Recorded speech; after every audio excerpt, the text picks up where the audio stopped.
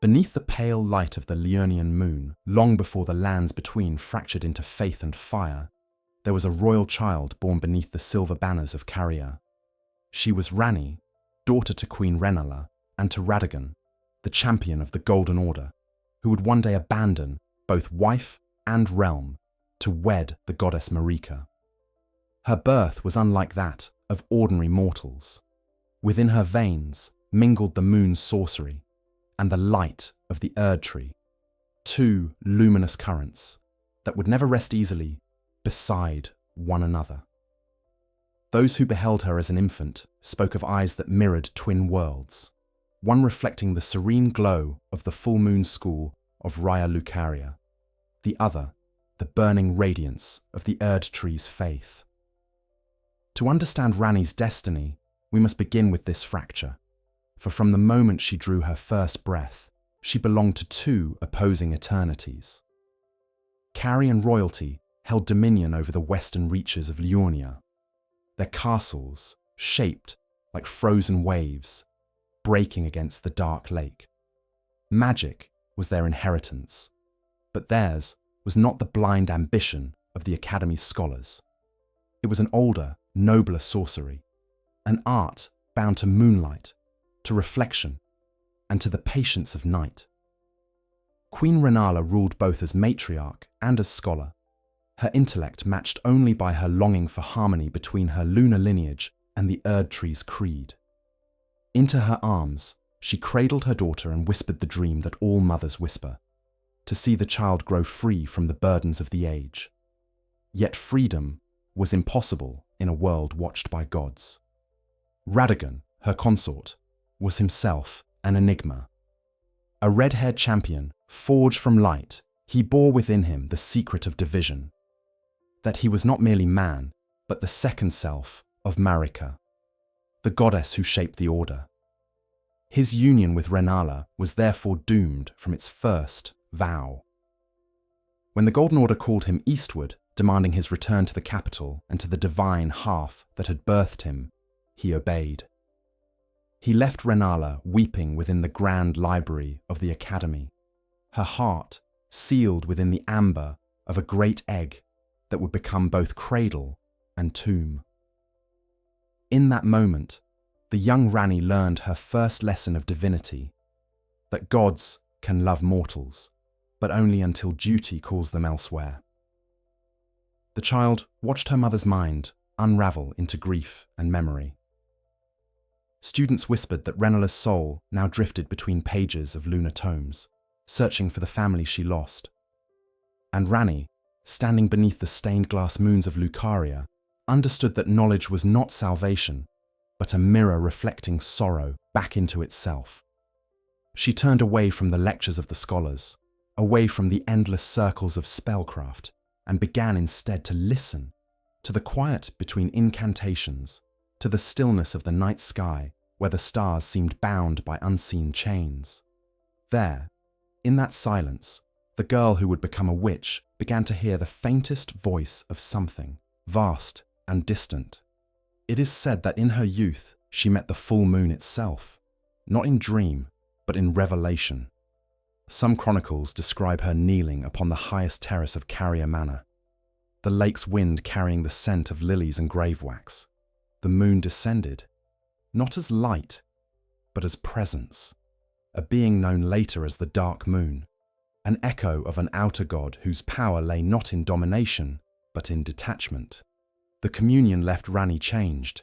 Her magic grew cold, her eyes half-lidded with contemplation and the warmth of mortal ambition began to fade. From that night onward, she was no longer merely the daughter of Renala. She was the chosen heir of the moon's stillness. Yet the world around her belonged to the Erd tree. Its golden boughs crowned every horizon. Its grace seeped into the blood of kings and commoners alike. The Golden Order taught that all paths led toward unity beneath its shimmering leaves. Ranni saw instead the tyranny hidden within that promise.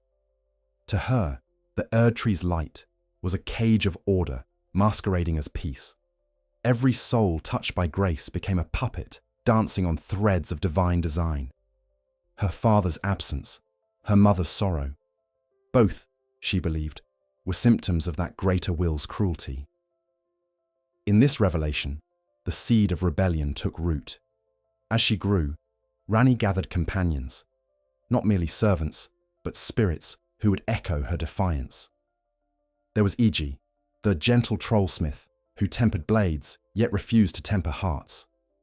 There was Bled, half-wolf and half-man, born to serve her by the two fingers decree, yet loving her beyond that command. And there was Seluvis, the schemer, whose puppets mimicked life as if mocking the god's design.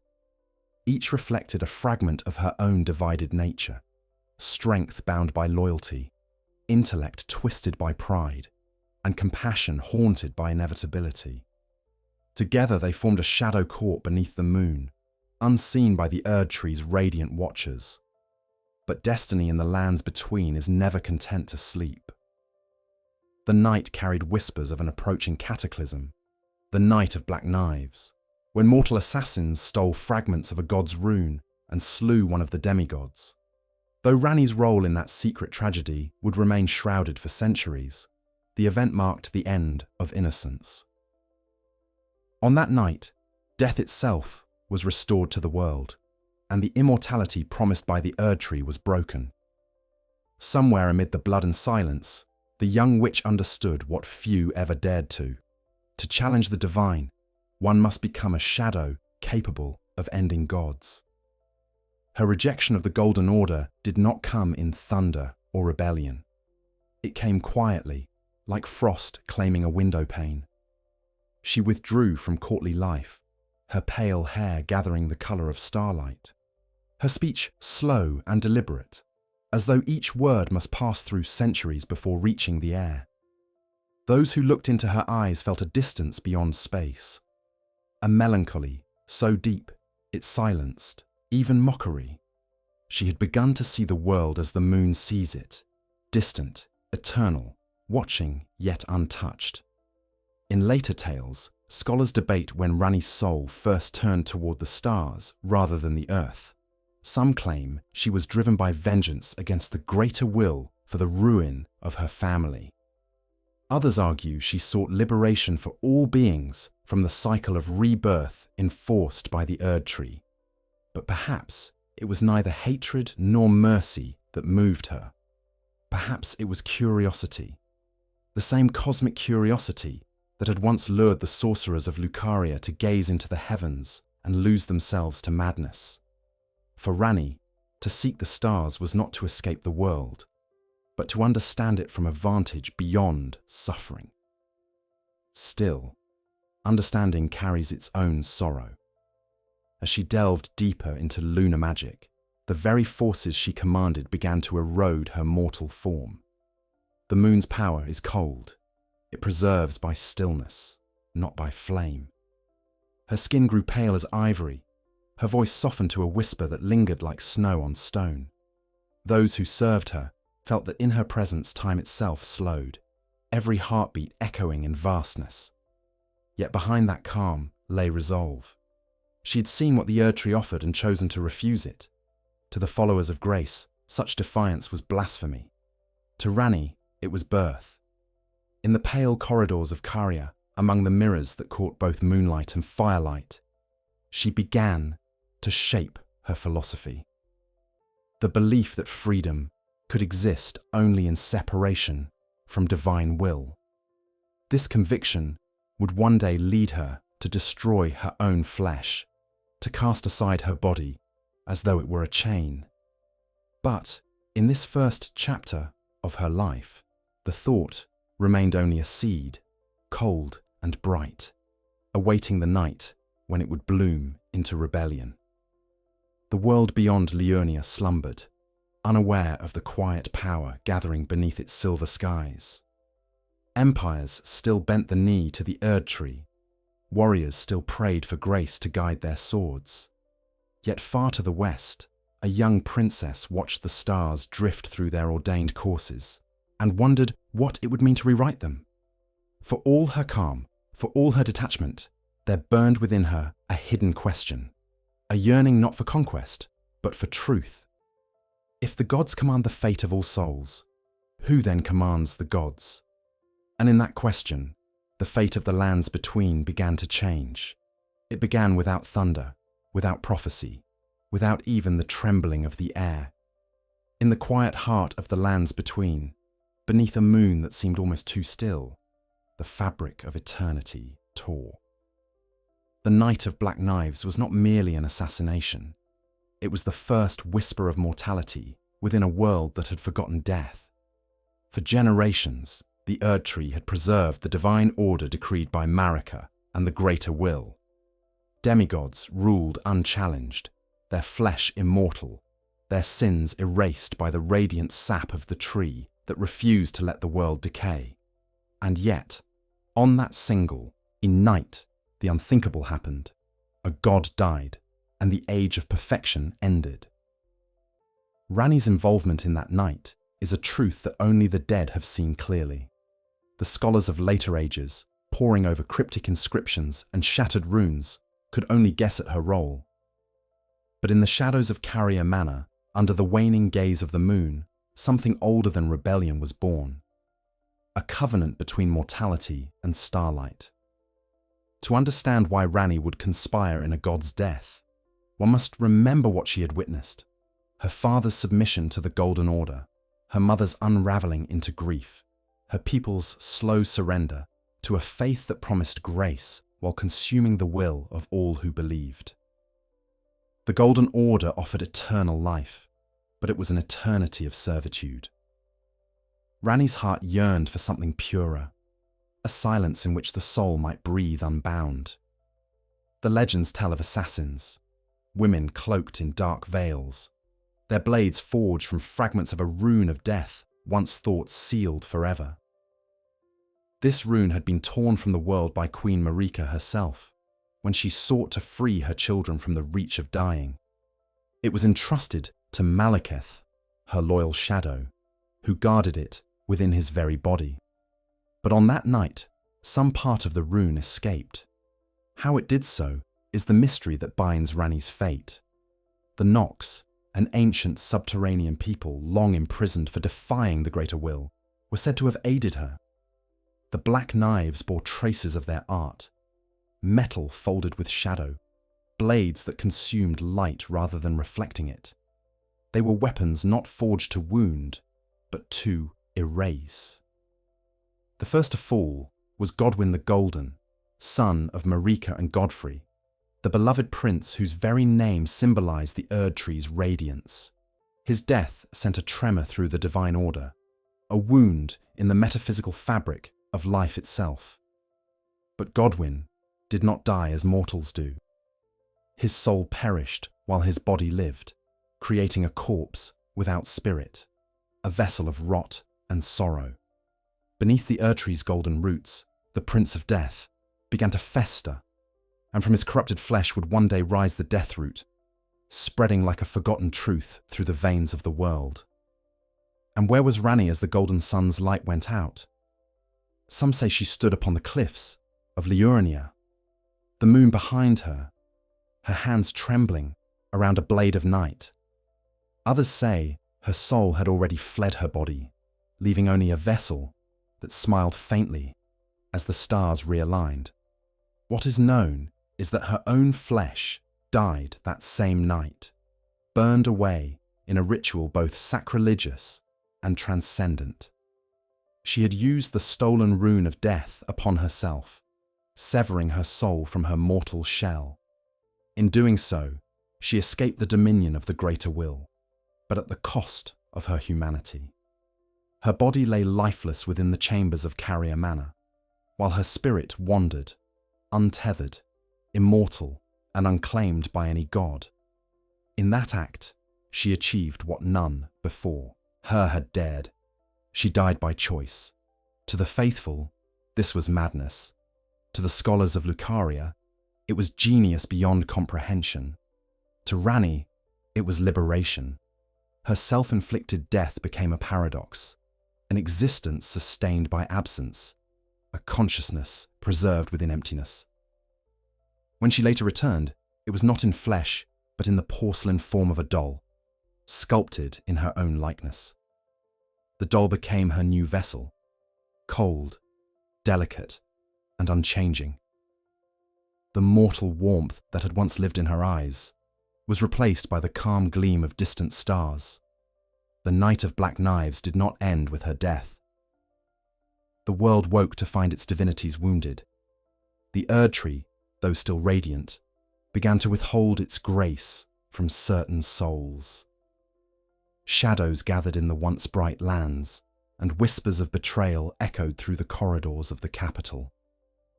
The demigods, now aware that death had returned, turned their fear inward. Brother suspected sister, mothers mourned sons who still breathed. The very concept of death, long suppressed, had reawakened with appetite. In that chaos, Ranni vanished from sight, leaving behind only the husk of her former body and a mystery that neither priest nor prophet could decipher. It was then that her companions made their choices. Blade, her loyal shadow, felt the divine tether tighten around his heart. Created by the two fingers to serve her, he sensed the contradiction that now defined his existence. His mistress had severed herself from the greater will, yet he remained bound to it. Iji, ever faithful, cloaked his grief in silence and turned his forge towards secrecy, melting away traces of the weapons used that night. Seluvis, smiling with the arrogance of one who believes himself above consequence, began his hidden experiments in puppetry, imitations of life that reflected the hollow perfection of gods. And above them all, in a form that could no longer weep, Ranni's spirit watched. The world shifted around her absence. The Academy of Raya Lucaria, already fractured by internal schism, declared neutrality in the wars of the demigods. The capital sought to erase the memory of the Black Knives, branding it heresy. But beneath the surface, the tremor continued. Death had found its way back into the tapestry of being, and it would not be removed again. The Erd tree's golden light, once a promise of eternity, now cast shadows deep enough for doubt to live. And doubt, once born, is immortal. As Ranni's spirit adjusted to its new existence, she felt the gulf that now separated her from every living thing. The doll body she chose was not merely disguise, it was declaration. She would no longer be of the flesh, nor ruled by its desires. She would walk among mortals, but never again as one of them. Her voice, soft and slow, carried the cadence of someone speaking through the veil of dream. Those who heard her felt not fear, but a strange peace, a peace that bordered on sorrow, as though she spoke from a place where time no longer reached. Somewhere within her silence, however, a new purpose was forming. She had broken the link that bound her to the greater will, but she knew that such a void could not remain empty. The world demanded an order, and if she would not live beneath the Erd tree's law, she would have to craft one of her own. Her path would not be that of conquest or dominion, but of replacement, an alternative to the blinding gold of the Erd tree. If the greater will ruled through grace, she would rule through stars. If its light bound the world in unity, hers would scatter it in infinite freedom. The cost of her choice was isolation. In severing herself from divinity, she also severed herself from love. Bled's devotion would soon become madness, his mind fracturing under the paradox of loyalty to a mistress forbidden by the gods he was sworn to serve. Iji, wise enough to understand but too kind to speak, would forge his armor with sorrow, knowing that one day the wolf he cherished might turn against him, and Seluvis, ever arrogant, would see her ascension as opportunity, not tragedy. Yet all of them, in their own way, would orbit her like moons around an unseen sun. In the centuries that followed, the Night of Black Knives would be remembered as both curse and miracle. It was the evening when immortality proved fallible, when divinity was unmasked as fragile. But for Ranni, It was the night she was born. Anew. Not as princess, not as daughter, but as witch. Her doll form wandered through mist and memory, seeking fragments of a plan too vast for mortal minds. She would gather champions, uncover relics, and weave conspiracies that stretched across ages. Yet beneath every motion lay the same quiet conviction that true freedom requires the courage to die for it. In the stillness of the aftermath, as the world healed itself, in trembling confusion, Ranni looked upward. The stars, which had once followed the will of the greater order, shimmered faintly, as though awakening from a long enchantment. For the first time in ages, their courses seemed uncertain. And in that uncertainty, she saw possibility, the faint promise of a future unshaped by gods. She spoke then, though none were there to hear. I would abandon this world, yet not its beauty. I would forsake its light, yet not its memory. The words faded into the night, like breath upon glass. What followed would become the quiet war of the Empyreans, a struggle not of armies, but of philosophies, each seeking to define the next age. But before that contest could begin, Ranni would need to reclaim her place in a world that no longer recognized her. She would need allies, patience, and the faith of those willing to dream beyond the Erdtree's reach. And so, she turned her gaze once more to the horizon, where the moon dipped low over the misty lake, and the first echo of destiny whispered her new name, the Witch of the Dark Moon. And far above, unseen by any eye, the stars began to move. In the wake of that night, when death returned to the world, the lands between trembled beneath invisible currents of power. Gods no longer trusted their kin, and the air itself seemed to hum with a question no one dared to speak aloud. What happens when the divine can die? Among the shattered thrones and grieving temples, the name Ranni drifted like a ghost through rumour and superstition. To the faithful of the Erdtree, she was a heretic. To the scholars of Liurnia, a tragic prodigy lost to forbidden magic. To the unseen watchers of the stars, she was something else entirely, an Empyrean unbound. The term Empyrean had once carried weight like a crown forged from the bones of destiny. It referred to those few demigods chosen by the greater will to inherit the world should the current age collapse. Marika herself had been one. So too had her daughter, Michaela, and her twin sister, Malenia. Yet Ranni, though not of Marika's direct line, possessed within her the rare resonance of the celestial. Her soul tuned to powers older than the Erdtree, colder than the light of grace. The two fingers, agents of the greater will, had whispered to her once, calling her to serve their cosmic law as an Empyrean should.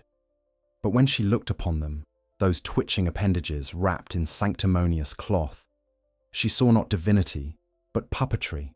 In their gestures she discerned the truth. The gods themselves were marionettes, their destinies pulled by unseen strings. It was then that the rebellion began, not with armies or proclamations, but in the silent refusal of a single soul to kneel. Ranni turned away from the two fingers, severing her bond to the greater will. The act was heresy so absolute that the heavens themselves recoiled. The oracles of the capital dreamt of falling stars, of fingers burned to ash, of the moon eclipsing the sun. Yet no divine retribution came, only a great quiet, as though the world were holding its breath.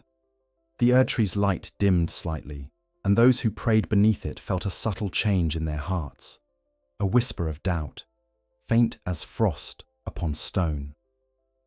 Her rebellion was not merely against the Golden Order, but against the very architecture of cosmic obedience. The greater will, that distant intelligence that spoke through fingers and messengers, had shaped reality according to its design. It demanded unity, purpose, subservience. Ranni's soul, touched by the moon, yearned for multiplicity, for the chaos of countless destinies coexisting without control. To her, freedom was not the destruction of order, but its transcendence. She saw the world as a great tapestry woven by a blind god, and she resolved to unthread it one filament at a time. In her exile, Ranni gathered to her side those who could navigate the boundary between devotion and disillusionment. E.g., the troll blacksmith of Carian became her silent warden and confidant. His forge glowed with moonlight rather than flame, each hammer strike echoing like a heartbeat in the hollow halls of the manor. He knew that his lady's path would lead to ruin, yet he followed nonetheless, drawn by something older than loyalty, a belief that creation, even in rebellion, was worth the cost. Bled remained her knight, his silver fur shimmering beneath the moon's pale eye. Yet within him brewed the madness of paradox. The two fingers had created him to be her shadow, a half-beast shaped by divine intention to protect and serve the Empyrean Ranni. But now his mistress had forsaken the order that birthed him. The closer he drew to her purpose, the more he felt the threads of his own mind fray. Still, he clung to her cause, his loyalty a kind of prayer that no god could understand. And then there was Seluvis, vain, cunning, and unashamedly cruel. His study overflowed with lifeless dolls dressed like nobles, their glass eyes fixed in eternal admiration. To most, his art was an abomination, but to Ranni, it was an echo of her own transformation. She tolerated his arrogance for the knowledge he possessed, and for his understanding of souls that could be moved from one vessel to another.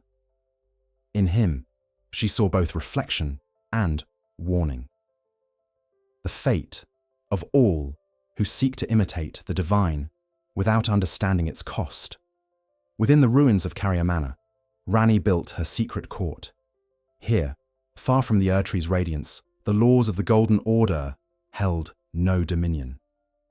The moonlight, soft and cold, filled the halls like a second heartbeat. Maps of constellations covered the walls, their ink shimmering faintly as if alive. Ancient runes of the primeval current, the primal sorcery of Liurnia, glowed in suspended air. And at the center of it all sat Ranni in her doll form, motionless yet aware, her voice drifting through the chamber like the echo of a dream. Those who approached her knelt not from compulsion, but from awe. She spoke seldom, and when she did, her words carried the gravity of prophecy. The will that governs this world is not the only will, she would say, her porcelain lips unmoving. The stars remember another order older than gold, truer than grace. To that order, I belong. Her followers, drawn by that quiet conviction, began to see themselves not as rebels but as dreamers awakening from a long enchantment. Ranni's rebellion was not bound to the surface world. She sought allies in places where the light of the Erdtree could not reach. Beneath the mist-shrouded lake lay the eternal city of Nokron, a realm imprisoned in darkness since the age when the Nox defied the greater will.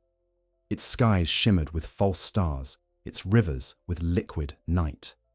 The Nox had once dared to create their own god, a star-born being of silver tears, and for this hubris they had been cast below the earth.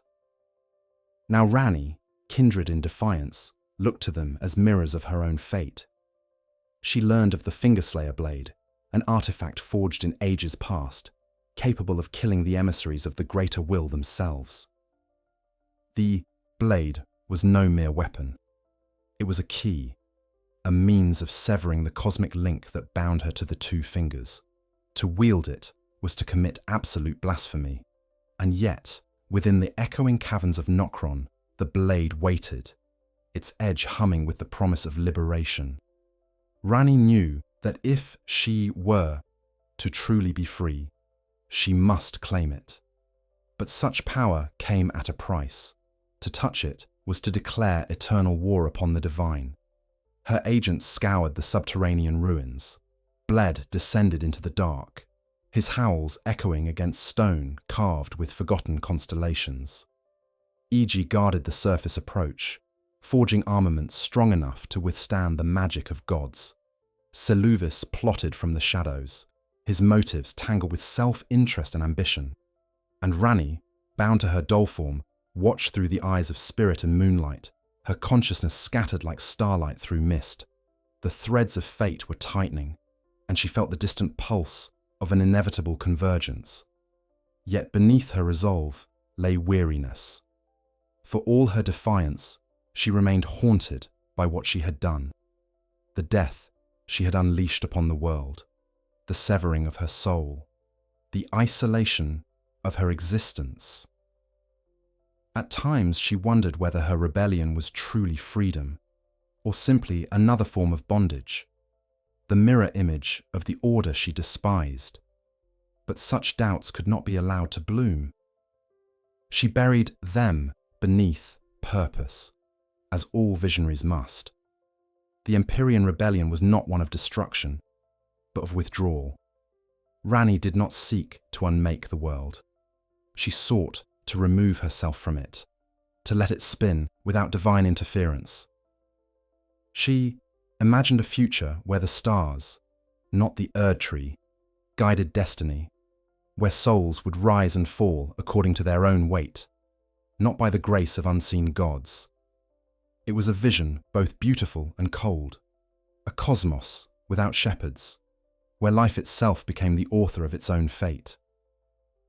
In her silence, she called it the Age of Stars. But to reach that age, she would first have to survive the wrath of heaven. The two fingers, robbed of their chosen vessel, began to writhe in confusion and fury. Their envoys, the Finger Maidens and the Envoys of Grace, were sent to find her, to reclaim the lost Empyrean. Some fell to madness before reaching Liurnia, their dreams consumed by whispers from the void.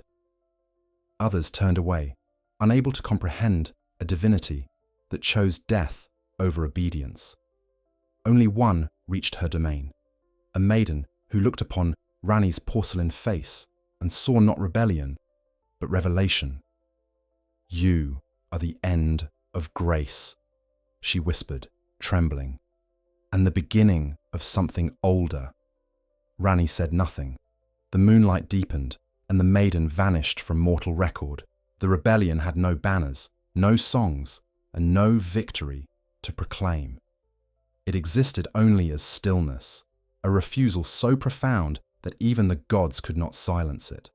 The Golden Order would endure for a time, radiant and trembling, like a dying star unaware of its own extinction. But the first crack had appeared, and through it, the dark light of the moon began to seep. As Ranni gazed upon her allies, upon the stars that once obeyed the Erd-tree's will, she understood that she had crossed a threshold from which there was no return. The girl who once wept for her mother's sorrow was gone.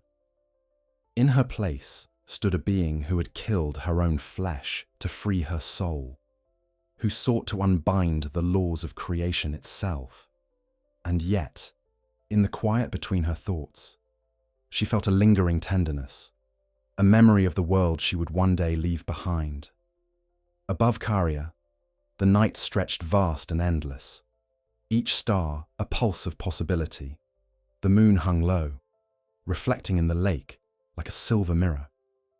And there, within its light, the witch who had defied the gods whispered a vow to herself, spoken not in sound, but in will. The stars shall have their say again. And somewhere, deep beneath the earth, the ancient city of Nokron stirred. Far below the calm waters of Liurnia, beyond the reach of sunlight and the grace of the Erd-tree, there lies a city that time forgot.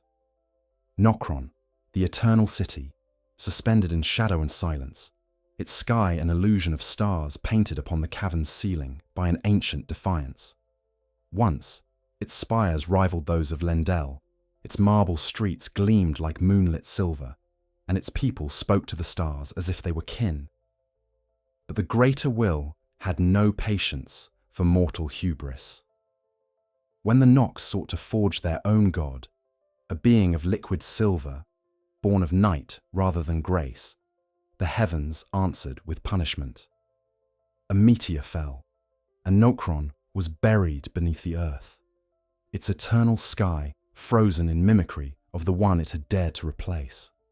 It is here that Ranni's path led, drawn not by ambition, but by affinity.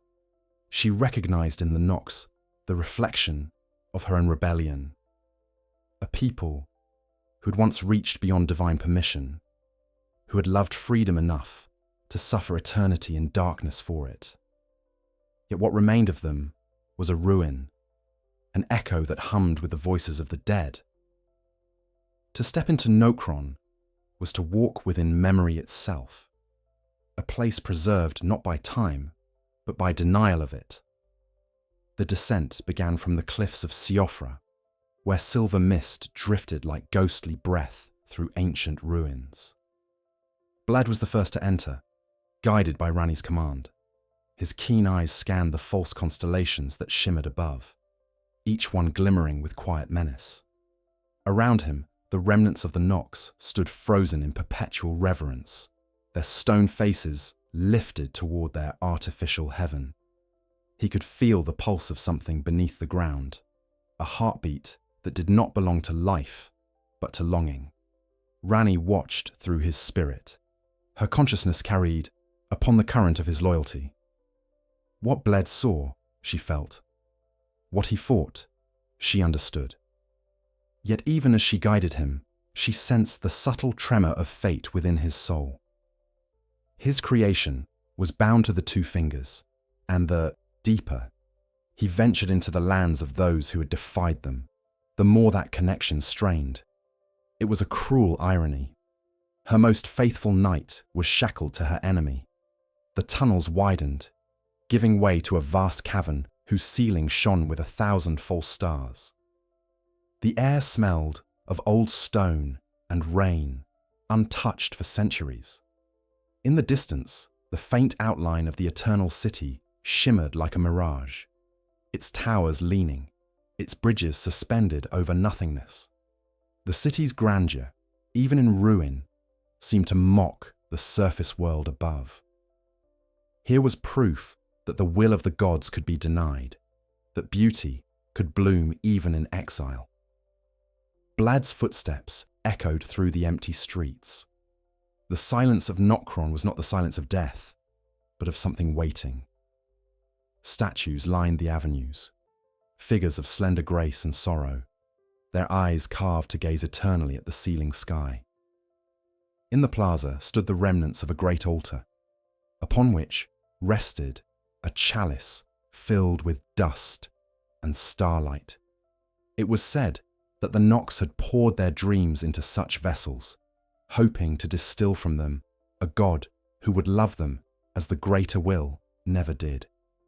In that same square lay what Ranni sought, the Fingerslayer blade. It was unlike any sword forged by mortal or god.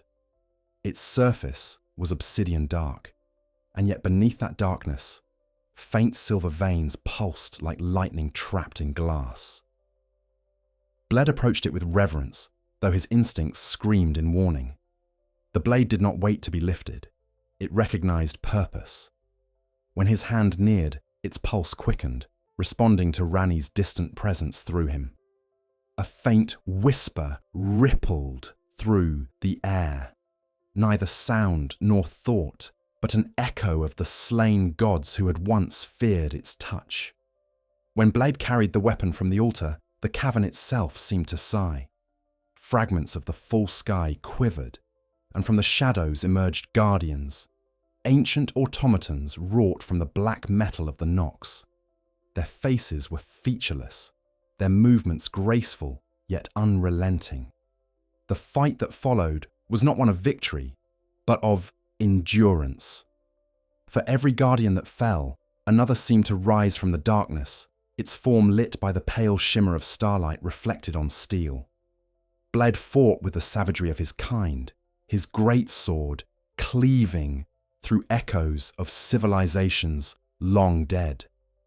Above the battle, Ranni's voice drifted faintly through his mind, a whisper cool and serene. "Do not seek to conquer them, my wolf. We trespass upon memory. Take only what is given." Her tone carried both command and sorrow, as though she spoke to herself as much as to him. When the last guardian fell silent, Bled retrieved the blade and turned his gaze upward toward the cavern's sky. For a fleeting moment, the false stars flickered, revealing the faint outline of the true heavens beyond, an alignment not seen since the age before the Erd tree. He returned to the surface, his fur matted with dust and luminescence. Iji awaited him at the mouth of the tunnel, his forge still glowing faintly in the night. When Blad presented the Fingerslayer blade, the old troll bowed his head in reverence. "The weapon that can unmake fate," he murmured, "and yet it may unmake us as well." Ranni, speaking through her spectral projection, answered only, "So it must be. Freedom has never been gentle." The acquisition of the blade marked a turning point in Ranni's rebellion. Until then, her defiance had been philosophical, a withdrawal from obedience, a rejection of divine command. Now, it became tangible. With this blade, she could sever the two fingers' grasp upon her soul and complete the transformation that began on the night of Black Knives. But she knew that such an act would draw the gaze of every power still loyal to the Erd tree. The greater will tolerated no absences, and the void she had created by her departure would not remain unfilled. Rumours began to ripple through the lands between of a witch cloaked in moonlight, commanding spirits and scholars alike. Some said she was the ghost of a slain goddess. Others whispered that she was building a new pantheon beneath the stars. In Leyndell, the priests spoke her name only in fear, while in Liurnia, the mages saw in her a promise, the return of the primeval sorceries that predated even the Golden Order. But among the people, her legend took on a softer hue. They called her the Lunar Bride, a spirit who would one day lead the lost to peace beyond the reach of gods. In the solitude of Carian Manor, Ranni examined the blade that would define her fate. Its edge reflected no light, as though it cut through reality itself. When she held it, even in her doll's delicate hands, she could feel the hum of the cosmos, the rhythm of stars dying and being reborn. She realized then that the Nox had not forged a weapon to kill gods. They had forged a mirror, one that reflected the truth of power, that all things divine are finite, and that eternity itself is an illusion. That night, she placed the blade upon her altar and sat in silence for a long time. Around her, the shadows stretched like tides, whispering of forgotten ages. She thought of the Nox, of their doomed defiance and their eternal punishment. Were they truly free, she wondered, or merely bound by the memory of their rebellion? Was she walking toward liberation, or into another kind of cage, crafted not by gods, but by her own will? Blad came to her then, kneeling beside the altar. "My lady," he said softly, "the stars above stir in strange ways. They move, as if awakening from a dream." Ranni's gaze lifted toward the window, where the moonlight pooled like liquid glass. "They remember," she whispered. "They remember the order that came before gold. And soon they will speak." It was the first sign that her rebellion was more than personal. The cosmos itself was beginning to shift in answer to her defiance. Across the heavens, faint trails of light arced where none had moved for millennia. The astrologers of Liurnia awoke from nightmares of falling stars, and deep beneath the capital, the roots of the Erd tree shuddered as if sensing an approaching storm. The recovery of the Fingerslayer blade was not the end of Ranni's journey into the dark, but its true beginning. For now, She possessed the means to sever herself completely from the greater will, but to wield that power, she would need to confront the remnants of her own lineage. The blood of Radagon still pulsed faintly within her, binding her to the Order even as she sought to destroy it. And beyond blood, beyond rebellion, there lingered something more terrible still. Destiny. As the false stars of Nokron dimmed, their light bleeding away into the abyss, Ranni turned her thoughts toward the one place that might hold answers older than either moon or tree, the eternal ruins of Nokstella, sister city to Nokron, hidden deeper still beneath the world. There, it was said, the Nox had sealed the memory of their god of silver tears, a being whose sorrow mirrored the loneliness of the cosmos itself. Perhaps, she thought, within that sorrow lay the key to understanding what freedom truly meant. Above her, in the night sky, the stars began to move once more. But this time, they did not follow the will of the Erd tree. They followed hers. Deep beneath the ruined plains of Liurnia, past the veins of rock that glowed with imprisoned starlight, lay the sister city of Nokron, the hidden and haunting Nokstella. Where Nokron had been shaped by defiance, carved in sharp lines, and towering ambition, Nokstella was born of grief. Its foundations were not of stone, but of memory. The walls shimmered like liquid glass, and the air was filled with a faint, crystalline rain that never ceased.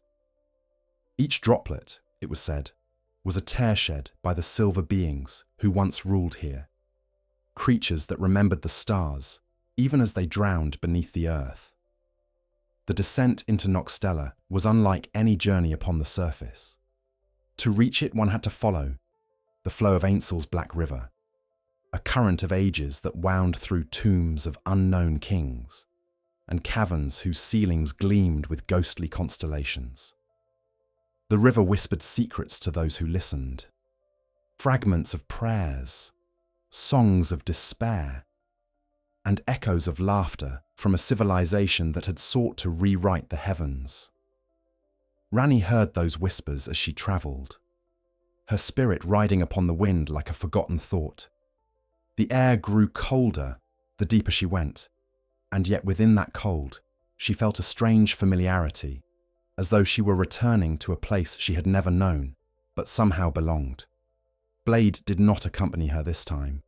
His mind, though loyal, was beginning to fracture. The pull of the two fingers twisted inside him like an infection, reminding him that he was born of the very force his mistress sought to destroy. Ranni, knowing what awaited him if he descended further, spared him the torment of that realization. She bade him remain above with Iji, to guard the path and the blade that would one day strike at heaven. Only Seluvis pressed to follow her into the depths, driven not by loyalty, but by curiosity, and the quiet arrogance of one who believed himself immune to fear. They came to the threshold of Nokstella at the end of a narrow passage carved from obsidian. The first sight of the city was breathtaking even to those who had seen the miracles of the Erd tree. It spread out in terraces and bridges of silver light, its architecture neither mortal nor divine, but something in between, a geometry that seemed to move when unobserved. Beneath the stillness of its beauty lay a silence that pressed upon the soul, a silence not of peace, but of exhaustion. The city was alive in the way a memory is alive, endlessly repeating itself, unable to change. Seluvis, ever the cynic, laughed softly as they entered. "So, this is what rebellion yields," he said, his eyes reflecting the light of the silver river that wound through the city's heart. A grave too proud to decay. Ranni said nothing. Her porcelain face betrayed no emotion, but her gaze lingered on the sculptures that lined the walls, statues of weeping figures with empty eyes, their tears frozen mid-fall. She could feel their sorrow as if it were her own, for these were not mere adornments. Each statue was a vessel, a tomb for a consciousness that refused to fade. The Nox of Noxtella had not died as mortals do. When the greater will's punishment fell upon them, they turned their grief inward, merging flesh with metal, soul with liquid silver. The result was the Silver Tears, amorphous beings that shimmered like molten mirrors, flowing through the streets with the grace of water and the melancholy of ghosts. They bore no faces, no voices, only reflections. To look into them was to see oneself distorted by longing. Some called them failed gods, others eternal prisoners of their own despair. But to Ranni, they were something different, remnants of a dream that refused to die. As she walked through the echoing halls, the Silver Tears stirred, sensing her presence. They did not attack, nor did they retreat. They gathered around her silently, their shifting forms catching the moonlight from the full sky above. For the first time in countless ages, the Eternal City recognized a will that mirrored its own. One of the tears, larger than the rest, extended a limb of rippling light and touched the hem of her robe. In that contact, she felt a flood of sensation, not words, but emotions, sorrow, remembrance, and the faintest spark of hope. It was as though the city itself had been waiting for her. In the depths of Noxtella, they found the great sanctuary, a temple whose roof was a perfect dome of mirrored silver. Beneath it lay an altar carved from the same material as the Fingerslayer blade, dark yet translucent, humming with restrained energy. This was the resting place of the Silver God, the divine experiment that had doomed the Nox. Its body, long since dissolved, remained as a presence in the air, a resonance that vibrated through the bones. The Silver God had not been destroyed by the greater will. It had been forgotten, its consciousness scattered across the Silver Tears that still wept in the streets.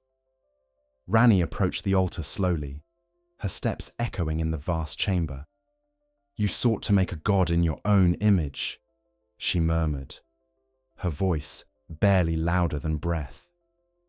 "And for that, you were condemned, yet you endured." She knelt before the altar, and as her porcelain hands touched its surface, the silver around her rippled like water struck by wind. For a moment, the reflection staring back at her was not her doll's face, but her true one, pale and human, framed by the hair of her youth. Then it dissolved, leaving behind only the cold serenity of her chosen form. Sir Luvis watched from the shadows, his expression unreadable. "Do you pity them?" he asked softly. "They dared the heavens and were buried for it. That is the fate of all who challenge gods, even you." Ranni lifted her gaze to him, and though her face could not change, her tone carried an edge that cut deeper than any blade. "Pity is for those who seek forgiveness. These souls sought only to be free. That is a fate I would share, not mourn." The Silver Tears began to move in unison, their forms converging toward the altar. They swirled around Ranni like a living tide, their reflections filling the chamber with fragments of countless lives. She saw the faces of the Nox as they had been, scholars, lovers, dreamers, all looking upward as the sky fell upon them. She saw their last moments, the forging of their god, the eruption of divine fire, the silence that followed. And through it all, she heard their final thought, echoing across eternity: "We will not be erased." The vision faded. Ranni rose, her voice low and steady. "You shall not," she whispered. "Your dream shall continue through mine." In that vow, a bond was forged between the Witch of the Dark Moon and the Forsaken City. The Silver Tears, as though understanding, flowed toward the river and vanished into its current, their light spreading throughout the water until the whole of Noxtella shimmered with renewed luminescence. The city once a monument to punishment, began to breathe again. Seluvis, sensing the weight of what had just occurred, spoke with uncharacteristic hesitation. "You've awakened them," he said. "But to what end? Do you mean to raise their god anew?" Ranni turned toward the distant river, watching as the silver glow stretched into darkness. "No," she replied. "I mean to remember them. Their defiance will be the foundation of what comes next. They dreamed of a god who would not command but accompany. I dream of an age that needs no gods at all." The journey back to the surface was long and wordless. Seluvis followed in silence, his arrogance dimmed by the weight of revelation. When they emerged once more beneath the open sky, the moon hung low over the horizon, its light tinged with silver rather than white. It was as if Noxtella's tears had risen to stain the heavens themselves. Ranni looked upon it and felt the quiet affirmation of the stars, the universe acknowledging her defiance. But above them, unseen, another power stirred. The two fingers, whose connection to Ranni had been weakened by her death and rebellion, now felt the tremor of her growing strength. The act of communion in Noxtella had not gone unnoticed. Across the Erdtree's golden branches, whispers passed between unseen entities. The greater will, distant and cold, had begun to turn its gaze once more toward the witch it could neither control nor destroy. Ranni returned to Carian, knowing that time was no longer her ally. The stars were awakening, but so too were her enemies. The alliances she had forged, fragile though they were, would soon be tested. Blade's madness would deepen, Seluvis's ambition would reach beyond his wisdom, and even Egi's loyalty would be strained beneath the weight of the coming storm. Yet Ranni felt no fear. For the first time, she understood the loneliness of the Nox, and in that loneliness, she found purpose. As she stood upon the balcony of her manor, the wind carrying the scent of rain and moonlight, she whispered to the night, "The age of stars shall not be born of conquest, but of remembrance." And far below, in the depths of the world, the silver rivers of Noxtella pulsed in answer, like veins within a living cosmos. The witch turned her gaze to the horizon where the Erdtree loomed, golden and vast, its light beginning to dim against the encroaching dark. Somewhere in its shadow, her destiny waited, a confrontation not of might, but of meaning. For every god believes itself eternal until the moment it is remembered differently, and the stars, once bound, were already beginning to remember. There is a kind of loyalty so absolute it begins to consume the mind that bears it. It is not love, nor duty, but something older, a primal vow that lives in the marrow. Bled the half-wolf had been born from such a vow, sculpted by the will of the two fingers and given form to serve one mistress only, Ranni, the Empyrean of the moon. His very existence was an act of obedience, his soul braided with divine command. And for a time, that bond had been his pride. He was her sword, her shield, the howl in the night that guarded her solitude. But as Ranni stepped further from the light of the Erdtree, that pride began to rot into torment. When the Fingerslayer blade was taken from Nokron, when Ranni whispered of severing herself forever from the greater will, Blade's heart should have rejoiced. He had watched her defy heaven itself and live. Yet beneath that awe, something in him shuddered, a tension like a thread pulled, taut between two opposing destinies. The two fingers had created him to love her, but not to follow her beyond the will of the divine. Their command was clear and cruel. Protect the Empyrean, but only so long as she served the Order. And now she sought to destroy it. In that contradiction, madness began to bloom. Those who saw Bled in those days spoke of a change difficult to name. His eyes, once bright with steady devotion, grew restless. His speech became fragmented, at times reverent, at others wild. He would pace beneath the stars outside Carian Manor, speaking in low growls to the night, as though some unseen presence were arguing within him. Iji, who watched with the patience of age, knew what was happening. He had seen it before, in soldiers bound by curses, in spirits torn between oaths. "The fingers are reclaiming him," he murmured, hammer pausing mid-swing. "The wolf cannot serve two masters forever." But Bled did not understand his unraveling. To him, it felt like hunger, an ache that no food or rest could soothe.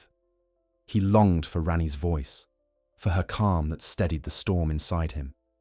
Yet the more he sought her, the further she withdrew.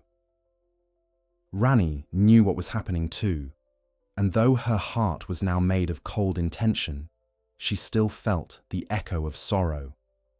To look upon Blade was to see the cruelty of the gods made manifest, a loyal soul designed to break the moment it disobeyed. She spoke to him one night upon the cliffs of Liurnia, where the lake reflected the fractured moon. The air was soft, filled with the hum of distant spirits. Blade knelt before her, his fur matted from travel, his armor bearing the scratches of countless unseen battles. "My lady," he said, his voice low but trembling. "The stars stir in their courses, but I cannot find peace in their song. It is as if something calls to me, a voice I do not wish to hear." Ranni regarded him in silence for a long moment. Then, softly, she said, "You are bound by design, Bled. Even as you serve me, the greater will whispers through your veins. It made you to love me, but only as long as I obeyed. Now I am its blasphemy, and so to love me is to betray your maker." His head bowed, claws tightening in the earth. "Then let me betray it. I would see the world unmade before I raise claw against you." Her hand, porcelain and cold, touched his brow. "If only will were enough," she said, voice breaking almost imperceptibly. "But you are woven into the very order I seek to end. The day may come when the madness claims you entirely, and when it does, I would not have you suffer as their pawn. Iji will know what to do." The words struck him like a wound, though he did not yet grasp their meaning. He rose, his eyes shining with a desperate loyalty that bordered on pain. "I will master it," he said. "The beast within, the voice without. I will master them both. I swear it." And for a while, he did. For weeks after that night, Blade threw himself into the work of his mistress's cause. He scouted the lands between, hunted messengers of the Two Fingers, silent spies who sought to learn of the witch's growing power. His howl became a warning to the faithful, a sound that carried across valleys and froze the hearts of those who still clung to grace. Yet each victory fed the madness he thought he was conquering. Every drop of blood spilled for Ranni deepened the contradiction at his core. The breaking point came quietly, a night like any other, beneath a sky that shimmered faintly with silver constellations. Blade returned to Carian to report, but found the gates sealed and the halls empty. The servants had fled. Even the moonlight within the manor seemed dimmer. Only Iji remained, standing in the courtyard, his hammer resting beside him. When Blade approached, Iji's eyes were heavy with grief. "She has gone to complete what she began," he said softly. "She walks paths you cannot follow." The words struck Bled like lightning. "You mean to say she left me?" His growl was half human, half beast. "No," Iji replied. "She protects you, as she always has. She knows the will that binds you will turn you against her, whether you wish it or not. You are her dearest companion, Blade, and for that, she would spare you from becoming her enemy." But the wolf's mind was already fracturing. "Lies!" he snarled. "She would not hide from me. I am her blade, her shadow." His voice rose to a howl that shook the windows of the manor. "If she walks into darkness, then I will follow." Iji's massive hand closed around his hammer. "Forgive me," My friend, he said, his voice trembling with something deeper than sorrow. She commanded me to restrain you if this day came, to protect you from yourself. What followed was not a battle, but a tragedy long foreseen. Blade, eyes blazing with fury and heartbreak, lunged with the ferocity of the wild. Iji, weeping, met him with the strength of stone. Sparks erupted as steel met steel, moonlight flashing across their desperate forms. The clang of each blow echoed through the valley, a dirge for friendship undone by fate. Blad fought like one possessed, each strike carrying the weight of divine contradiction. Iji did not fight to win, only to endure, whispering prayers between laboured breaths. Forgive me, my brother. Forgive her too. When at last Blad fell, his greatsword slipping from his hand, the madness had already taken full hold. His voice was no longer his own. I hear them, he rasped, eyes wide and unseeing. The fingers, they call me home. Iji knelt beside him, his massive frame shaking. You are home, Blad, he said softly. You always were. And with one final blow, heavy and merciful, he ended the torment. Later, when Ranni returned to Carian, she found Iji in silence beside the body of her wolf. No words passed between them. None were needed. She stood over, Blade's fallen form for a long time, her gaze unreadable. Then she knelt and placed a porcelain hand upon his chest. You were my heart, she whispered, and I was your undoing. The air around them shimmered faintly, as if the stars themselves bowed their heads in mourning. That night, Ranni sealed the manor. Iji would remain behind as guardian, his forge forever burning, his grief immortalized in the sound of hammer-striking anvil. The world above would know only whispers of what had transpired. They would speak of the half-wolf who went mad for love of his mistress, of the troll smith who slew his friend in obedience to her command. None would speak of the truth, that both had been victims of a god's design, too cruel to comprehend. The loss of Bled marked the final severing of Ranni's ties to the mortal world. No longer did she walk its fields or breathe its air. Her heart, once capable of mourning, now crystallized into resolve. She would finish what she began, not as princess, not as witch, but as the architect of a new age. The sorrow of Bled would live within her, not as weakness, but as clarity. For in his madness she saw the reflection of all creation, bound, yearning, and forever torn between love and obedience. Above Liurnia, the moon waxed full once more, bathing the land in its cold, perfect light. And in that stillness, Ranni whispered to the wind, He is free now, and soon, so shall all the world be. But freedom, like madness, has its price, and the gods had begun to stir. In the aftermath of Blade's fall, a silence spread through Carian that was heavier than grief.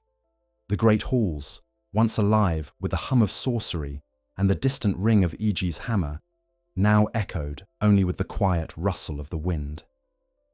Ranni remained apart from the world, her doll form motionless before the altar of the moon.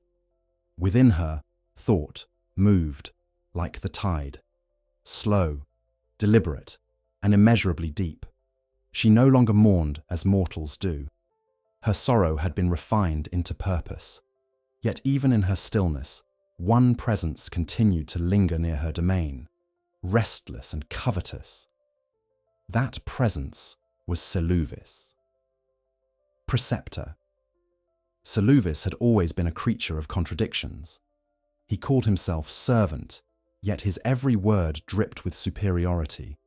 He proclaimed loyalty, yet his eyes gleamed with the hunger of ambition. To Ranni, he was a necessary evil, a scholar whose understanding of soul transference and enchantment bordered on the forbidden arts of the primeval current. His puppets, those eerie simulacra that filled his chambers, were his experiments in immortality.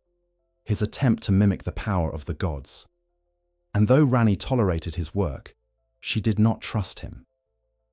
She saw in his puppets a reflection of the same sin that had doomed the Nox, the attempt to claim the divine through imitation rather than understanding.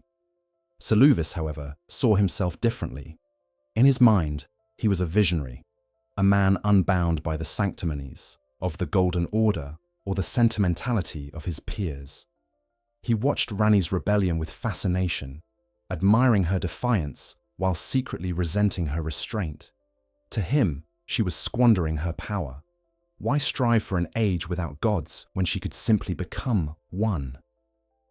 Why withdraw into distant starlight when she could rule the lands between as its rightful sovereign?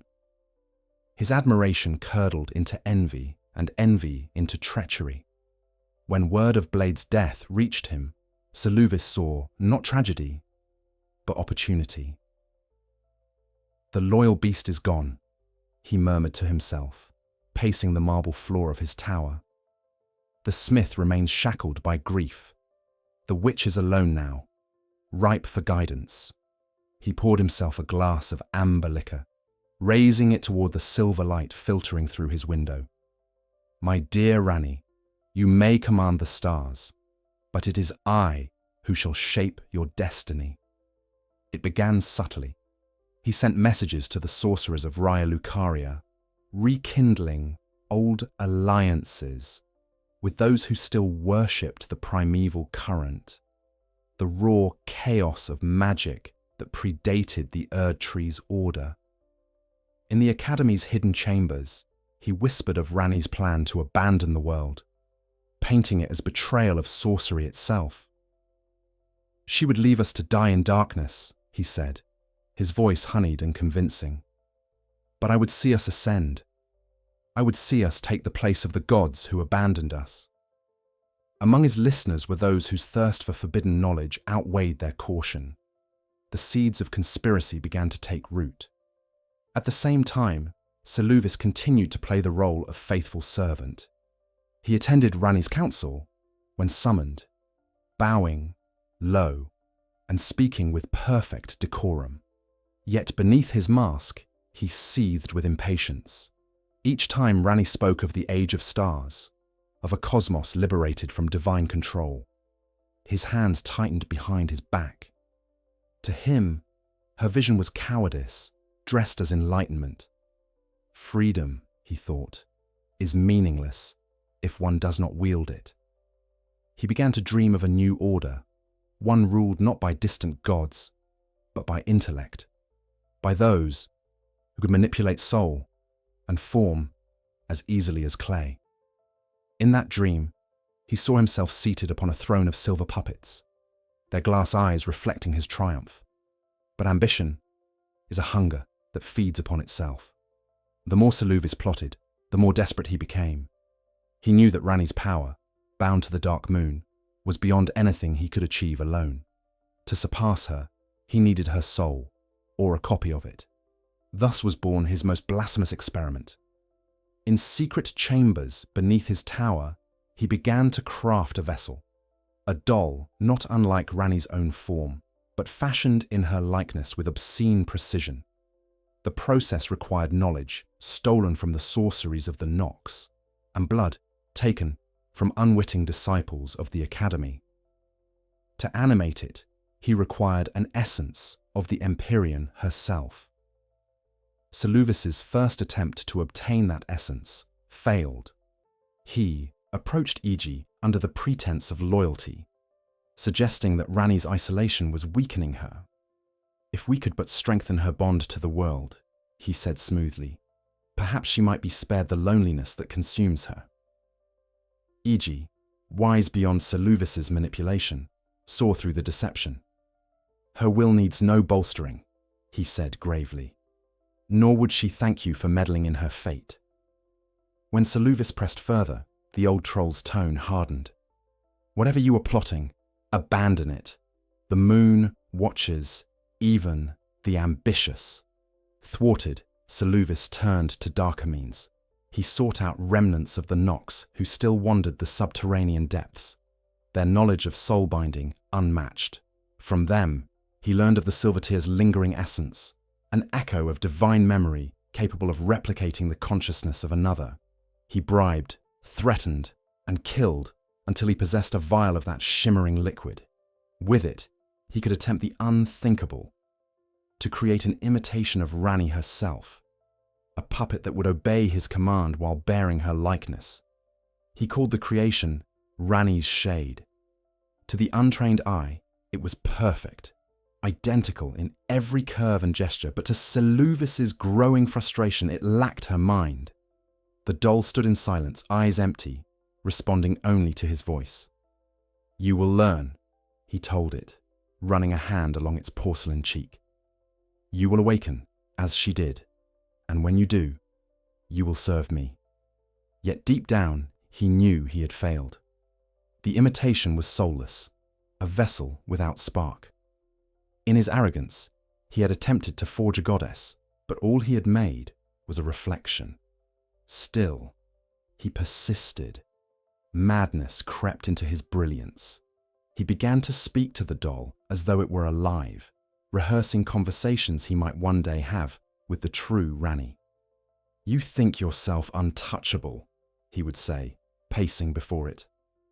"But what are you without the vessel that binds you? I can make you again, better, obedient." His words grew more venomous with each passing day. The servants who attended him fled, whispering of strange lights and voices echoing through the tower at night. Ranni, though distant, was not blind. The stars spoke to her of disturbance in her domain. When she extended her will toward the tower, she felt the echo of her own essence, twisted, violated, forced into shape by alien magic.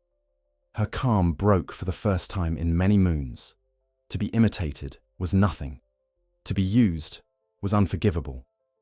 She descended upon Seluvis's tower, not with fury, but with inevitability. He greeted her with false warmth, bowing low as she entered. "My lady," he said smoothly, "I was just refining a new method of spirit preservation. You might find it useful for your great work. Immortality, without subjugation." His words dripped with rehearsed charm, but Ranni's silence cut through it like frost. "You would make a puppet of me," she said, her tone even, unhurried. "Did you think the moon does not see what moves beneath her light?" Seluvis faltered, his composure cracking. I sought only to ensure your survival, my lady, to grant you permanence beyond your fragile vessel." Her gaze fixed upon him, unblinking. "You sought to own what cannot be owned, to possess the will that rejects all masters. You, who fashion puppets to imitate life, have made yourself the puppet of your own ambition." The air grew heavy. The stars dimmed. Seluvis tried to speak, but no sound emerged. His body stiffened, his limbs turning rigid. The cold that filled the room was not physical. It was the absence of grace itself. In moments, the preceptor was frozen in place, eyes wide with terror. His breath ceased, his skin pale as porcelain. When Ranni turned away, another puppet stood among his collection, indistinguishable from the others, save for the faint glimmer of horror trapped behind glass eyes. The tower fell silent after that night. The servants who crept back weeks later found Seluvis's workshop undisturbed, his experiments untouched. Only one difference remained. A new doll stood beside his writing desk, its head bowed slightly toward the moonlit window. In its frozen hand rested a glass of amber liquor. None dared move it. When Ranni returned to Carian, her calm had deepened into something impenetrable. Iji sensed the change and bowed his head without question. She had lost Blade to madness, and now Seluvis to pride. The circle was narrowing, her path was becoming solitary, yet her resolve was unbroken. "Each who follows me must face themselves," she said softly. "Those who cannot will perish by their own reflection." Outside, the wind carried the scent of rain and starlight. Far above, the the constellations shifted, their courses subtly altered. The moon's light dimmed, then brightened, as though testing its own strength. The betrayals of Earth had only made Ranni more certain of her purpose. She would not rule as a god, nor hide as a shadow. She would ascend in her own way, beyond both worship and memory. And as she turned her gaze eastward toward the capital, the Erd tree's golden light flickered, its brilliance paling against the slow and certain rise of the moon.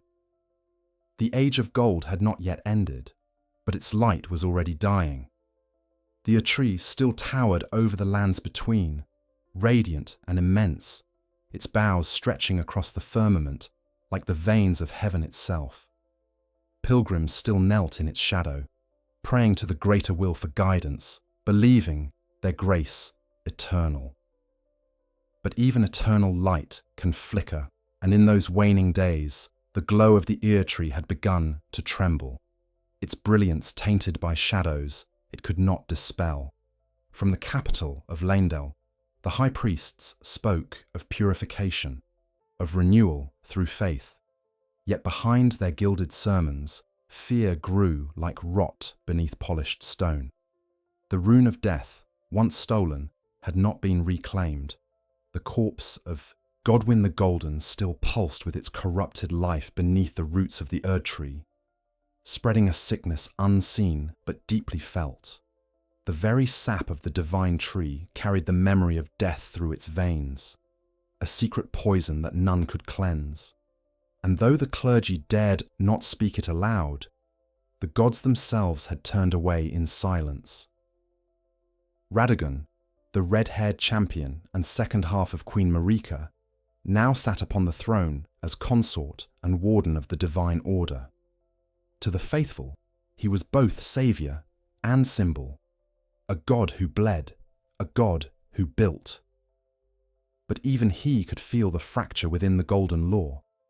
Marika had retreated into stillness, her body fractured like the very Elden Ring she once bore within her. Some whispered she had turned to stone in grief, others that her mind was lost to the same madness that had consumed her kin. Radagon laboured ceaselessly to repair what she had broken, forging and reforging the shattered ring in vain. But the cracks would not mend.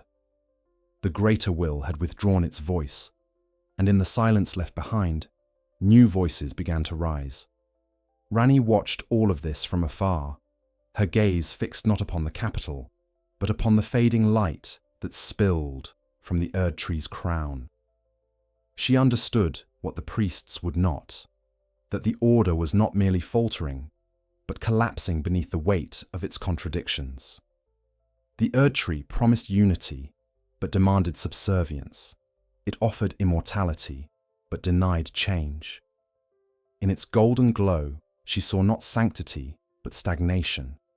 A god too proud to die, yet too blind to live.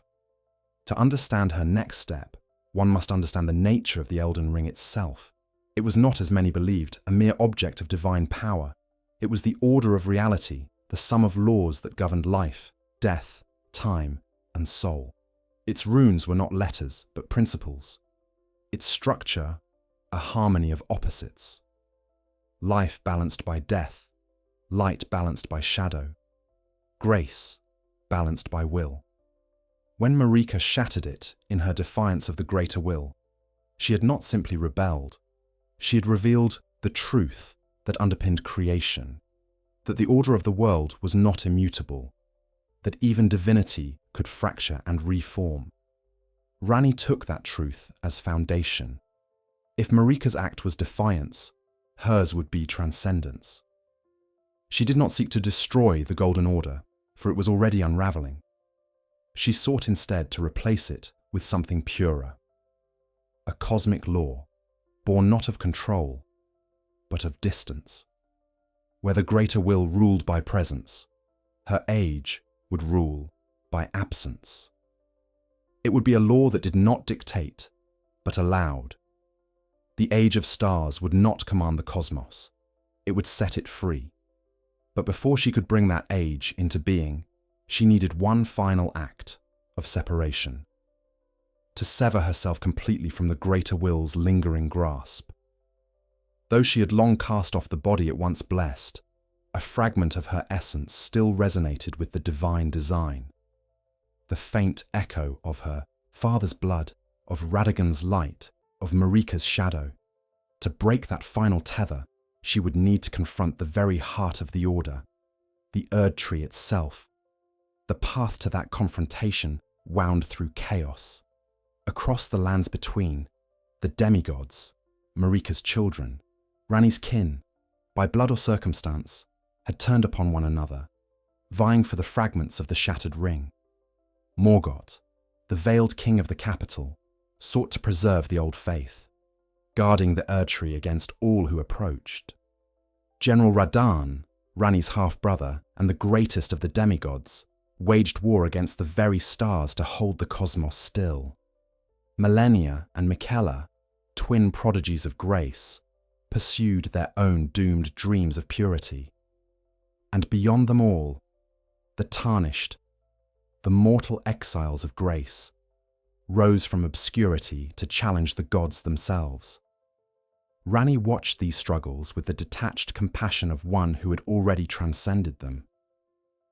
Yet, within, her still flickered the remnants of kinship, especially for Radahn. Before his mind had been broken by the rot of endless war, they had shared a bond deeper than blood, a mutual understanding of isolation.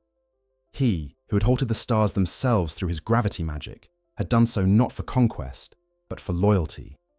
He feared that the movement of the heavens would awaken the doom destined for his sister, the Witch of the Moon.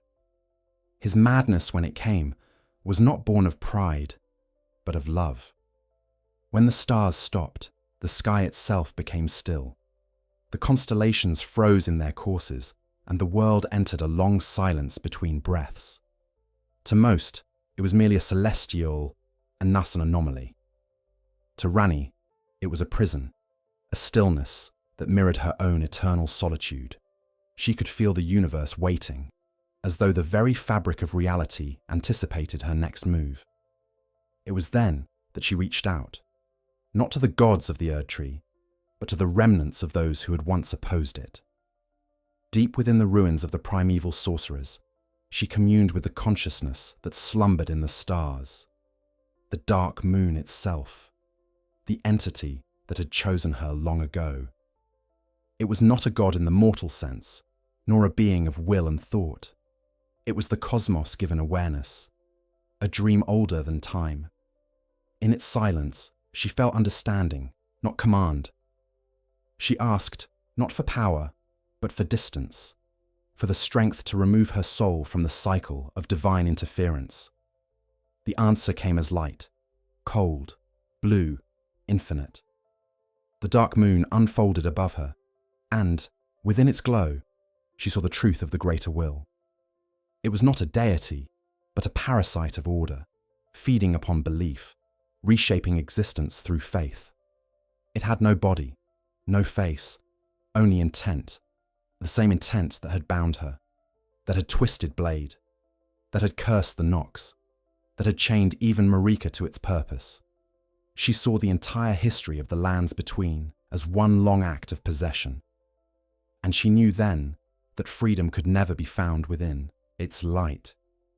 While Ranni communed with the stars, the Erd Tree began to tremble. The sap that ran through its veins turned sluggish. Its golden leaves dimmed. In the capital, priests gathered in panic as the light above their altars flickered. The High Elden priest declared that blasphemers had defiled the roots, that unseen heretics sought to end the world.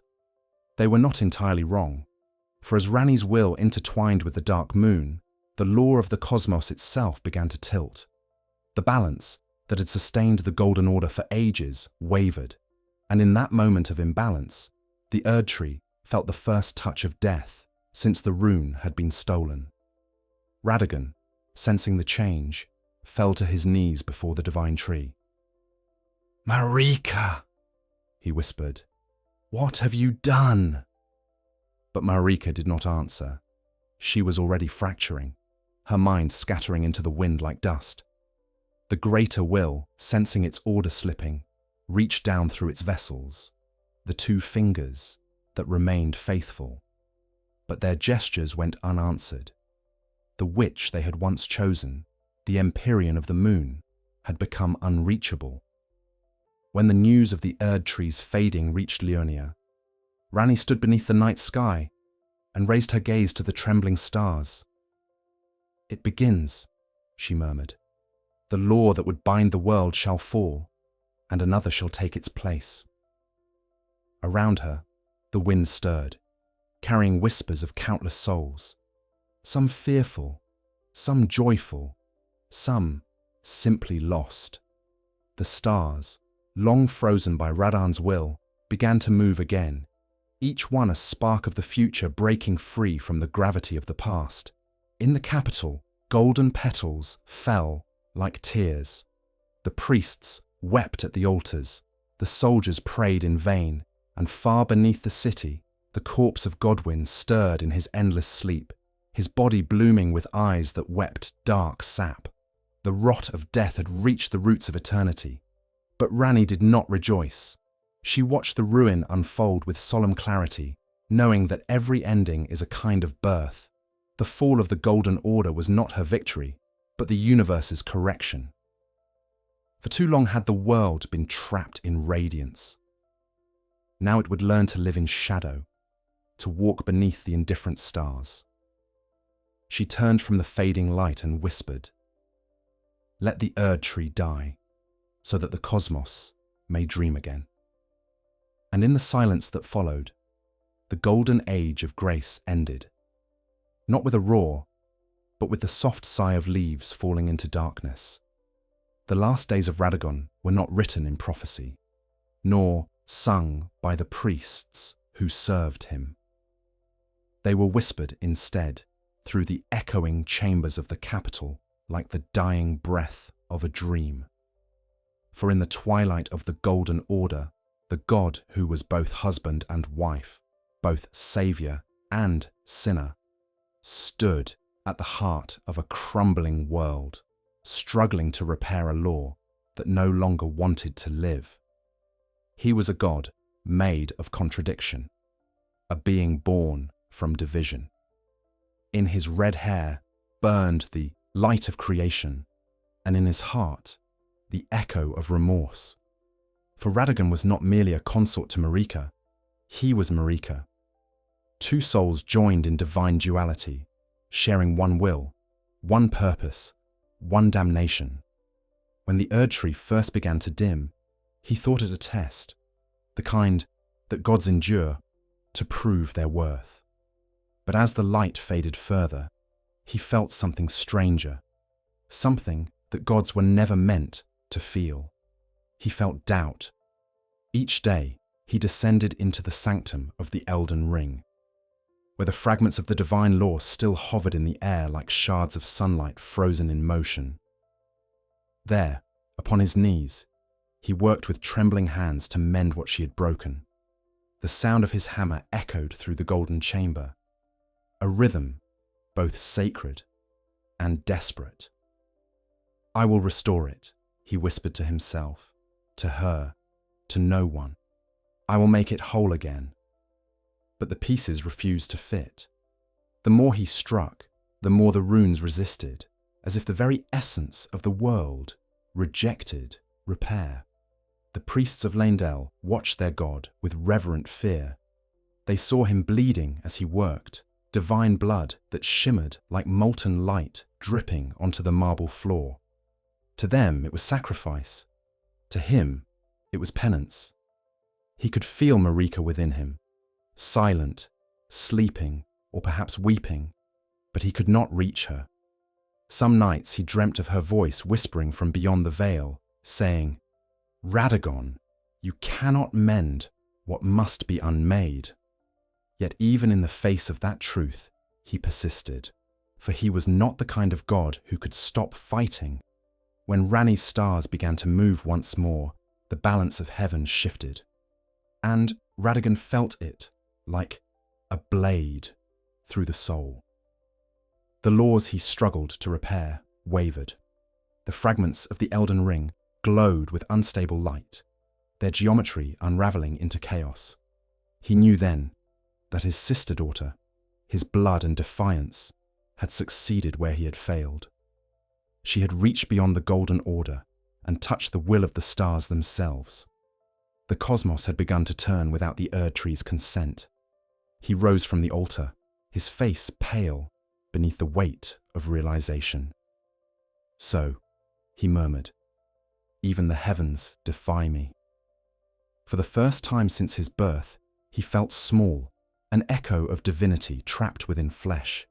The gods were supposed to be eternal, yet his own eternity now tasted like dust.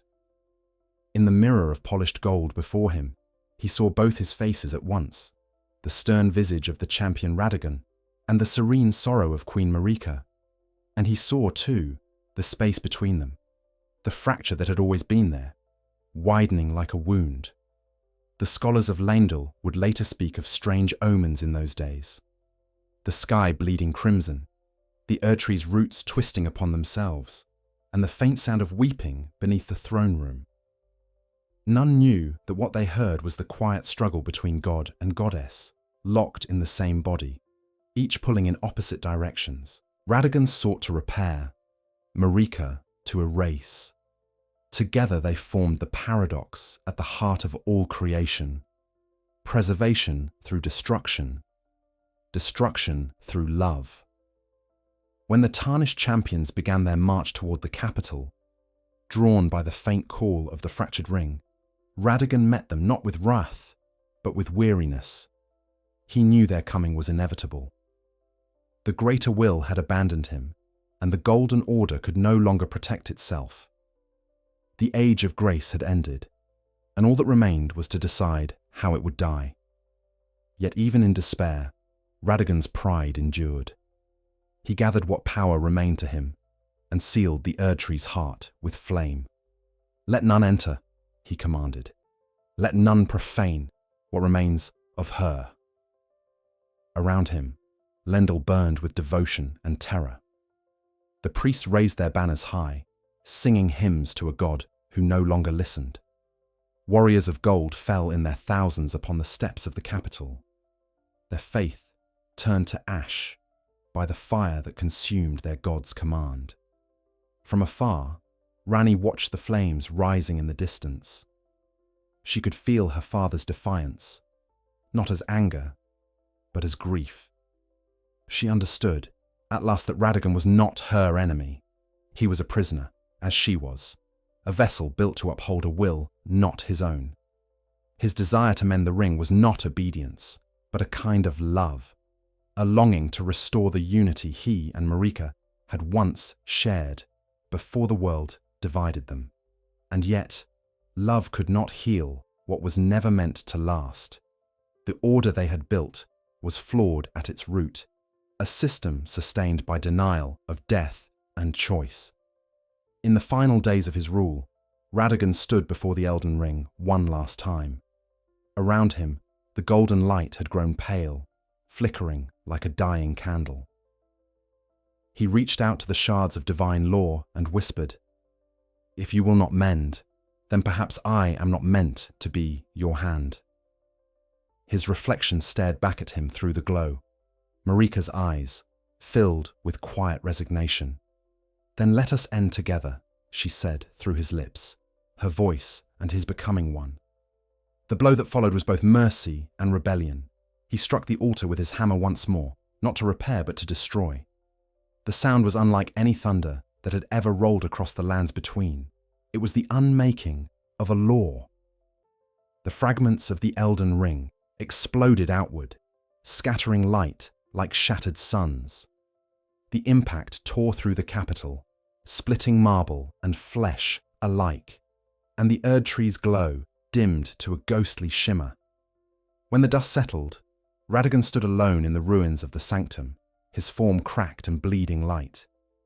He looked upward, toward the faint gleam of the moon peeking through the smoke, and smiled faintly. "So, my daughter," he murmured, "you have found what I could not." His knees buckled, and he fell before the broken altar, his golden blood pooling like molten dawn across the stone.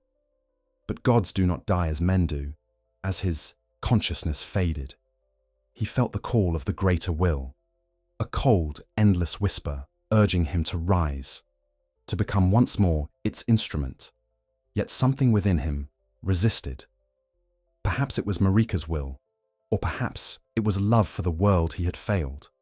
Whatever the cause, his soul fractured once more, merging into something vast and terrible. From his death, a new being began to stir, a fusion of divine despair and cosmic purpose. The Elden Beast, the final avatar of the greater will, was born from the ruin of his faith. The priests would call it ascension. Ranni would call it tragedy. When news of Radagon's death reached Liurnia, Ranni did not weep. She simply stood upon the cliffs overlooking the lake, the moonlight falling across her still form. "He was the last to believe," she said softly, "and belief is the cruelest chain of all." Around her, the night was silent, save for the faint rustle of the wind through the reeds. For the first time in an age, the Erd-tree's golden light no longer dominated the horizon. The stars shone clearly, cold and unblinking. The death of Radagon marked the true end of the Golden Order. With his fall, the last divine barrier between the mortal and the infinite dissolved. The lands between entered an age of flux, a time of endings and beginnings, when gods bled and mortals dared to dream. Ranni felt the weight of that transition pressing upon her, the final movement of a symphony that had played since the dawn of the world. Her path was nearly complete. The Age of Stars was no longer a dream, but an inevitability. Yet to bring it forth, she would need one final ally, a mortal unbound by grace, uncorrupted by divinity, and willing to walk beside her into eternity's quiet expanse. And somewhere, far below the fading light of the Erd-tree, a tarnished rose from the ashes of battle, his soul glimmering faintly with the memory of countless deaths. In that mortal's endurance, Ranni saw the answer to the question she had carried since childhood. If the gods command the fate of all souls, who then commands the gods? Soon, she would have her answer. Long before Ranni would look upon that lone warrior as her chosen, long before the dark moon would claim the heavens, the story of the Tarnished began in silence and exile. When Queen Marika shattered the Elden Ring, she did not merely break divine law, she unbound the very grace that once guided her people. Its light fled from the lands between, scattering into the void beyond, and with it went the favor of the gods. Those whom grace abandoned were cast out, condemned to wander a world without purpose or memory. They became known as the Tarnished. They were not born of sin, as the priests proclaimed, but of loss. The grace that once burned within their souls flickered out, leaving behind a hollow yearning, an echo of faith without an object to worship. For centuries, they drifted beyond the fog that encircled the lands between, living half-lives in desolate realms where even the stars refused to shine. Yet within that emptiness, something ancient stirred. The greater will, sensing its own decline, reached out one final time to those it had forsaken, calling them home. Its message was carried not in words, but in dream, a faint, golden whisper that echoed through the minds of the forgotten. Return. Seek the Elden Ring. Become the lord of all that remains. And so, the Tarnished rose. They returned to a world already dying, a realm where gods fought and faith decayed, where golden light struggled against the dark inevitability of change. They came as scavengers, as pilgrims, as warriors with no past. Some sought redemption, others dominion. Yet among them walked one who would not seek either. This Tarnished, nameless and patient, carried no banner and bore no creed. They came not to conquer, but to understand. Ranni watched them long before they ever reached her. She felt their presence through the currents of fate, the strange calm in their spirit, the way their will remained untouched by divine influence. Unlike all others, they were neither blessed nor cursed. They walked between light and dark, as though both were the same to them. And in that balance, Ranni saw the key she had long awaited. In the early days of their journey, the Tarnished wandered through Limgrave, a land half swallowed by ruin. There they learned of the Shard Bearers, demigods who hoarded fragments of the broken Elden Ring and waged endless war for supremacy. Godric the Grafted, grotesque and desperate, ruled from his twisted keep, fusing limbs of fallen soldiers into his body to imitate strength. In the west, the Academy of Raya Lucaria glittered like a dying star, its scholars bickering over relics of forgotten sorcery. Beyond, in the scarlet wilds of Caelid, Radahn waged eternal war against decay itself, his mind shattered, his power immense. Each path the Tarnished took brought them closer to the heart of decay, and closer to Ranni's gaze, for she watched through the eyes of spirits and stars alike, observing how this mortal met the world not with ambition, but with quiet curiosity. When faced with the monstrous and the divine, they did not kneel. When offered the grace of gods, they refused it. In that refusal, Ranni saw a reflection of herself. The first meeting between them was not in grandeur, but in twilight. The Tarnished, weary from battle, came upon the ruins of a tower in northern Liurnia, a place where moonlight pooled like liquid glass. There, amid the soft hum of nocturnal insects, they heard a voice, calm, measured, ageless. Come closer, O Tarnished, thou who art unbound by grace. The figure that awaited them was not a queen nor a goddess, but a doll, small, delicate, carved with impossible precision. Her eyes glowed faintly blue, reflecting the stars that turned above. I am Ranni, she said. Once flesh, now spirit, once servant of the greater will, now its foe. Wilt thou enter into my service? The Tarnished regarded her in silence. Perhaps they did not yet understand the gravity of her words. Perhaps they simply recognized in her the same weariness that weighed upon their own heart. They bowed, not in worship, but in acceptance, and with that quiet gesture, a new covenant was formed. Ranni did not smile, for her face could not, but within her voice came a warmth rarely heard. Then our fates are entwined, she said. Thou shalt be my hand, as I shall be thy purpose. Together, we shall bring about the end of this world, that a truer one may begin.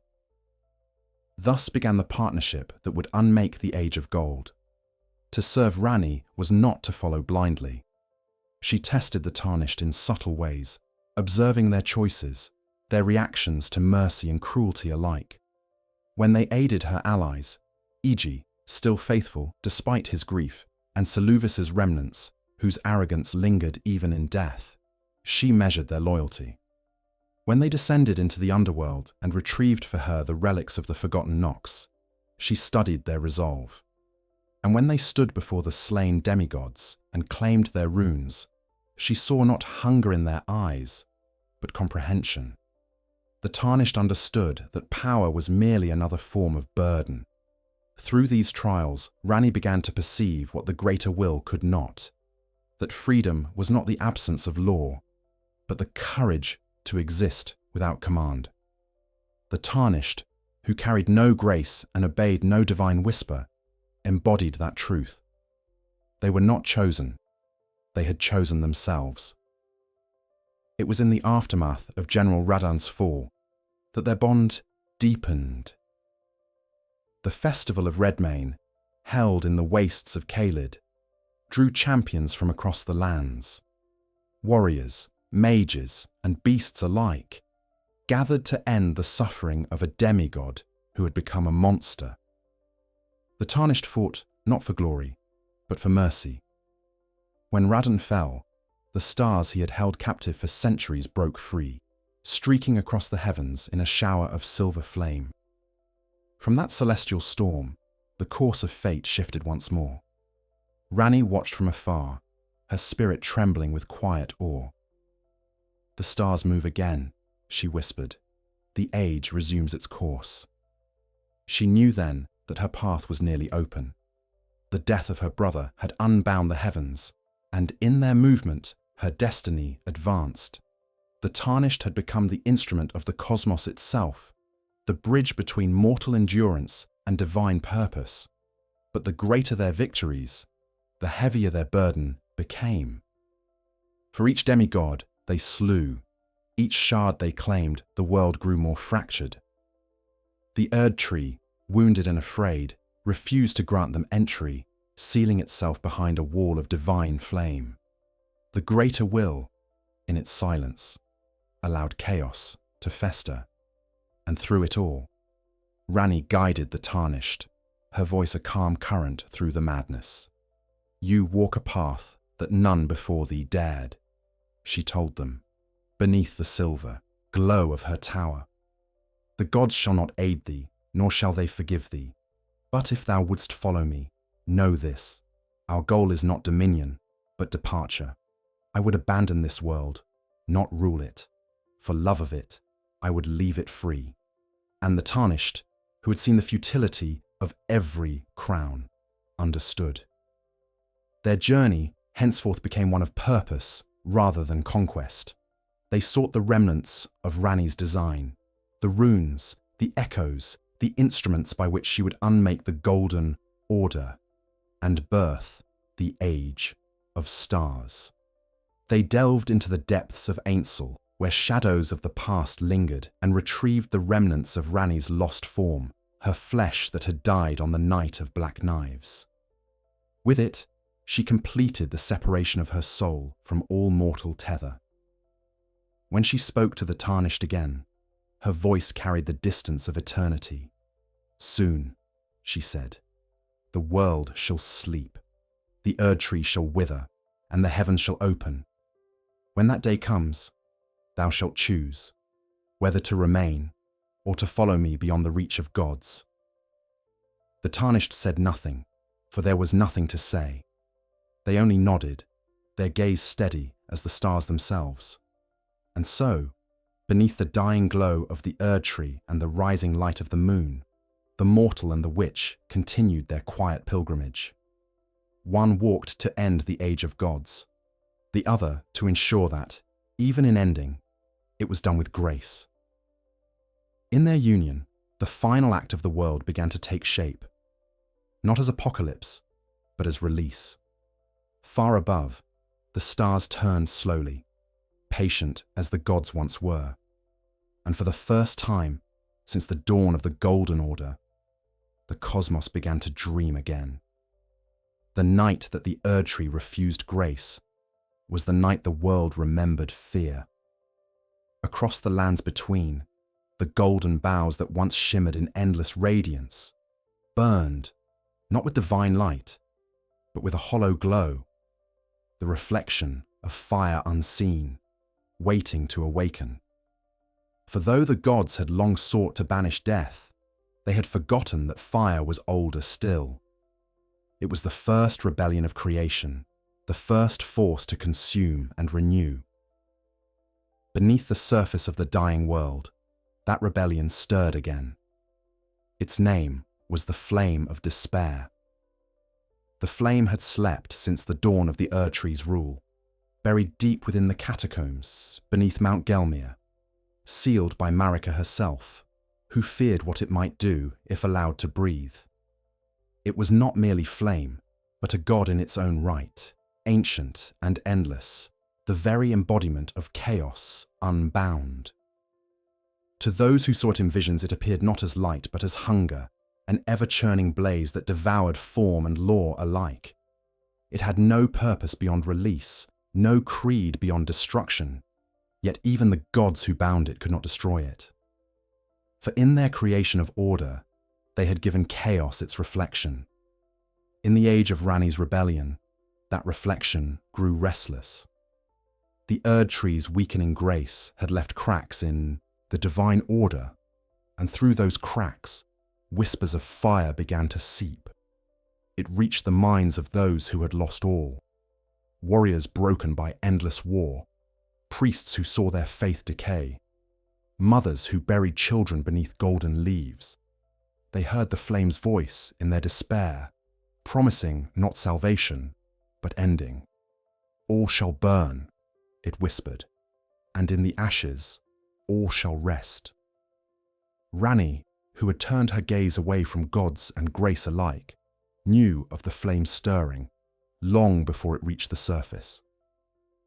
She had studied the histories of the frenzied flame, the god of chaos that slumbered beneath the world, waiting for the Order of Gold to die.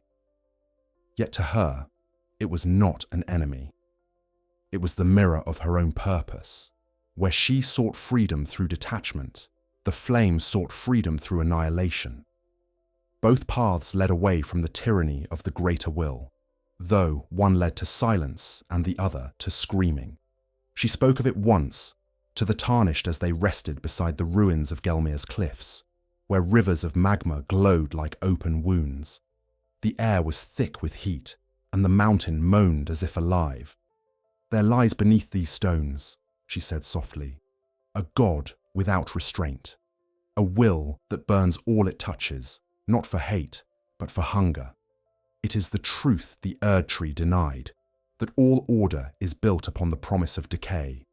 Her voice was calm, but her gaze distant, reflecting the orange flicker of molten stone. "Shouldst thou ever face that flame, Tarnished, remember this: to embrace it is to forsake all memory, all mercy. It is freedom, yes, but freedom without self." The Tarnished listened, silent, their face unreadable. Perhaps they understood, perhaps they did not.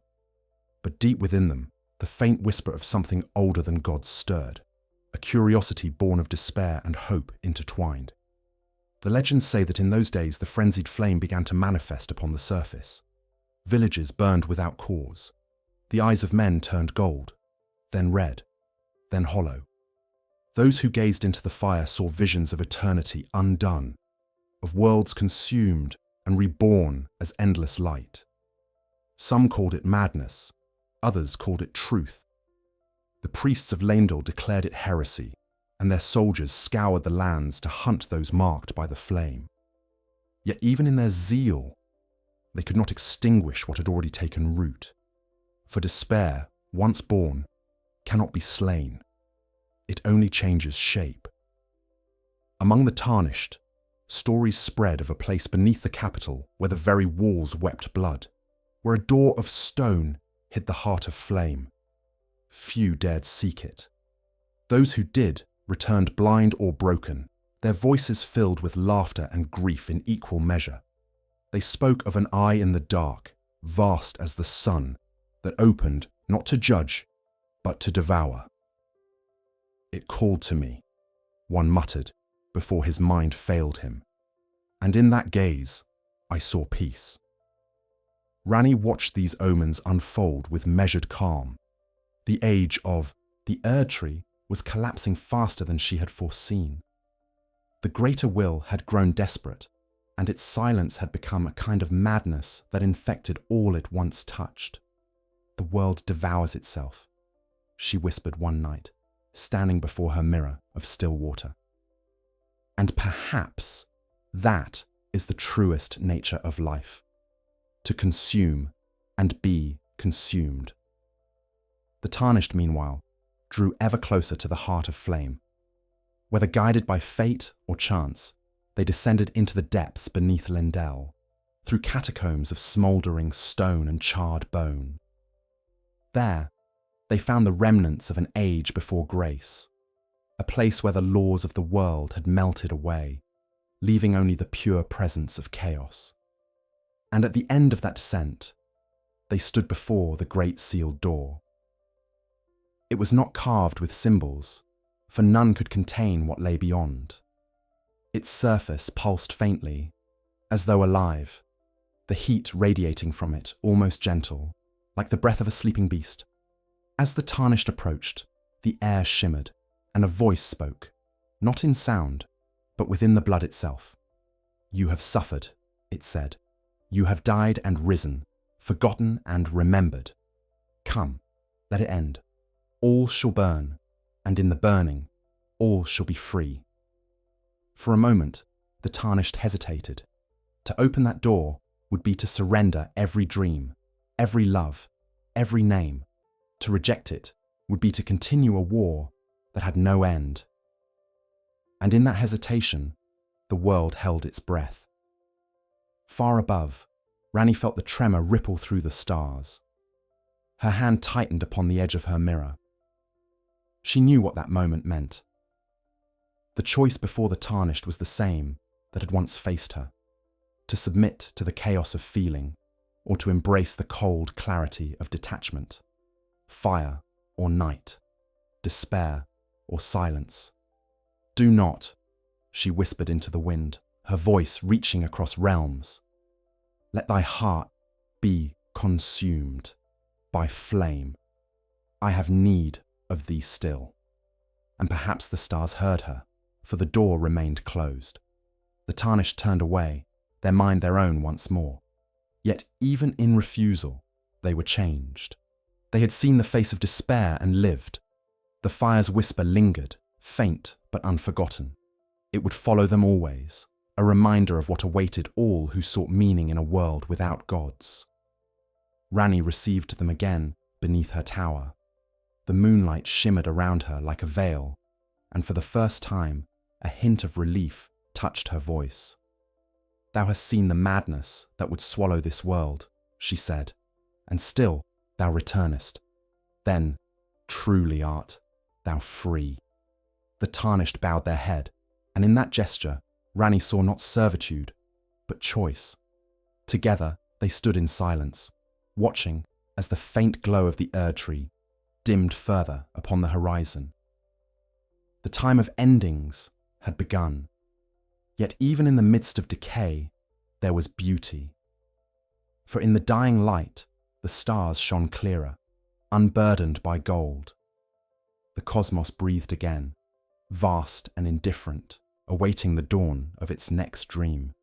Soon, Ranni murmured, the fire shall sleep and the night shall reign, and in that endless dark, the world shall be reborn, not in flame, but in peace. But somewhere beneath the earth, behind that sealed stone door, the flame stirred once more. Its laughter rolled through the caverns like the echo of creation itself, promising that no age, however cold, could last forever. There is a saying among the oldest of the Tarnished that what the Erd-tree denied, the earth remembered. Beneath the golden roots of the divine tree, where light could not reach and grace dared not linger, the forgotten truth of death had taken root once more. It did not return as a spirit or a curse, but as something tangible, something that grew in silence, a creeping network of veins that spread through the soil like the memory of decay itself. This was Deathroot, the black bloom of the first death, the consequence of the night when Godwyn's soul was slain and his body left to fester. It began as corruption beneath the Erd-tree's foundations, a quiet infection of divinity. Where the tree's roots drank the light of grace, these darker roots drank sorrow. They pulsed with a power that was neither holy nor profane, a force that fed upon the false eternity the Golden Order had promised. To the priests of Leyndell, Deathroot was blasphemy incarnate, a sign that the Erd-tree's perfection had failed. To Ranni, it was proof that perfection had never existed. She knew of its growth long before the world above took notice. The stars had whispered of it, describing the slow expansion of darkness through the veins of the world. It was not a mere pestilence, it was a reawakening. The death that Marika had sealed away with the rune of death had been reborn, not through divine permission, but through the will of the earth itself.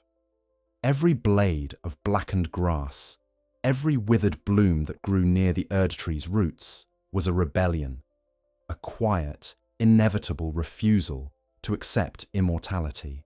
Ranni regarded Deathroot with a mixture of reverence and melancholy. "Even the gods cannot cage what was born before them," she murmured one night as she watched the Tarnished return from the catacombs beneath the capital, carrying a fragment of the cursed growth in their gauntleted hands. It pulsed faintly, like a dying heart. "This is death not as punishment," she said, "but as memory. The world remembers what the gods forgot." The Tarnished set the fragment before her. In its veins shimmered faint motes of golden light, the residue of the Erd tree's power struggling against corruption. "Godwyn," she whispered, her voice distant. "Still he dreams, though his soul is lost, the first of the demigods to die, and yet not die at all." To understand the meaning of Deathroot, one must return to that tragedy, the Night of Black Knives. When Ranni used the stolen rune of death to sever her soul from her body, the same rune was used to strike down Godwyn the Golden. But where she killed herself in spirit, he was slain in soul alone. His body lived on, sustained by the grace of the Erd tree, but empty, a shell without voice or thought. Over centuries, that body changed, decayed, and rooted. From it spread the black tendrils of Deathroot, reaching through the earth like veins of despair. To the priests, it was the corruption of paradise. To Ranni, it was the balance restored. The Tarnished listened as she spoke of the truth few dared to utter. The Erd tree's light is not life, but denial. It is an order built upon the suppression of endings. Godwyn's body, preserved by grace, became the proof of its cruelty. In sparing him decay, it condemned him to endless stillness. But the Deathroot, the Deathroot remembers what the tree has forgotten. It restores the right of all things to fade. In the deep valleys and catacombs of the lands between, the Tarnished began to encounter the fruit of that remembrance.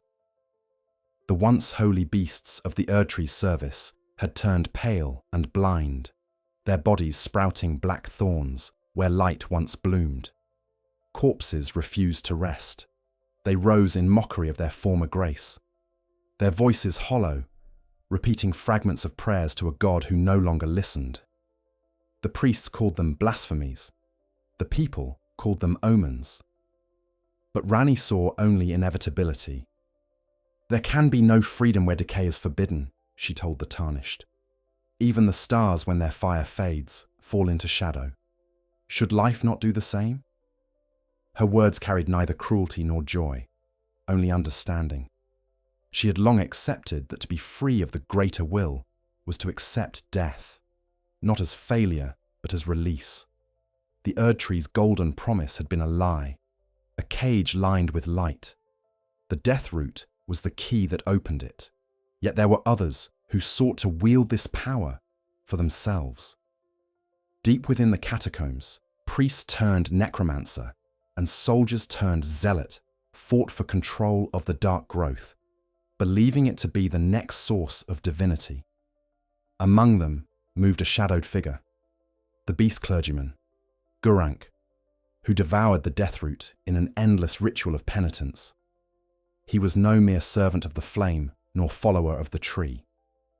He was the echo of Malekith, the Black Blade, the very guardian who had once sealed away the rune of death. Driven by guilt and hunger, he consumed the darkness he had failed to contain. When the Tarnished met Gurranq, they saw a creature both majestic and ruined. His voice thundered through the stone.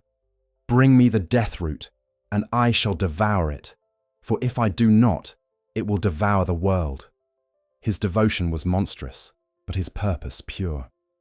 In him, Ranni saw the tragic mirror of every servant of the divine, a being bound by obedience to a god that no longer spoke.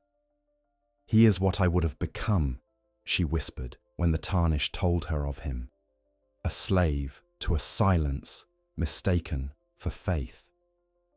The Tarnished continued their task, gathering fragments of deathroot not for devotion, but for understanding. With each piece they brought, the world seemed to shudder. The Erd tree's leaves fell faster. Its glow dimmed. The sky above grew clearer, the stars shining like cold tears through the thinning veil of gold. Ranni stood upon the balcony of her tower one night, the fragment of deathroot in her hand, feeling the pulse of its dark rhythm. "This is the proof," she said softly. "The Erd tree's dominion wanes. The cycle of death returns. The world breathes again." She crushed the fragment between her fingers, and the black dust scattered into the wind, carried upward toward the moon. "Even rot serves a purpose," she murmured. "For without decay, there can be no rebirth." The Tarnished, standing at her side, said nothing. They watched the dust vanish into the night, feeling the faint shiver of the world as another piece of divinity died. Far below, in the roots of the Erd tree, the body of Godwyn stirred. His face, once golden, had become a mask of darkness. Eyes, innumerable and unblinking, opened across his flesh, gazing into nothing. From his lips escaped a sound that was not a word, but a memory. The echo of life, remembering itself. The deathroot pulsed, spreading further through the world, entwining with the veins of the Erd tree. The two were no longer enemies, but twin forces locked in slow reconciliation. Life and death, gold and shadow, each claiming what had been denied. And in that balance, the world began to shift. The golden glow that once cloaked every horizon faded, revealing the quiet majesty of the stars beyond. Ranni's moon hung brighter, colder, its reflection rippling across the darkened waters of Liurnia. "The end of the Golden Order is not destruction," she told the Tarnished. "It is remembrance. The world must learn again what it means to die. For in death there is equality, and in equality there is peace." As she turned her gaze northward, toward the mountains that hid the crumbling forge of the gods, she knew where her path would lead next. The death route had proven that no divine flame, no golden law, could halt the truth of endings. But to birth the age of stars, one final flame must still be quenched. The very fire that the gods themselves had guarded since time began. And so the witch and the mortal prepared to climb the mountains where the air burned and where destiny itself was kindled.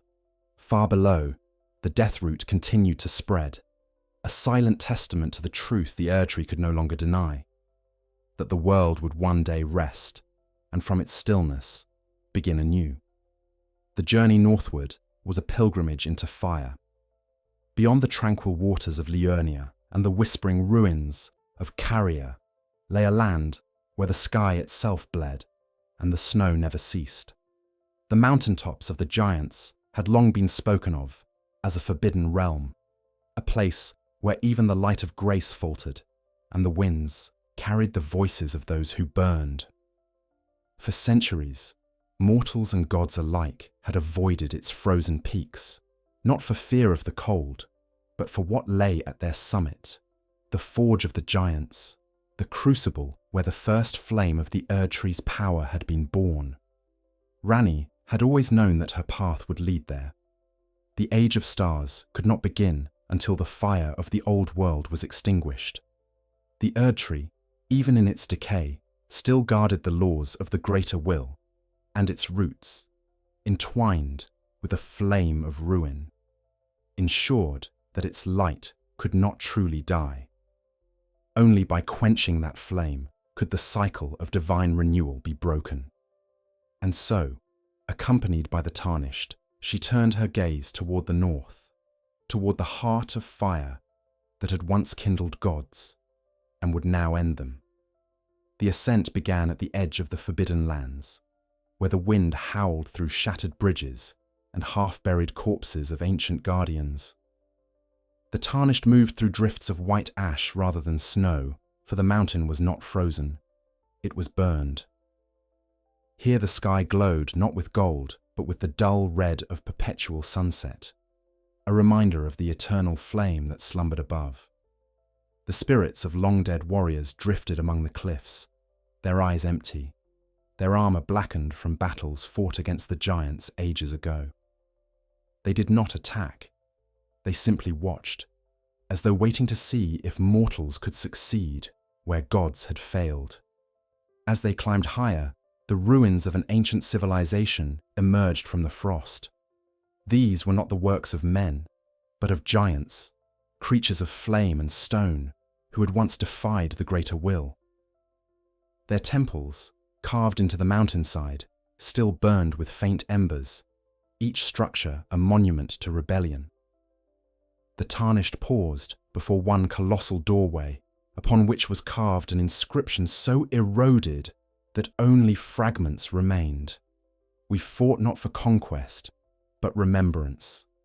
Ranni stood before it in silence. They were the first to defy the Erd Tree, she said softly, the first to understand that to be free of gods is to bear the burden of one's own ending. Yet the greater will could not abide their defiance. It sent Marika's kin to destroy them and sealed their flame within this mountain. She turned her gaze upward, her porcelain face gleaming with reflected firelight.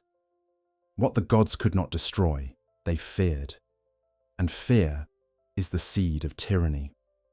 The path to the forge grew harsher. The Tarnished pressed onward through storms that stung the skin like needles and winds that roared with the fury of the dead. Each step was a trial, each breath a defiance of the mountain's will. Yet with every hardship, the presence of the flame grew stronger. It was not merely heat, it was emotion, raw and eternal, filling the air with the pulse of sorrow and rage intertwined. At last, they came upon the remains of the giants themselves.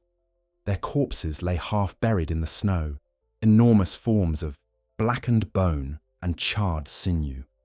Some still clutched the weapons they had wielded against the gods, their hands frozen in gestures of defiance. Others knelt as if in prayer, their faces turned toward the sky that had once betrayed them. The Tarnished stopped before one such figure, a giant whose skull still glowed faintly from within. They died as they lived, Ranni said, in rebellion and remembrance. Their flame was bound, but their defiance endures. The air thickened with heat as they approached the summit. The snow melted into rivulets that hissed as they touched the volcanic stone. The Forge of the Giants loomed before them, a vast crater of molten fire, its rim lined with the skeletal remains of chains thicker than any fortress wall. This was where the gods had imprisoned the fire, using the life of the last surviving giant as the vessel of their control. That vessel was still there, a colossal figure bound in flame, its eyes dim but not extinguished. It was said that this being, known only as the fire giant, was both guardian and prisoner, cursed to keep the flame of ruin alive, yet forbidden to wield it. When the Tarnished approached, it stirred, the motion slow and ponderous like the shifting of continents. Its voice was a rumble that shook the mountain itself. "Why? Dost thou come?" Ranni did not answer at first. The Tarnished stepped forward, the weight of countless fates pressing upon their shoulders. "We seek to end the fire," they said simply. At that, the giant's head lifted, and from its hollow eyes poured molten tears. "End? Fire?" it repeated, as if tasting the impossibility of the words. It was not we who began it. It was not we who begged for warmth. Yet when the gods came, they made war upon us, took our flame, and called it theirs. The mountain groaned as it rose to its full height, its chains straining. "Do as thou wilt, mortal. Take the flame, but know this, every fire is born of grief. To end it is to end remembrance." The battle that followed was not a clash of hatred, but of necessity. The Tarnished fought not against the giant's rage, but against his sorrow. Each swing of his blade shattered centuries of suffering. Each wound inflicted upon the massive form echoed like thunder across the peaks. Ranni watched in silence, her gaze unwavering. When the final blow struck and the fire giant fell upon his knees, the mountain itself seemed to sigh. The giant's voice, faint but steady, reached them once more. Then let the flame be free. With that, he collapsed, his body dissolving into embers that swirled upward into the sky. The chains shattered. The forge of the giants roared to life, the fire within it surging to impossible brilliance. The air burned with ancient memory, with every rebellion, every death, every dream that had ever sought to escape divine control. Ranni approached the rim of the forge, the heat distorting the air around her. "Here," she said, "the fire of gods was born. Here it shall die." She turned to the Tarnished. "Thou knowest what must be done." The Tarnished nodded, stepping toward the seething heart of flame. Their armor began to glow, the heat searing through metal and flesh alike. The choice before them was cruel, but clear. To burn themselves, to offer their body as vessel for the fire, so that it might be carried and extinguished in the Erdtree's heart. To become, for one final moment, the fire that ends all fire. Ranni watched, unmoving, as the Tarnished descended into the blaze. Their scream was brief, lost beneath the roar of the mountain. When the light faded, there was only silence. Yet the sacrifice was not in vain. The fire, once bound, had found its final bearer. The flame of ruin would no longer serve the gods, it would consume them. In that act of immolation, the path to the Age of Stars opened fully. The witch stood upon the edge of the forge, the cold light of her moon now mingling with the dying red of fire. "Thou art gone, and yet not gone," she whispered. "The flame that takes thy flesh shall cleanse the world of false light. And when the last ember fades, I shall await thee in the silence between stars." The mountain's roar subsided into stillness. The wind carried away the last sparks of divine fire, scattering them across the darkening sky. Below, the Erdtree flickered faintly, its golden boughs dimming against the encroaching shadow. The fire had not been slain. It had been freed. And from its ashes, a new dawn would rise, not of light, but of infinite night. Far away, in the depths of the cosmos, something ancient stirred in answer. The dark moon itself, awakening to claim its place among the ruins of creation. The mountain fell silent once the last spark of the forge of the giants dimmed, and the roar of flame gave way to wind. The air was thick with a scent of ash and memory, the residue of a divinity undone. Where once the red fire of ruin had ruled, now the light of the dark moon began to gather, faint and cold, descending upon the snow, like a dream that remembered its purpose. The Tarnished had vanished into flame, their mortal form consumed by the burden of ending, and Ranni, watching from the summit, knew that the final phase of her rebellion had begun. The Erdtree, far to the south, shuddered. Its branches, once radiant with unbroken gold, quivered as though breathing for the first time. What had been still for an age began to move in slow lamentation, its light no longer divine, but fragile, trembling like the flame of a candle in a dying room. Those who dwelt beneath it, the priests, the guards, the children born in its shadow, looked upward in confusion and awe. For the first time since time began, the Erdtree's leaves began to fall.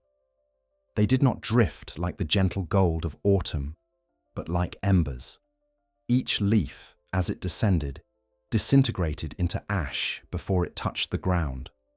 The sky over Leyndell darkened to bronze, the wind carrying the faint echo of song. the low, broken hymns of the dead who had once found solace beneath its boughs. The priests wept before their silent altars. They prayed for their god to speak, but no voice came. The Erd tree was not dying. It was sleeping. Ranni felt the moment of slumber as one feels the shift between waking and dream. Her hand trembled slightly, for though her will was resolute, even she could not watch the passing of an age without sorrow. "It dreams again," she whispered, gazing toward the distant golden glow fading beneath clouds. "And in that dream, perhaps it shall remember what it once forgot, that even gods must rest." To understand the slumber of the Erd tree is to understand the exhaustion of the cosmos itself. For ages, it had stood as the living symbol of the greater will, a conduit through which divine law manifested. It had drunk the light of faith, the prayers of millions, the blood of demigods, and the tears of mortals. Its roots had pierced every corner of the world, binding all life to the same cycle of unending grace. And yet, beneath its radiance, rot had spread, the death root twisting through its heart, the flame whispering from below, and now, the moon's cool influence descending from above. All of creation had begun to dream of rest. The Golden Order, in its final years, had forgotten that the promise of eternal life was also a curse. When the Tarnished burned the flame of ruin, they did more than wound the Erd tree. They offered it mercy. The fire that once sustained its unending brilliance had become too heavy to bear. Now, freed of that burden, the Erd tree could finally yield to silence. Ranni's gaze followed the line of its shadow as it stretched across the lands. She imagined the millions who now stood beneath it, watching the heavens without understanding. To them, this was the end of the world. To her, it was its first true sleep. "The gods built this world upon their own fear of endings," she murmured, "and so they could never dream. But we shall let the stars dream again." The winds across the mountaintops carried whispers of change. From the east came the faint cries of battle as remnants of the Golden Order turned upon one another, each claiming divine right over a throne that no longer existed. From the west came silence, the quiet of scholars and sorcerers who looked upon the darkening sky and understood that the laws they had studied were dissolving. And from the depths of the Erd tree's roots came a low rumble, the sound of something vast shifting in its sleep. It was not death.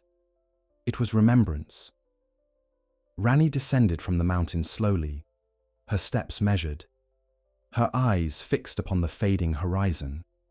The path was cold, lined with the remnants of the giants' rebellion, spears frozen in mid-fall, chains cracked by the heat of liberation. The wind carried sparks that shimmered like stars, remnants of the forge's final breath. As she walked, the air grew stiller, as though the world itself held its breath in reverence. At the foot of the mountain, she paused. The Tarnished sacrifice lingered in the air, a warmth that defied the cold. Though their body was ash, their spirit endured, a flicker of will that neither gods nor flames could consume. Ranni knelt, pressing her porcelain hand to the frozen ground.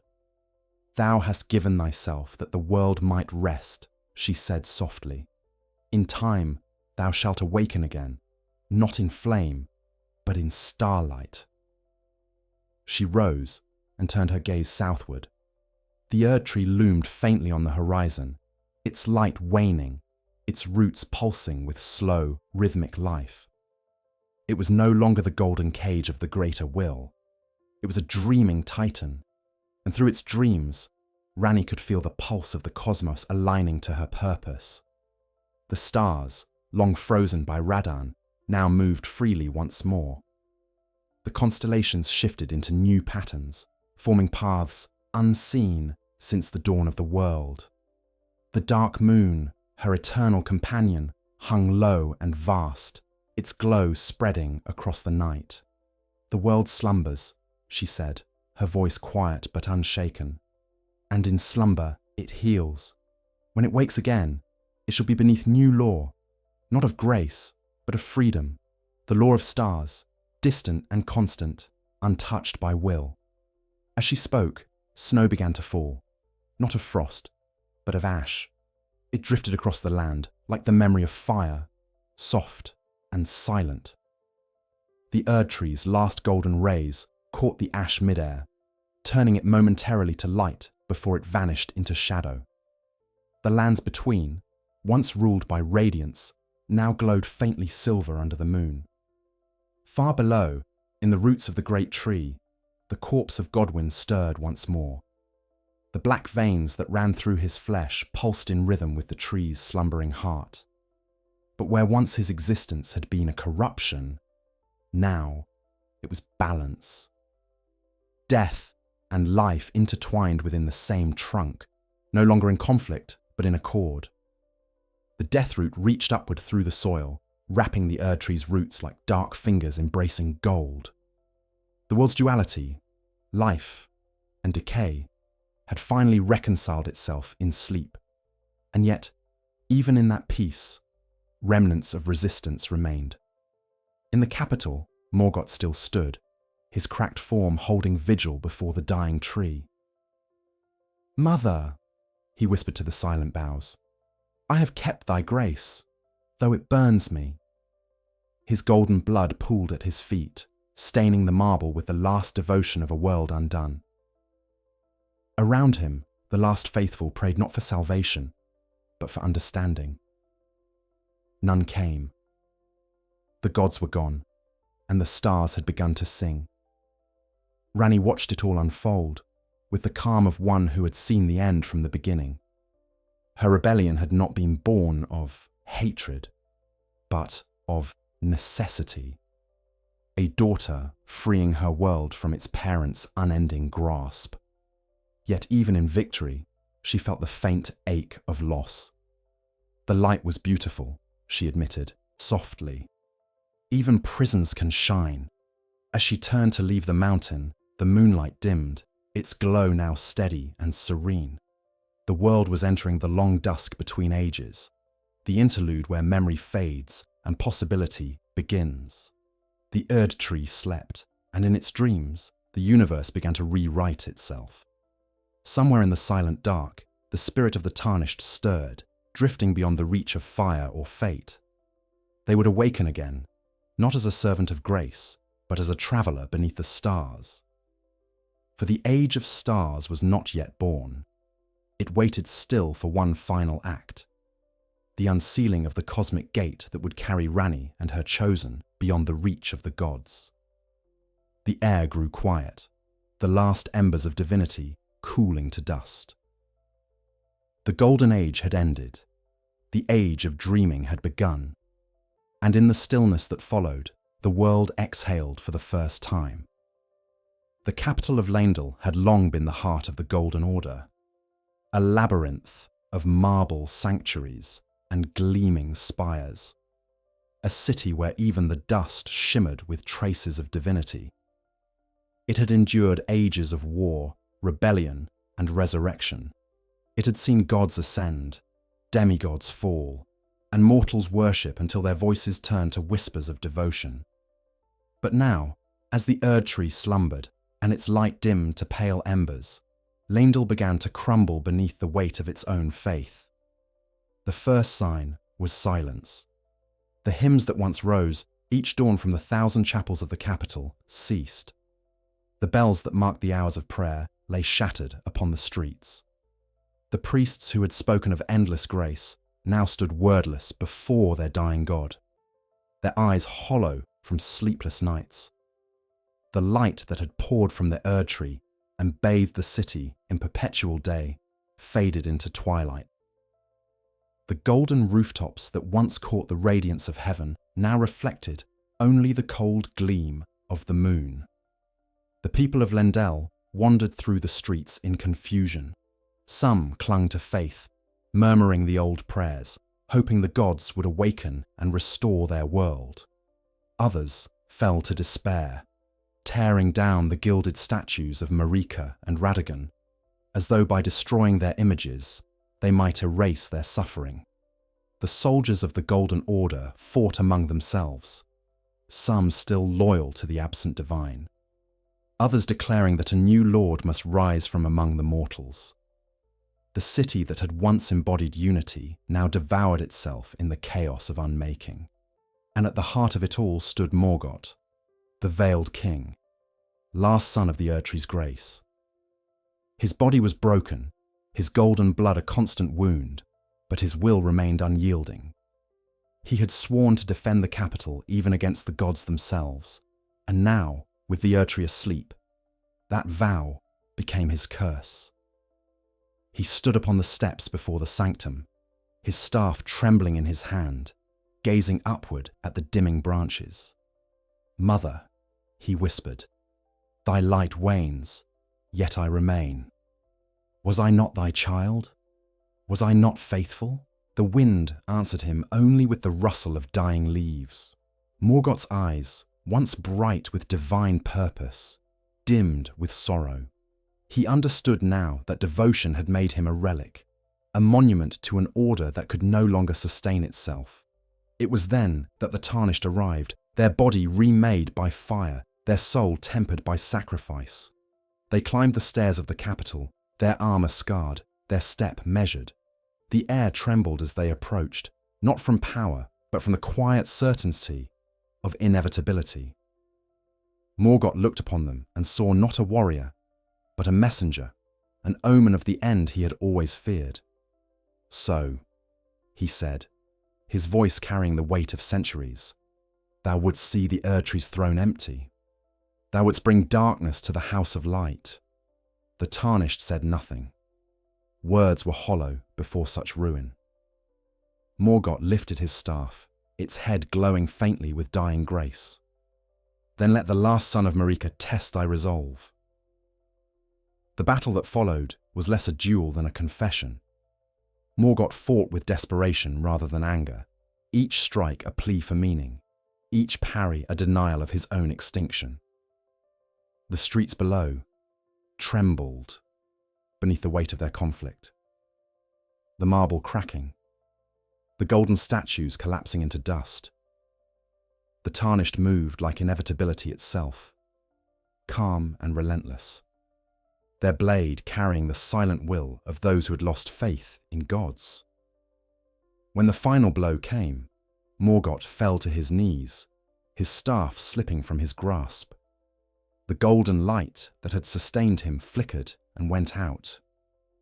"So this is thy purpose," he murmured, his voice soft as the fading wind. "Perhaps it was always meant thus. The Erdtree's light dies not in wrath, but in mercy." His eyes turned toward the distant branches of his sleeping mother. "Forgive me. I could not save thee." The Tarnished stood over him in silence. For a moment, time itself seemed to pause. The wind stilled, the moon hung motionless. Then Morgott's body crumbled into ash, scattering across the steps like dust from a forgotten age. With his fall, the last guardian of the Golden Order was gone.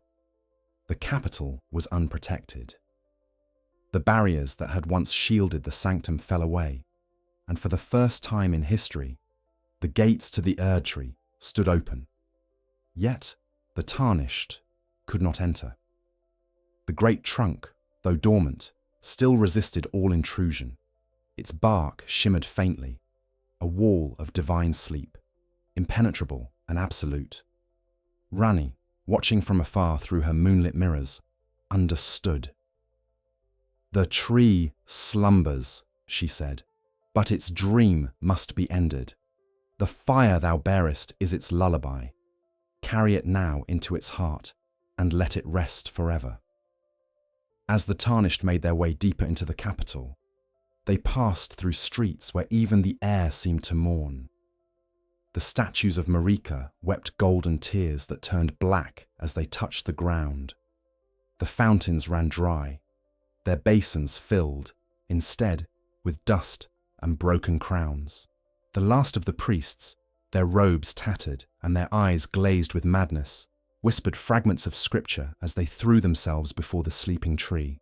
And still, above it all, the Erd tree glowed faintly, its light now pale as a dying sun. The Tarnished approached the great roots that rose like mountains, each step heavy with the weight of the world's memory. When they reached the threshold, they knelt, not in reverence, but in acknowledgement. "Rest," they murmured. "Dream no longer." Then they raised their hand, still bearing the mark of the flame. The fire answered.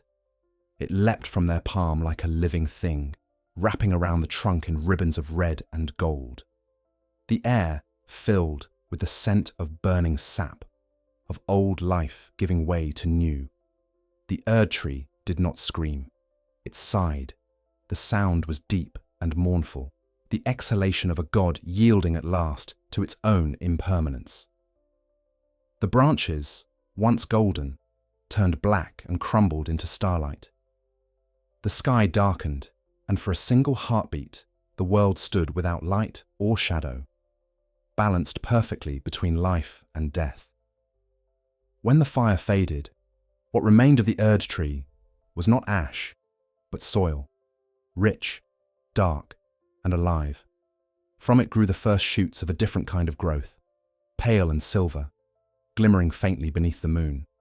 Ranni's voice echoed across the distance, soft as the tide. "The golden age is ended. The world shall sleep beneath the stars. From its dreams, a new order shall rise, one without gods, without command, without fear." The Tarnished stood before the hollow trunk, their body exhausted, their will unbroken. The city behind them lay silent, its towers collapsing into shadow. Leyndell, once the crown of creation, was now a grave. And yet, in that grave, there was peace. Ranni's spirit descended like mist upon the steps where Morgott had fallen. For a moment, her ethereal form shimmered beside the Tarnished. "Thou hast done all that was required," she said. "The Erd tree sleeps. The flame is spent. Only one act remains, to choose the law that shall follow." The Tarnished met her gaze, and for the first time since their journey began, the world felt still, not with finality, but with expectation. The air between them hummed with the weight of unspoken destiny. "Come to me," Ranni whispered. "Come to the moon where gods do not tread.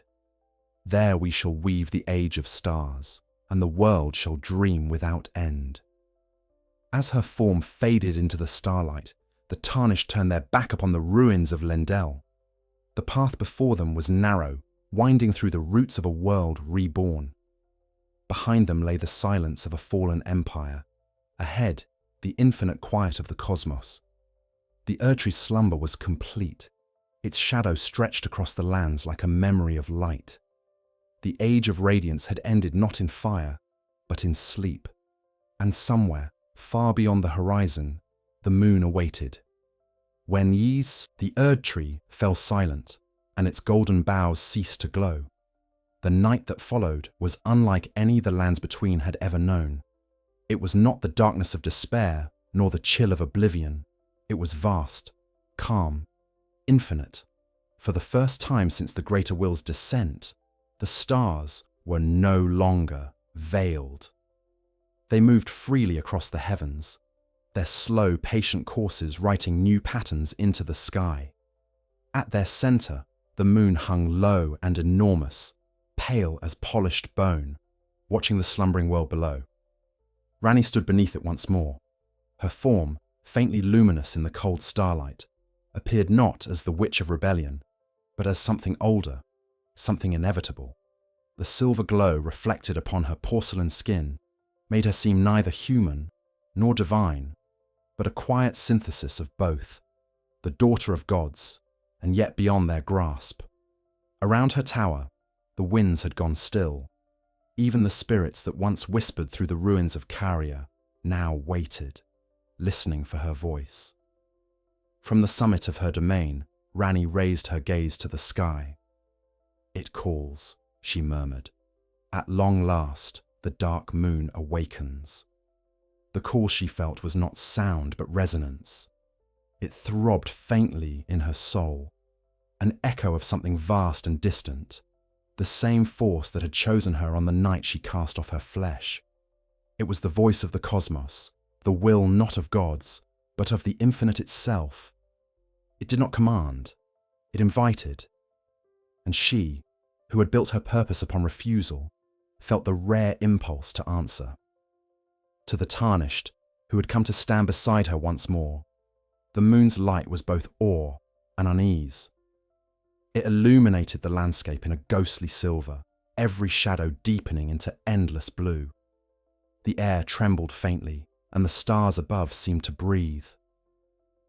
"Thou hast burned the Erd tree," Ranni said, her voice carrying the stillness of eternity. "Thou hast freed the world from its golden chain. But freedom is not the end, it is the beginning. Now the age that follows must be born. The stars await their lord, and I, their queen." She turned to face the tarnished. "Wouldst thou walk with me? Not as servant, nor as mortal, but as equal. The path is long and cold, yet unbounded. Together, we shall set sail upon the dark sea of the cosmos, where the will of no god reaches. There shall be no thrones, no crowns, no grace, only the infinite night and its quiet peace." Her words carried the weight of destiny, but also gentleness. It was not an order, it was a question, and though the tarnished spoke no reply, their silence was answer enough. Ranni smiled, or perhaps it was only the illusion of one, a subtle shift in the moonlight across her face. "Then so be it. The stars bear witness to our pact. The moon shall be our lantern, the void, our sea. The gods who built this cage shall look upon its ruin and know that we have left them behind." As she spoke, the air around her shimmered. The moon's glow deepened, and from its surface descended faint streams of silver light, weaving themselves into threads that encircled her like a crown. They were not rays of power, but strands of memory, the dreams of the cosmos itself taking form around her. The air was filled with the hum of something immense, as though the universe were exhaling after an eternity of silence. "The dark moon rises," she whispered, "and with it, the world shall dream anew." Beneath them, the lands between lay transformed. The death of the Erd tree had changed the very texture of existence. The rivers ran slower, their surfaces reflecting not gold, but the infinite constellations above. The ruins of Lendel, now half buried in shadow, glowed faintly, with veins of starlight that crept through the stone, as if the earth itself were remembering the heavens. Even the beasts of the land moved differently, no longer frenzied by divine will, but calm, uncertain, as though waking from a long enchantment. Ranni looked upon it all and felt no triumph, only quiet satisfaction. "It is as it should be," she said softly. "The world does not end, it remembers itself." But the call of the moon grew stronger. It was not content to shine above. It sought union with its chosen. Ranni's body began to wane like a reflection in disturbed water. The lines of her form blurred, her edges dissolving into luminous haze. "The vessel weakens," she said, glancing down at her delicate porcelain hands. "This shell was but a bridge, a dream to house the soul of rebellion. Soon I must depart it." The tarnished stepped closer, as if to protest, but she shook her head gently. "Fear not. I do not die. I ascend, as do thee if thou wouldst follow. Beyond this realm lies the boundless sea of night, where even memory loses its weight. There shall we build a law not written in gold or fire, but in silence. A law of stillness, where all may rest as they are." She lifted her gaze once more. The moon had begun to change. Its surface rippled like water. revealing beneath its pale face an ocean of stars, a gateway rather than a sphere.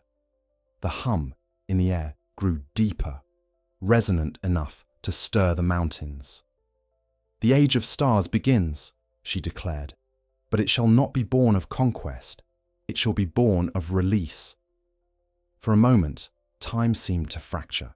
The sky rippled outward, the constellations shifting into new patterns never before seen. Rivers of starlight flowed downward like waterfalls across the horizon. The earth answered with trembling, the roots of the sleeping Erd tree sighing in their slumber, as if acknowledging their own passing. Ranni extended her hand toward the tarnished, a gesture both intimate and immense. "Come," she said. "Leave the waking world. Let us walk the endless path where all boundaries fade." The tarnished hesitated only once, looking back toward the distant lands where so much had been lost. The ruins, the ashes, the faint glow of life still struggling to understand its new shape. Then, slowly, they took her hand. In that moment, the world shifted. The light of the moon enveloped them both, and the ground beneath their feet dissolved into a sea of stars. Gravity ceased, replaced by the gentle pull of eternity. Together they rose, not as God and mortal, but as two souls freed from the cycle of birth and decay. The ruins of the world fell away beneath them until only the cosmos remained. And then, silence. From the surface of the moon, a new light spread, not radiant, but soft, like the glimmer of dew upon midnight waters. It reached across the heavens, touching every star, every corner of the dark. Below, the lands between glowed faintly, bathed in silver. The age of gold had ended. The age of stars had begun. Ranni's voice, distant yet tender, echoed across that still expanse. "Here begins our eternal voyage, 1,000 years of quiet and of grace. The world shall sleep beneath the moon, and in its dreams it shall remember freedom." And the tarnished, their body no longer burdened by death or destiny, drifted beside her through the sea of stars. They looked upon the endless night and felt, for the first time, peace. Beneath them, the Erd tree slept. Its golden shadow faded, replaced by the quiet shimmer of constellations reflected in every stream and pool. The lands between no longer served the will of any god. It simply was. And far above, two figures walked hand in hand across the firmament, the witch who had slain divinity and the mortal who had defied it. Their journey had no destination, for the stars themselves were the road, unending and serene. The moon watched, silent and vast, its light caressing the sleeping world below.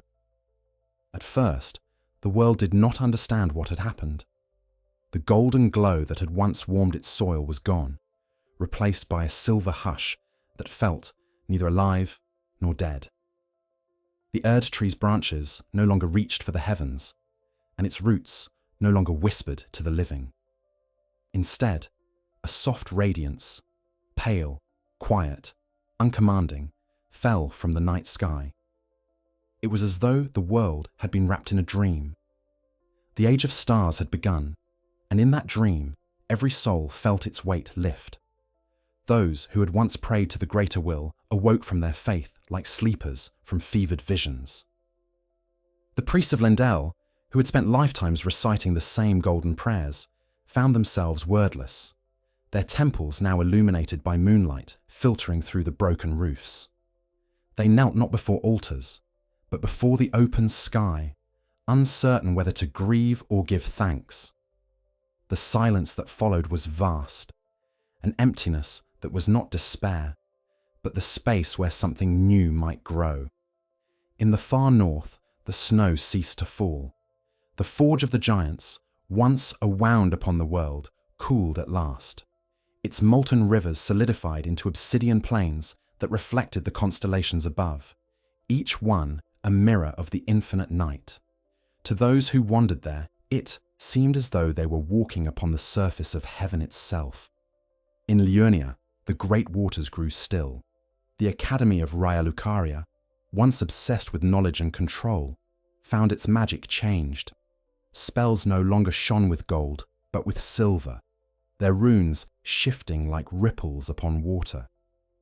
Scholars gathered upon the towers to study the stars not as instruments of fate, but as mysteries beyond understanding. For the first time, knowledge was sought not to master the world, but to marvel at it. Even in Caelid, where rot had long devoured the earth, the corruption slowed. The crimson sky that had loomed for centuries deepened into violet, and the soil, though scarred, began to breathe again.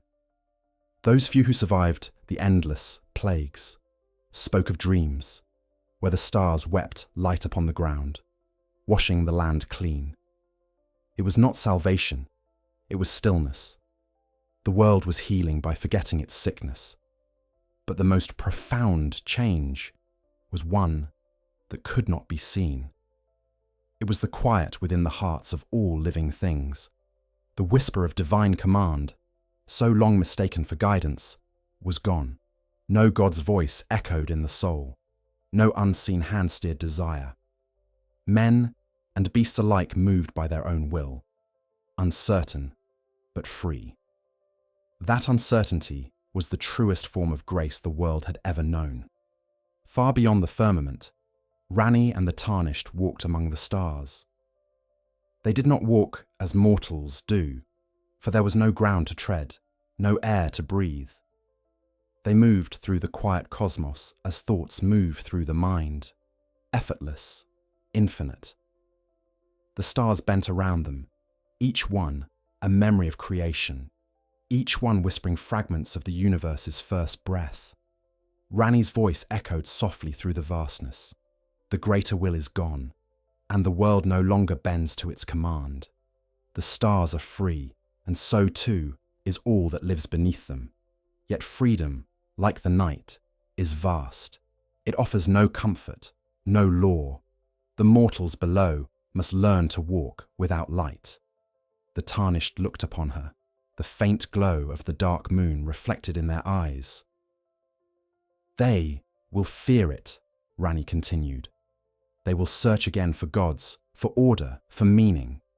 But no voice shall answer, only the silence of the stars and the memory of what once was.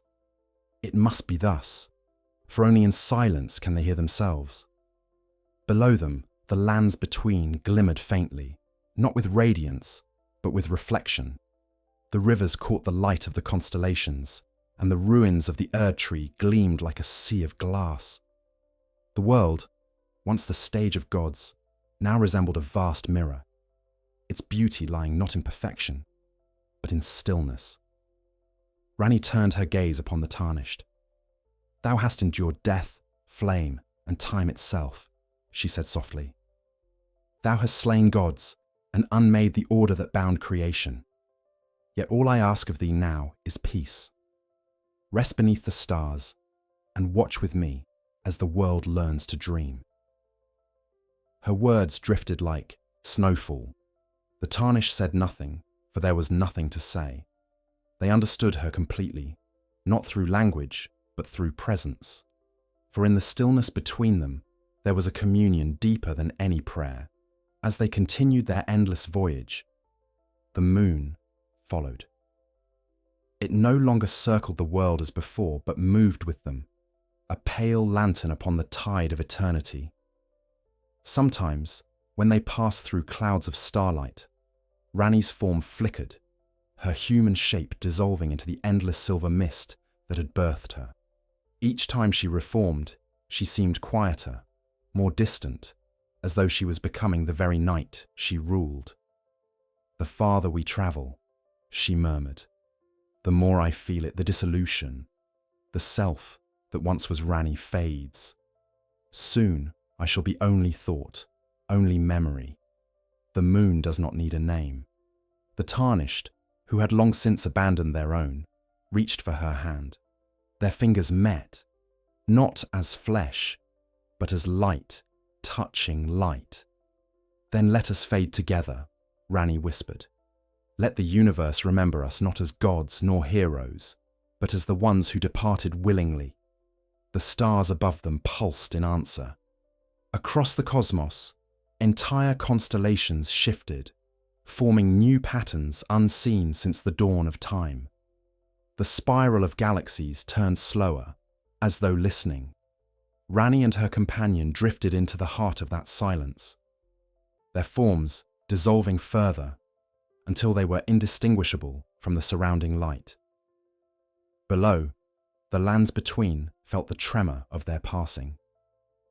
The tides moved without wind, the trees swayed without storm. In distant valleys, shepherds looked to the night sky and saw new stars blooming where none had been before. They named them the Lovers, 2 stars intertwined in eternal orbit, glowing softly in the heart of the firmament. To those who gazed upon them, a strange peace filled the soul, the sense of something vast and benevolent watching from beyond comprehension. Centuries would pass, and still that peace would endure. Empires would rise and crumble, faiths would form and dissolve, but no god would descend again.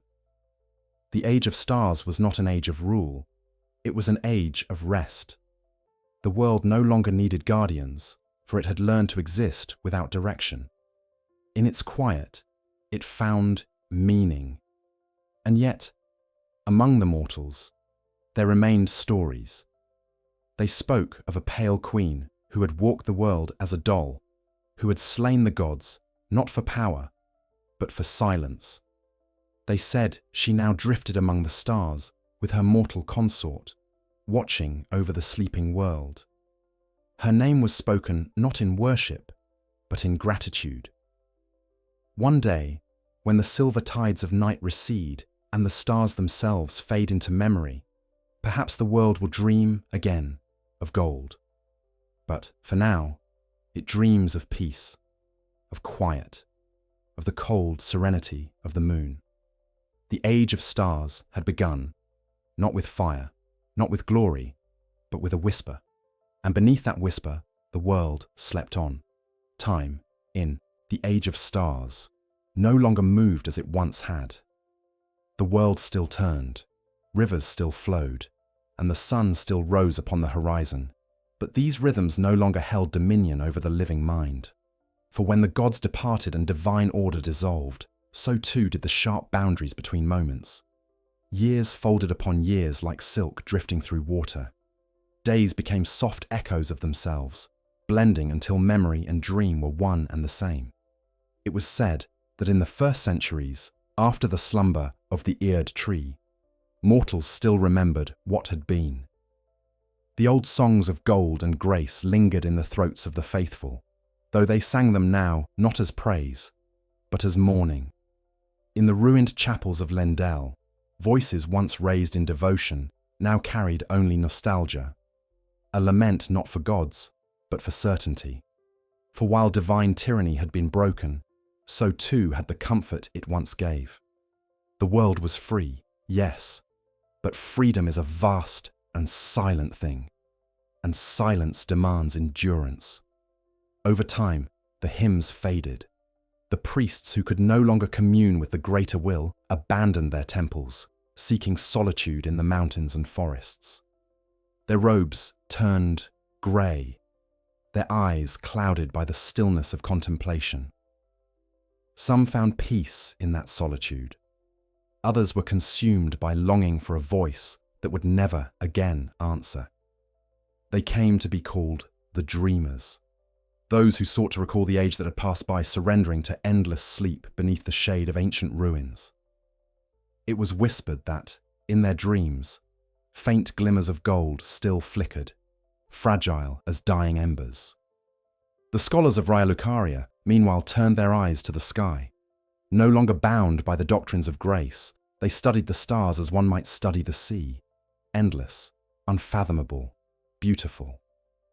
The old laws of magic, once dictated by the hierarchy of the Erd tree, dissolved into new forms of art. Sorcerers began to weave spells, not from the command of divine sigils, but from the resonance of starlight itself. They called this practice lunamancy, the art of remembered silence. Through it, they learned that power drawn from quiet understanding rather than command carried no corruption. It was not conquest they sought, but harmony with the great stillness that now ruled the heavens. And yet, even in this serenity, memory decayed. The further mortals drifted from the age of gold, the more the past became myth. The Erd tree, once the towering heart of divinity, became in stories a symbol of arrogance, then of sorrow, and finally of beauty, long lost. Children born beneath its sleeping roots no longer called it a god. They called it the dreaming tree. And those who looked upon its pale, petrified form did not pray, they wondered. Ranni's name too began to fade. The moon still shone, and her stars still turned in their patient dance. But her voice was no longer heard, even in the quiet of hearts. Those who gazed long into the night sky sometimes felt her presence, a stillness that settled upon them like frost, but they no longer knew the name behind that silence. The age of stars was her legacy, yet its peace demanded that she herself be forgotten. For peace and memory rarely dwell together. One must fade for the other to remain. In time, the world itself began to change in shape. Without the Erd tree's radiance to feed the cycles of endless life, death regained its rightful place. The soil darkened, but it did not rot. Forests grew denser, their roots deeper, their leaves silvered beneath the moon. The seas calmed, their tides slow and deliberate. Even the beasts of the world seemed to move with quiet purpose. Hunters no longer spoke of glory or favour. They spoke of balance, of taking only what the night allowed. The world had grown old, but it had also grown kind. And yet, in every age, there are those who cannot bear the passing of memory. Deep within the catacombs of the old capital, far beneath the layers of ashen stone, a few of the ancient priests still lingered. They tended not to altars, but to what remained of the Erd tree's heart, a vast fossil of golden roots entwined with blackened veins of death root. The priests believed that within that mingling of life and decay, the divine still slept, dreaming the world into being. They whispered that someday the god tree would awaken again, not to command, but to remember. One among them, a nameless monk whose hair had turned white as snow, spoke of a vision. He claimed that in his dreams he had seen two figures walking across the sky, a woman of moonlight and a man of flame, hand in hand. They did not look down upon the world, but out toward the horizon of stars, as though searching for something beyond even the cosmos itself. They are the last truth, he told his disciples. They are what becomes of gods who cease to rule. They wander forever, so that the world may rest. His disciples called this belief the quiet doctrine, and for a time, it spread among the remnants of faith. Its teachings were simple: that divinity, to be pure, must depart. That the greatest act of love a god can give is absence. In this way, Ranni's rebellion, once seen as betrayal, became sanctified. The witch who had slain the gods was remembered in the faint echo of legend as the one who loved the world enough to leave it alone. But even that legend would fade. 1,000 years passed, and then another. The cities of men crumbled into dust. Forests reclaimed the stone. The seas rose, then fell. The moonlight remained unchanged, casting its pale blessing upon every ruin and every seed that dared to bloom within it. The stars still burned, patient as ever, indifferent to the passing of ages. In the silence between worlds, Ranni drifted through the cosmos beside her companion. They no longer spoke, for words had lost their purpose. They existed as thought, as rhythm, as the faint pattern between the stars. They did not watch the world, nor interfere with it, but sometimes, when a child looked to the night sky and whispered a wish without knowing why, Ranni's presence brushed against that small voice like the passing of wind over still water. It was not answer, but recognition, a reminder that the universe was listening, even if it no longer spoke. The age of stars was not endless. It was simply vast, so vast that to those who lived within it, it might as well have been forever. Yet even starlight fades. Slowly, imperceptibly, the stars began to pale. The constellations that had guided mortals for eons lost their edges. The sea of night grew hazy, as though memory itself were dissolving into sleep. Ranni, who had become part of that light, felt it too, the slow ebb of remembrance. So, her voice murmured faintly through the void, even stars forget. She did not fear it. Forgetting was not death. It was the universe's way of resting between dreams. Let it fade, she whispered. Let all things fade, that they may be born again. The tarnished, beside her, turned their gaze toward the distant horizon of the cosmos, where a new shimmer began to rise. Not of gold, not of silver, but of something in between, something unformed. It pulsed faintly, like the heartbeat of a new world yet to wake. Perhaps, Ranni said softly, the next dream begins. Her words lingered, carried by the quiet tide of eternity. Below, the world slept on, its people forgetting the gods, the wars, even the stars that watched them. They dreamed not of power or faith, but of peace, an inheritance of silence handed down through the long night. And in that silence, memory, at last, gave way to grace. There are whispers that even the void remembers. Long after stars burn out and the last embers of creation fall to cold silence, something remains, a rhythm, faint as breath upon glass. It is not life, nor thought, but the echo of both. The philosophers of the late age of stars called it the pulse beneath the nothing, though others named it the breath of the forgotten. To those who could still dream, it was known simply as the echo. The world had grown immeasurably old by then. Mountains had risen and crumbled to dust, and the seas had changed their shapes 1,000 times. The sky no longer glowed with constellations. Its light had thinned to a dim haze, the faint residue of stars long extinguished. The Erd tree's fossilized remains stood as a monument of memory, a petrified skeleton that reached upward through the mists of time, its roots frozen into stone. Nothing moved within it, no birds nested upon its branches. And yet, sometimes, when the wind passed through its hollow veins, it sang. The sound was low and mournful, like the voice of a world remembering itself. It was said that those who stood at its base could hear faint harmonies, echoes not of the past, but of creation itself. The priests of the quiet doctrine taught that this song was the world's heartbeat, slowed but never stopped. They believed that within that vibration, the memory of all that ever was still lingered. The first light of the greater will, the cry of Ranni's defiance, the sigh of the Erd tree as it surrendered to sleep. The universe had forgotten their forms, but their essence remained in resonance. To the rare few who still possessed the gift of perception, the echo could be felt beneath everything. It was in the movement of water, in the trembling of leaves, in the pause, between breaths. It was the universe's way of remembering without remembering, a hum so vast and so soft that it could only be heard when one ceased to seek it.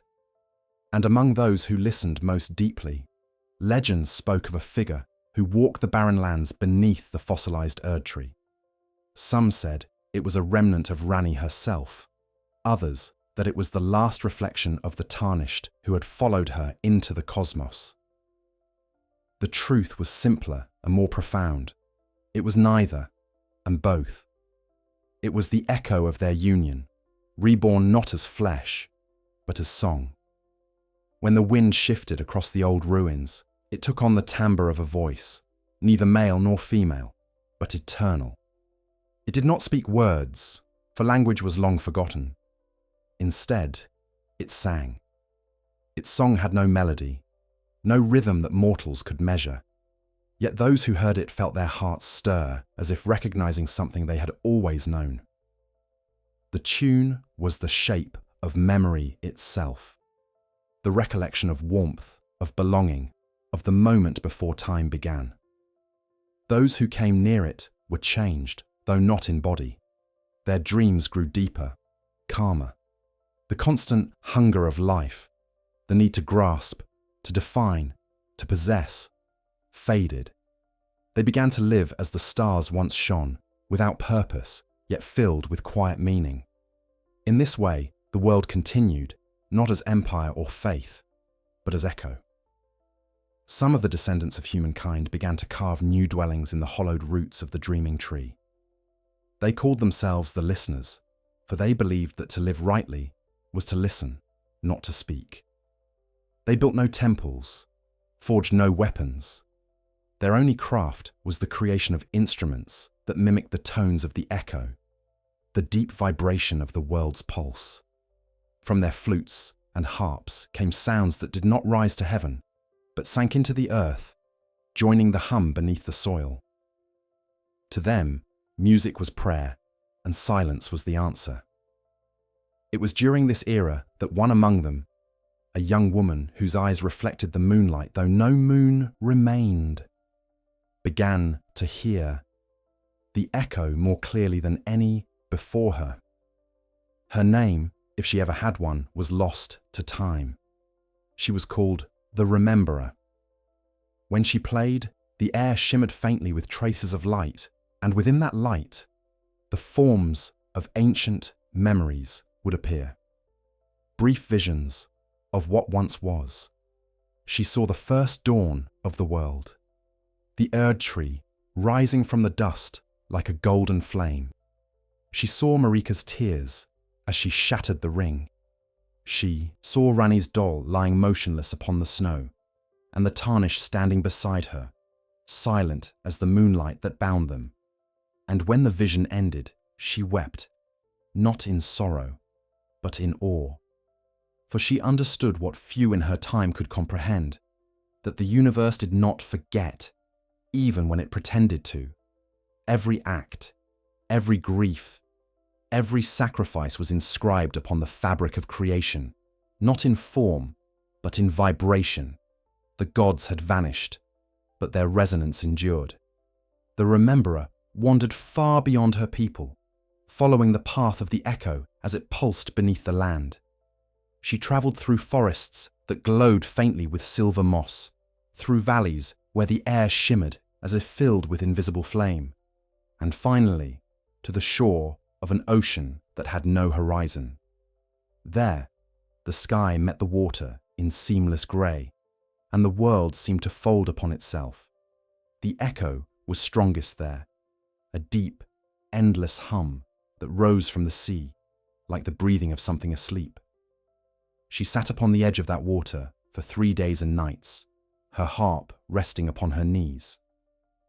On the third night, when her body was still and her mind was empty, she began to play, not to summon, not to command, but to join. The notes she drew forth were faint and pure, dissolving into the sound of the waves. Slowly the sea began to glow with pale blue light. Shapes moved within it, not creatures, but memories, fragments of the world before silence. The glimmering outline of the Erd tree shimmered upon the water's surface, and beside it, 2 figures walked hand in hand across the reflection of the stars. The Rememberer bowed her head. She did not speak their names, for she did not know them. Yet she understood that what she saw was not vision, but memory, the echo of creation showing her the beginning and the end, which were one and the same. The 2 figures paused, as if aware of her gaze, and for a moment The universe itself seemed to breathe. Then they turned and continued walking into the horizon of light until they vanished. When dawn came, the Rememberer's harp lay still beside her, its strings vibrating softly without her touch.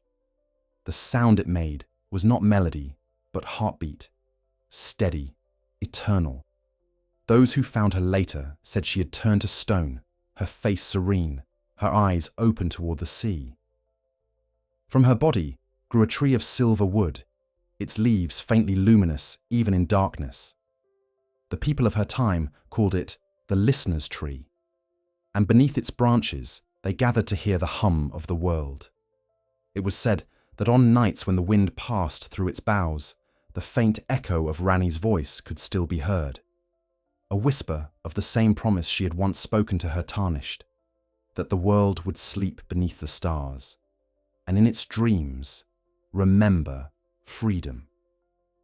And so the world continued to dream, not of gods or glory, but of stillness. The echo of creation became the song of all things, a hymn sung not by mouths, but by the quiet pulse of existence itself. The age of stars endured not because it refused change, but because it had learned to forget. For only in forgetting could creation echo again. Beneath the soft twilight of the endless age, the world began to dream itself into new form. It happened so gradually that few alive then, and fewer still in the centuries after, could mark the moment when it began. The mountains grew lower, their peaks worn smooth as though caressed by invisible hands. The rivers thickened with mist that shimmered like mercury beneath the fading sky. And from the heart of the sleeping earth, where the fossilized roots of the Erd tree still pulsed with forgotten memory, there rose water, slow and luminous, spilling outward in silent waves. This was not water as mortals once knew it. It was neither cold nor warm, but perfectly still, reflecting not the light above, but the memory of it. The lands it touched did not drown, they transformed. Stone dissolved, not into ruin, but into reflection. Forests sank without dying, their leaves preserved in shimmering crystal as the light of the new world bent through them. The old seas withdrew, as if yielding to something greater. And where once the Erd tree's shadow had fallen across continents, a vast ocean of liquid silver spread, calm, endless, fathomless. The Silver Sea had been born. The first to see it were the descendants of the listeners, whose ancestors had long dwelt beneath the petrified roots. To them, the rising sea was not catastrophe, but revelation. They had spoken for generations of the echo, the hum of the sleeping world, and now they believed the world was answering. The earth remembers, they whispered, standing upon the new shore, and what it remembers, it becomes.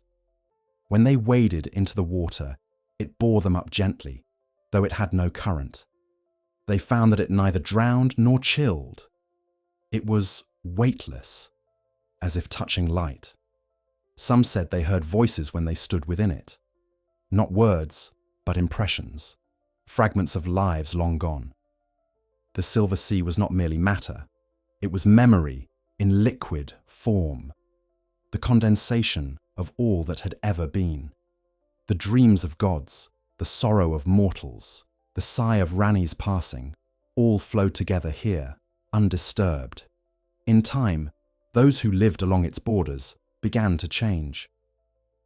Their eyes turned pale, reflecting the sheen of the water. Their hair grew faintly luminous, glimmering in the night like threads of moonlight. They spoke less and listened more, for the Silver Sea spoke to them in ways the air could not. It told them not what was, but what had been and what might be again.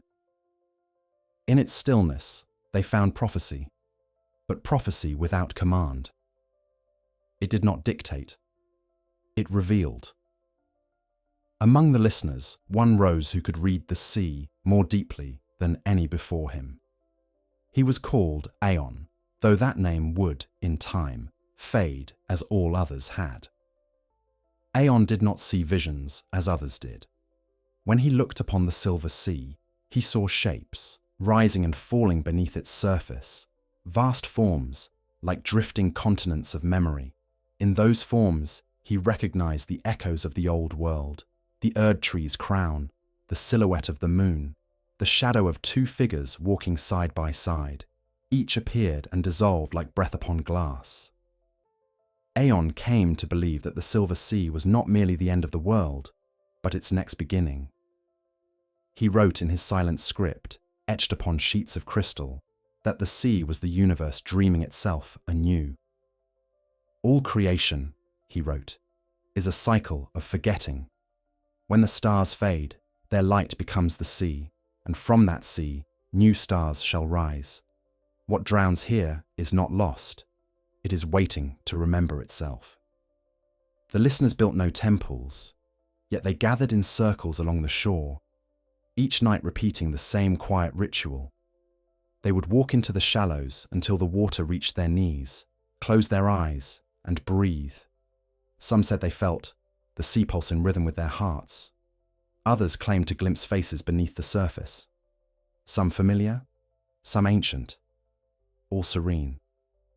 It was believed that the Silver Sea held every soul that had ever lived, each one dreaming peacefully beneath the still surface, waiting to awaken when the universe remembered their names.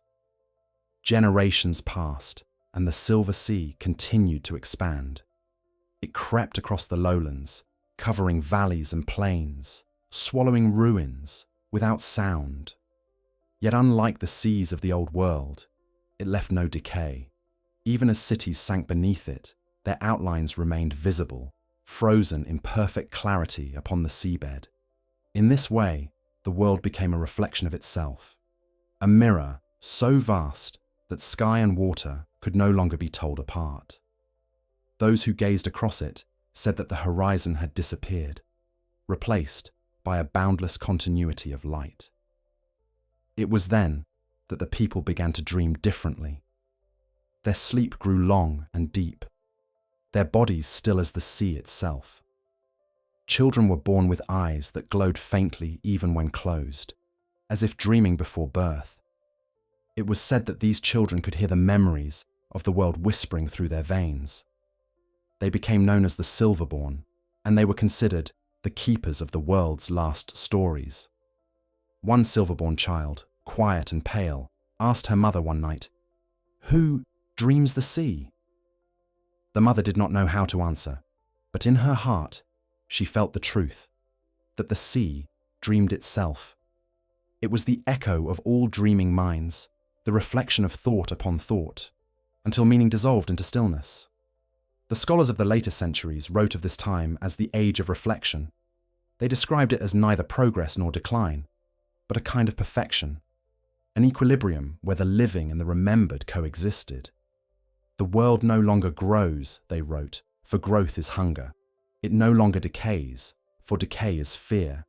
It only reflects, and in reflection, it knows itself. But even reflection is not eternal. In the deepest parts of the Silver Sea, where no wind stirred and no light reached, strange shapes began to move. They were not alive, yet they were not still. They drifted through the depths, like shadows seeking form, their outlines shifting with the rhythm of the echo. Some said they were the memories of forgotten gods, half awake within the sea's embrace. Others whispered that they were dreams preparing to be born again. And in one of those shadows, Ranni's essence lingered still, a faint glow moving through the abyss, carrying with it the memory of choice. The sea cradled her as it did all that had ever been, but she was not content to sleep. The echo of her will pulsed faintly, stirring the still waters around her. Where she drifted, the sea shimmered brighter, its waves whispering in tones that could not be heard but only felt. From that shimmer rose a new current, the first movement the Silver Sea had known since its birth. It began as a slow spiral, a circle within the calm, And within that spiral, something stirred. Perhaps it was memory learning once more how to dream. Perhaps it was creation itself, preparing to wake again. The listeners standing upon the shore felt the tremor beneath their feet. They turned their eyes toward the horizon and saw the water glowing softly. Not silver now, but pale blue, the color of dawn. Aeon, now old and grey, stood among them and whispered, "The sea remembers. The dream turns again." And so the stillness that had ruled the world began to move, gently, patiently, as though the universe had taken its first breath in 1,000 years. What rose from that breath would not be the return of gods, nor the rebirth of gold, but something entirely new, something born not from will, but from the simple desire to remember and to love what had been.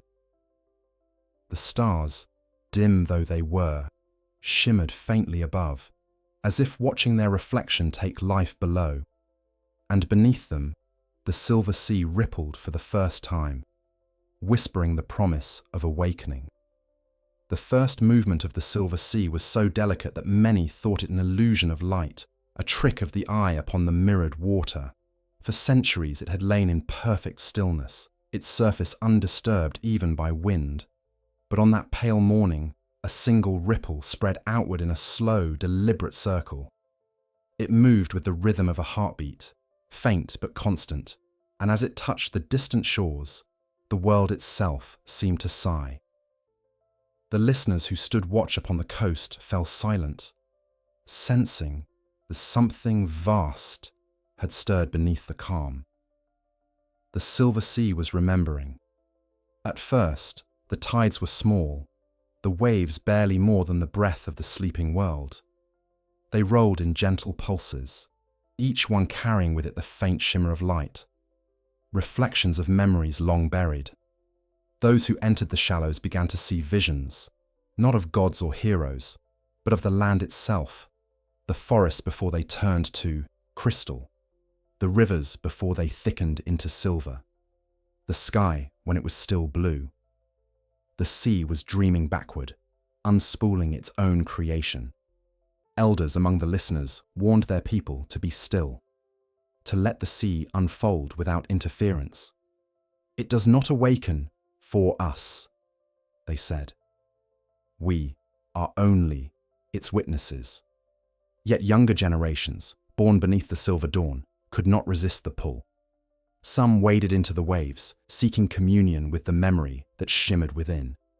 They said they felt warmth there, not heat, but the sensation of recognition, as if the sea knew them.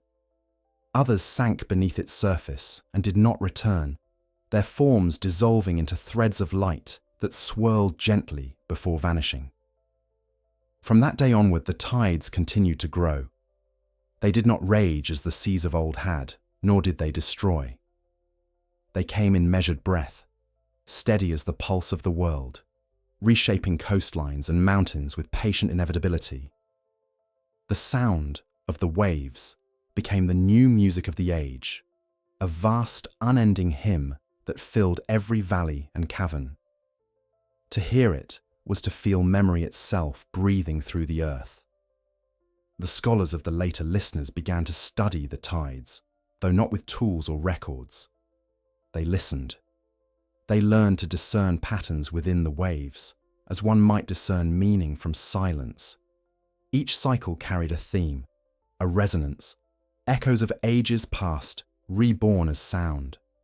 There was the low hum of stone, remembering its weight, the clear tremor of air recalling its flight, and, on rare nights, a tone so pure that it seemed to lift the heart from the body. They called that tone Ranni's chord, believing it to be the memory of the witch who had ended the age of gods and given the world its peace. Aeon, the eldest of the listeners, who had lived long enough to see the sea's first stillness, and now its awakening, gathered his disciples upon the shore. His voice, frail but unwavering, carried across the water. The sea stirs because it must. Memory, left too long in silence, dreams of form. But take heed, my children. The sea remembers all things, both joy and sorrow. If it rises, it shall bring with it the echo of what was lost. His warning came too late. One night, under a sky veiled with dim stars, the tides began to rise higher than before. The waves glowed faintly blue, and within their crests shimmered shapes, forms of light and shadow intermingled. The listeners who gazed upon them swore they saw faces, the likenesses of their ancestors, the faint outlines of creatures that no longer walked the earth, and most hauntingly, the silhouettes of the forgotten gods. The sea was not merely reflecting the past, it was returning it. But these revenants were not alive. They were not spirits, nor flesh, but echoes, given form. They walked upon the water as reflections might, rippling with each step, their movements graceful and slow. Some knelt upon the shore, as if in reverence. Others simply stood, gazing at the horizon where the sea met the dim light of the sky. Their presence filled the world with an ache both wondrous and unbearable. The listeners wept at the sight, for they knew what they beheld were memories, beautiful, fragile, and fleeting. As dawn approached, the shapes dissolved once more into the waves, leaving behind only stillness. But the sea's tides did not recede.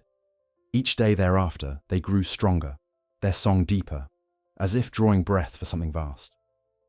Aeon, too old to rise, lay upon the shore listening.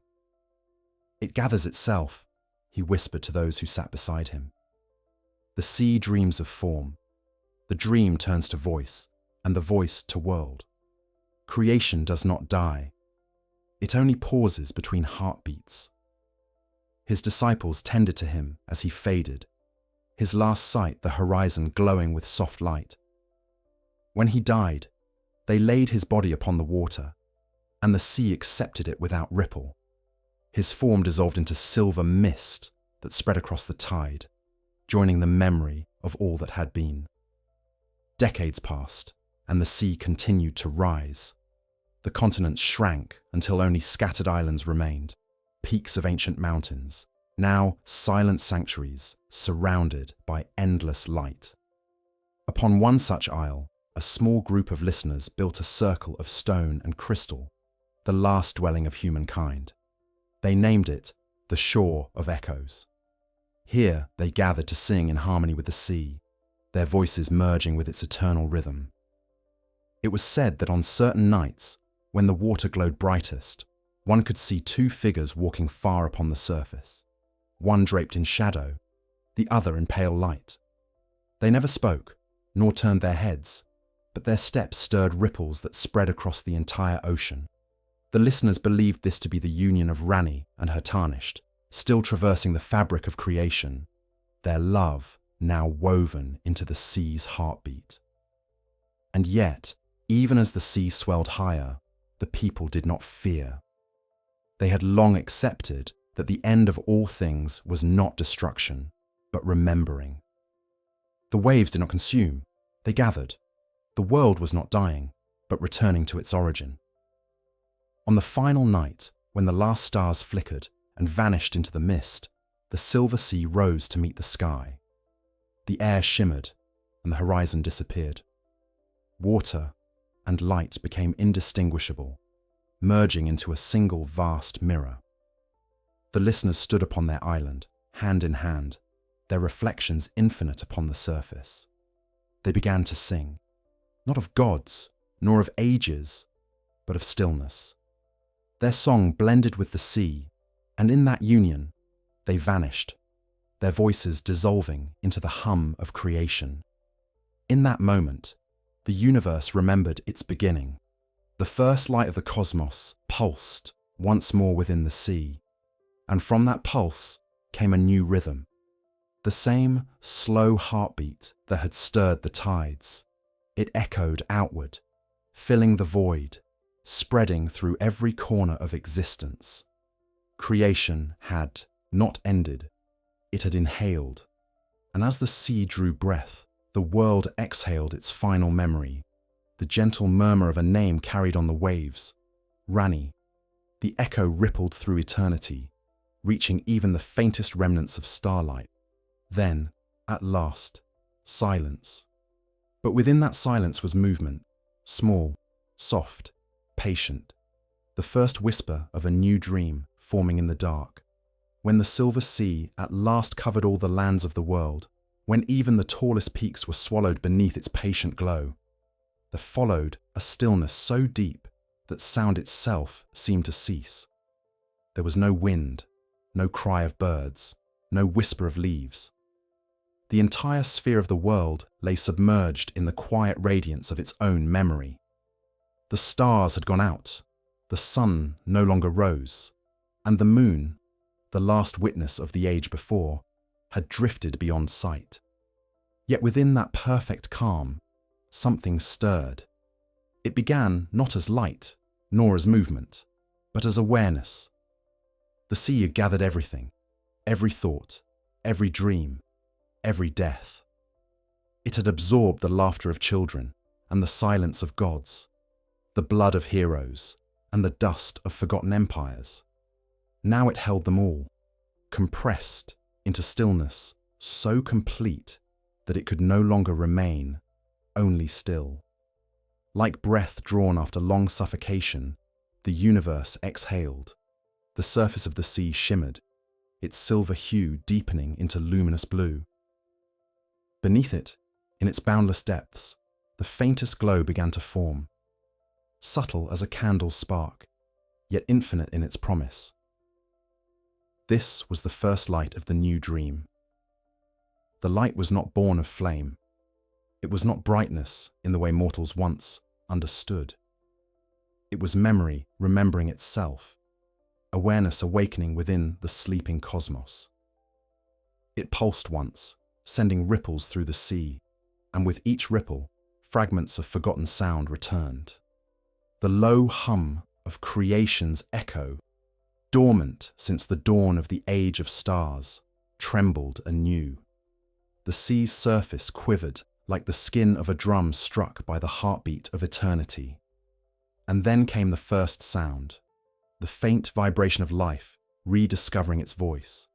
It was not speech, but tone, clear and hollow, like a single note played upon a crystal instrument. To that note, the sea responded. Its waves rose and fell in rhythm, a slow harmony forming within the silence. Where the ripples met, small vortices of light appeared, tiny spheres spinning gently, each one a seed of potential, each one containing within it the memory of an age. The world was dreaming again, for ages beyond measure, and the sea had been content to remember. Now it began to imagine. Within its depths, thoughts took shape, not words, not creatures, but the suggestion of both. The forms were luminous and soft, flowing like breath through water. They were not gods reborn, but the idea of existence stirring without will or purpose. The silver sea had become the womb of a new cosmos, and its first instinct was to dream. At first, the dreams were abstract currents of color, sound, and rhythm folding over one another in endless, graceful loops. But as the light deepened, the dreams began to take form. Outlines of land appeared, ghostly and translucent beneath the water.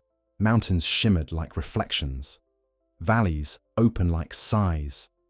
And across the surface of the sea spread patterns that resembled constellations.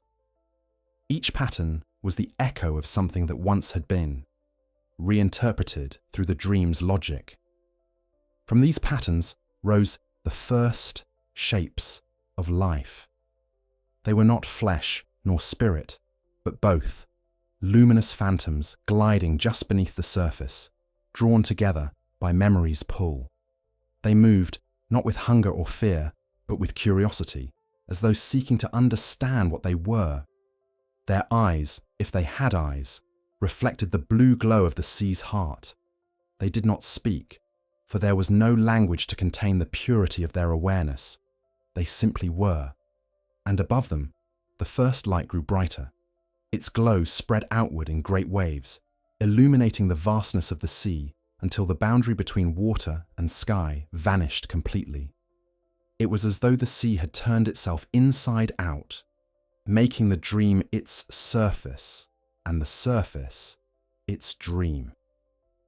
Among the listeners' descendants, if any trace of them remained, there might have been stories of this, though none survived to record it. The light that now filled the universe carried no witness, for witness itself had not yet been reborn. But if one could have stood upon the invisible horizon and watched, they would have seen the sea shimmer like liquid glass, its ripples unfolding into new dimensions. The world that had been was not returning. It was being remembered differently. The first light did not rise as a sun does, but expanded like thought. Its center deepened from silver blue to pale white, and within that core danced millions of faint motes, each carrying fragments of the past. They were the seeds of all that would come, every world that would be dreamt, every life that would awaken to wonder. The sea was giving birth not to a single realm, but to the concept of creation itself renewed. Far within that core, faint patterns began to coalesce. Two shapes moved slowly through the glow, one darker, the other pale, their forms barely distinguishable from the light that birthed them. They moved side by side, as if drawn by memory rather than will.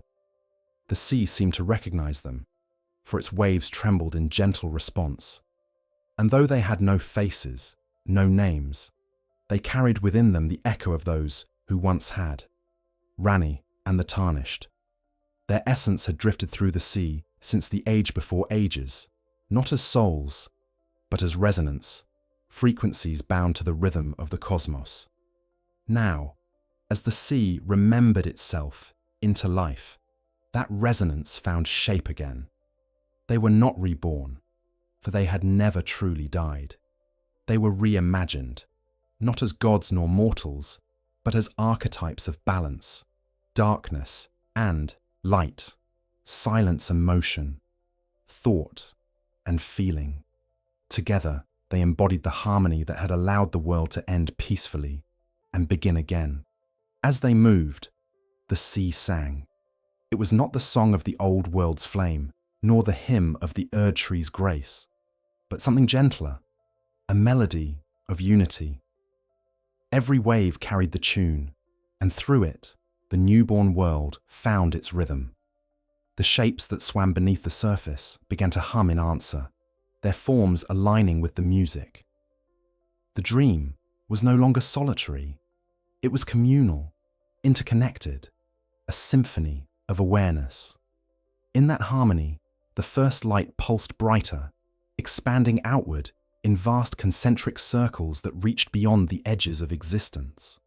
Where it touched the void, new spaces bloomed, realms of possibility awaiting their own awakening. Creation was not a singular event, but a conversation between light and memory, between the sea and its own reflection. Ranni's essence lingered near the heart of it, her voice indistinguishable from the music. All that was forgotten returns, she whispered through the current. Not as it was, but as it might be. The dream does not repeat, it learns. Her companion, the eternal echo of the Tarnished, answered not in speech, but in pulse, a subtle rhythm that blended seamlessly with hers. Together, their frequencies intertwined, and from their union, the sea's light grew calm and steady. The new cosmos, born from their resonance, began to take its first true form. Across the infinite expanse, stars reappeared, not as the old lights of the greater will, but as independent flames, each singing its own song. Galaxies turned like dancers, nebulae bloomed like flowers in slow motion. The void, once empty, was alive again, not commanded by any god, but carried by the will of remembrance itself. And at the center of it all, the silver sea continued to breathe. Its waves rolled gently, not with power, but with patience. Upon its surface shimmered the reflection of all creation, the memory of what had been, and the promise of what would be. The first light did not fade. It settled, a quiet glow that would forever pulse beneath the fabric of the new universe. The dream had become reality again, though none would ever know which was which. And far within that light, where the pulse of the sea beat slow and steady, Ranni's whisper lingered one final time. The stars have awakened once more. The world dreams itself anew. Sleep now, gentle cosmos. I shall keep thy watch. The universe awoke gently. There was no cataclysm, no thunder of new suns bursting into being, only a long, soft inhalation, as though the cosmos itself were learning once again how to breathe. From the endless reach of the silver sea rose threads of light, delicate as silk and innumerable as rain. They ascended through the darkness, carrying within them the pulse of the first light. Each thread curved, curled, and gathered until they formed luminous spheres, suspended in the void. These were the first of the living stars. They did not burn as fire burns, nor shine as suns once did. Their glow was cool, calm, steady, an inward radiance rather than an outward blaze. To look upon them was not to be blinded, but to remember. Each one held a fragment of the universe's oldest memories, drawn from the depths of the sea below. They breathed not air, but rhythm, pulsing in slow accord with the echo of creation. Every breath was a whisper of life. Every exhale, a dream released into the vastness. In the old ages, light had been domination. The greater will had bent it into law, commanding it to impose order upon the void. But now, freed from divine will, light became language, a way for existence to speak itself into being. The stars conversed in luminescence, each pulse answering another across incomprehensible distances. The cosmos was no longer a stage ruled by a single law, but a choir of infinite voices, all contributing to the same quiet harmony. Ranni and her eternal companion drifted among them, their forms now woven from the same subtle matter as the stars themselves. They had become part of the fabric they once watched. They could not distinguish where their bodies ended and where the light began. Their movements left faint trails, like whispers of moonlight upon the tide.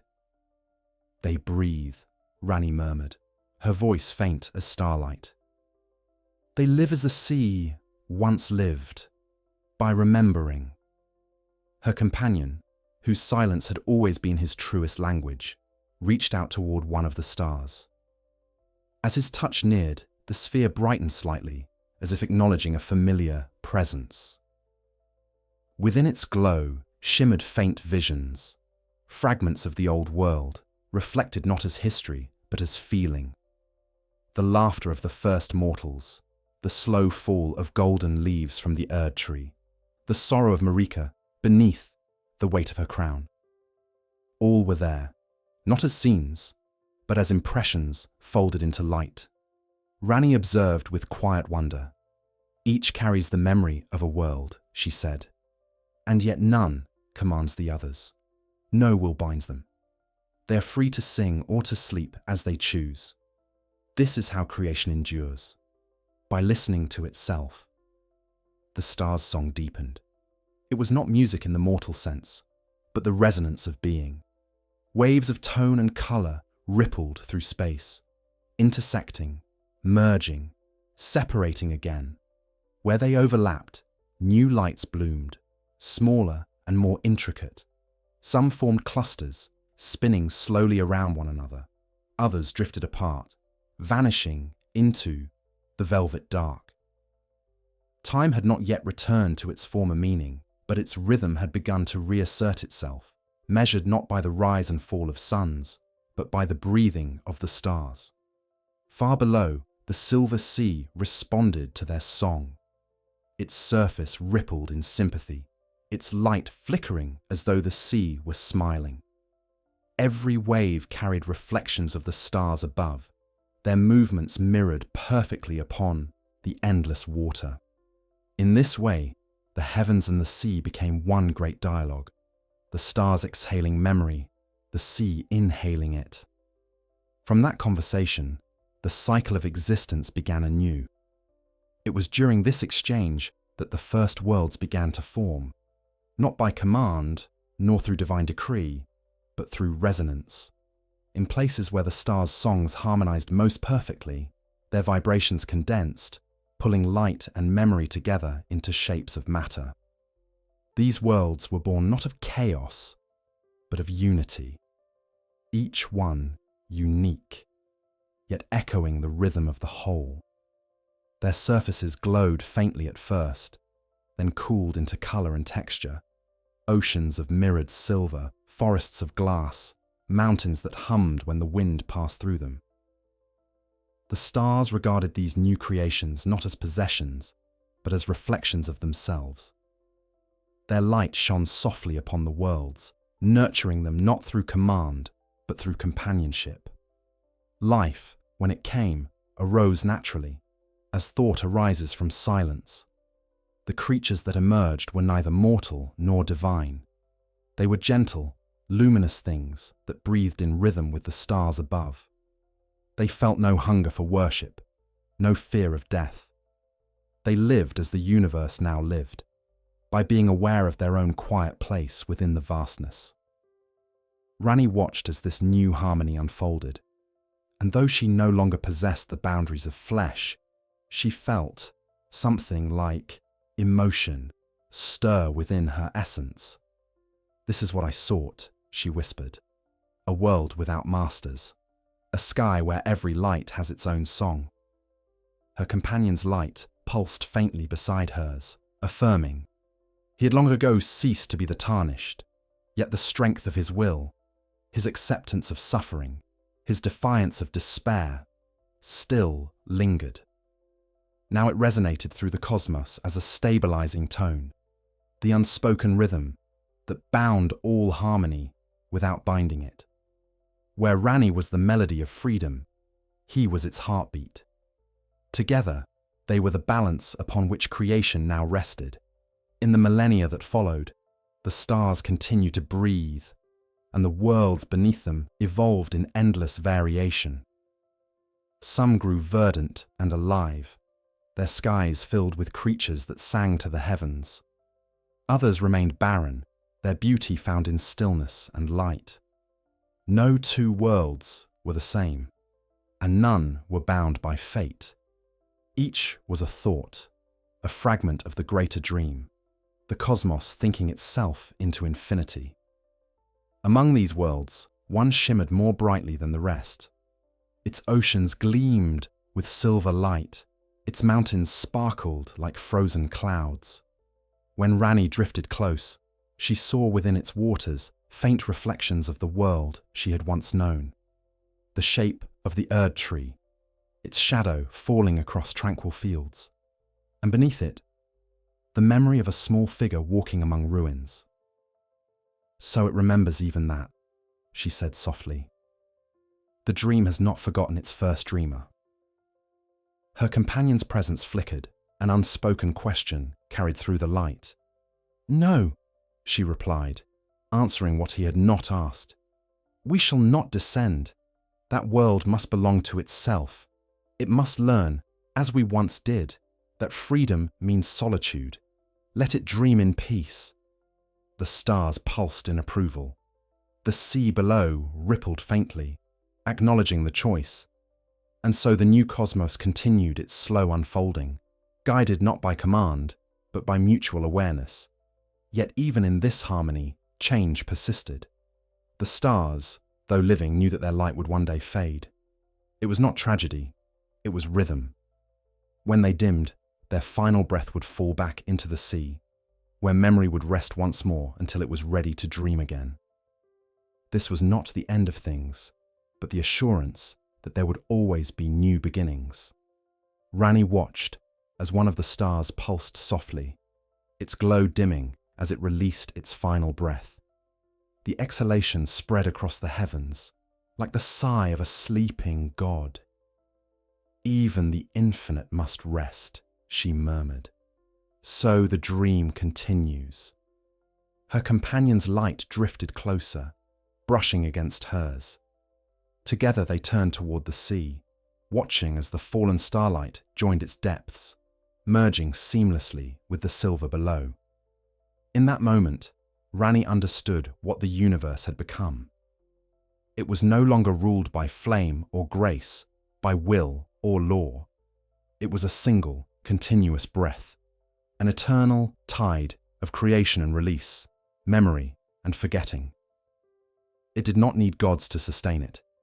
It was sustained by its own rhythm. She gazed upon the boundless expanse and whispered, "This is the breath of the living stars. The dream is awake." And the universe, vast and quiet, breathed in answer. The stars had learned to breathe, and the cosmos had learned to listen. Yet even within this great harmony, a deeper stillness began to stir, a quiet counterpoint beneath the rhythm of light. For as long as the Silver Sea had remembered, it had given birth to radiance, but it had never forgotten the shadows that lingered beneath. From those shadows came the sleepers. They did not awaken as mortals once did, with breath and will and hunger. They rose from the sea in silence, as if drawn by the slow pulse of the stars above. Their bodies were translucent, woven from the faint shimmer of memory rather than matter. They bore no faces, no names, no boundaries. They were shapes of remembrance, drifting in the shallows of the silver sea like echoes seeking their source. At first, the stars looked upon them with quiet curiosity. They sang their songs, as before, sending waves of light across the void. But the sleepers did not answer. They simply floated, luminous and still, as though waiting for something the universe had not yet spoken. Ranni and her companion watched from afar, their essences intertwined with the vast fabric of the heavens. She recognized the presence of the sleepers immediately, not as new life, but as what had been withheld. "They are what the sea forgot," she whispered. "The dreams that were too heavy to rise when the world awoke." Her companion's glow flickered softly, like the pulse of a distant star. He understood. These were the remnants of longing, the half-remembered souls of the first age, preserved not as punishment, but as possibility. The Silver Sea had not destroyed them. It had kept them in reserve, as a poet might keep unfinished verses within a heart that cannot let them go. Slowly, the sleepers began to drift toward one another, drawn by subtle gravity. Where they touched, faint ripples spread, forming patterns of pale gold and deep indigo upon the water's surface. The sea responded in kind, its waves pulsing more deeply, as if recognizing its children. For the first time since the Age of Stars began, the light above and the shadow below reached toward one another. Ranni descended. She did not fall, for there was no gravity, only will and recognition. The sea parted for her as she approached, its waves curling back like veils drawn aside. She moved through the water without sound, her form a ghost of moonlight diffused through mist. When she reached the sleepers, they gathered around her, drawn to her presence. They did not speak, yet their silence resonated like a chorus beneath the waves. "Thou hast waited long," she said softly. "Through every age of stillness, through every forgetting, thou hast kept thy form. Tell me, what dost thou seek?" There was no answer. Instead, the sea rippled faintly, and within its movement came a vision, not of speech, but of memory. Ranni saw through their silence. She saw the moments of the world's first end, the Erd tree shrouded in ash, the fall of Lendel, the flame consuming the Golden Order. She saw the mortals who had lived and died, believing they would never be remembered, their final thoughts dissolving into the air. These were their remnants, the fragments of unspoken dreams, the sighs that had never reached heaven. "They are not lost," Ranni murmured. "They are waiting to be heard." She turned to her companion, who now drifted near, his presence steady and calm. "If the stars breathe, then so too must the sea. These are its lungs, filled with the dust of what was. The dream is not yet whole." Together, they extended their light toward the sleepers. Where the two radiances met, Ranni's cool silver and her companion's deep ember, a new shimmer passed through the sea.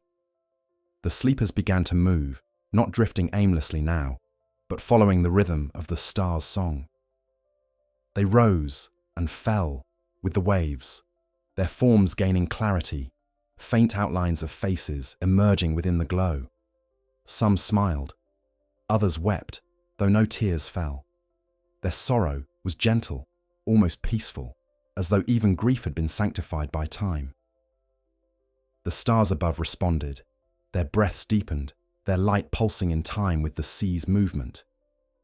The entire cosmos entered a single rhythm, a harmony so vast it blurred the boundary between heaven and water. For a brief moment, every light, every wave, every dream aligned.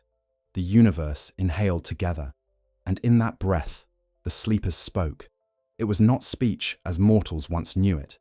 It was a vibration, soft, harmonic, filled with countless layers of memory. Within that resonance, Ranni heard all voices at once, the whispers of the first worshippers, the lament of gods, the laughter of children, the quiet weeping of the dying. It was the song of existence itself, finally answering her rebellion with understanding. "We have dreamed," the voices said, "and now we remember. We are not gods nor mortals, but the breath between them. The dreamer and the dream are one." The sea shuddered, its surface glowing with radiant light. The waves no longer reflected the stars, they emanated them. It was as though the heavens had descended, filling the sea with 1,000 mirrored skies. Ranni and her companion stood at the center of it all, their forms dissolving further into the light, their essence spreading through the very rhythm of creation. "The dream is awake," Ranni whispered. "The sleepers remember themselves." But even as she spoke, she felt something shift within her being. A gentle pull, neither sorrow nor joy, but inevitability. She had been the shepherd of endings and beginnings, the one who had guided the world into peace. Yet now that the dream was whole, her purpose began to fade. Her companion sensed it too. His light drew closer, wrapping hers in quiet embrace. "It is time," she said softly. "Our song has been sung." He did not answer, for there was no need. Together, they turned their gaze upon the infinite sea, watching as the sleepers continued to rise, their forms mingling with the starlight until all distinctions vanished. The universe shimmered with the beauty of completion, a harmony so perfect it bordered on silence. Ranni's essence began to dissolve. Her light dimmed, not in death, but in surrender, her being dispersing into the rhythm she had helped awaken. Her voice, faint as the last breath of the tide, whispered through the sea. "Dream well, my children. The night is eternal, but it is gentle." Her companion's glow followed, merging with hers until both were indistinguishable, a single pulse within the greater heartbeat of the cosmos. The sea and the stars absorbed them, their essence becoming part of the breath that sustained all things. And so they passed, not vanished, but fulfilled. Their rebellion had given birth to peace. Their love had become the rhythm of the universe itself.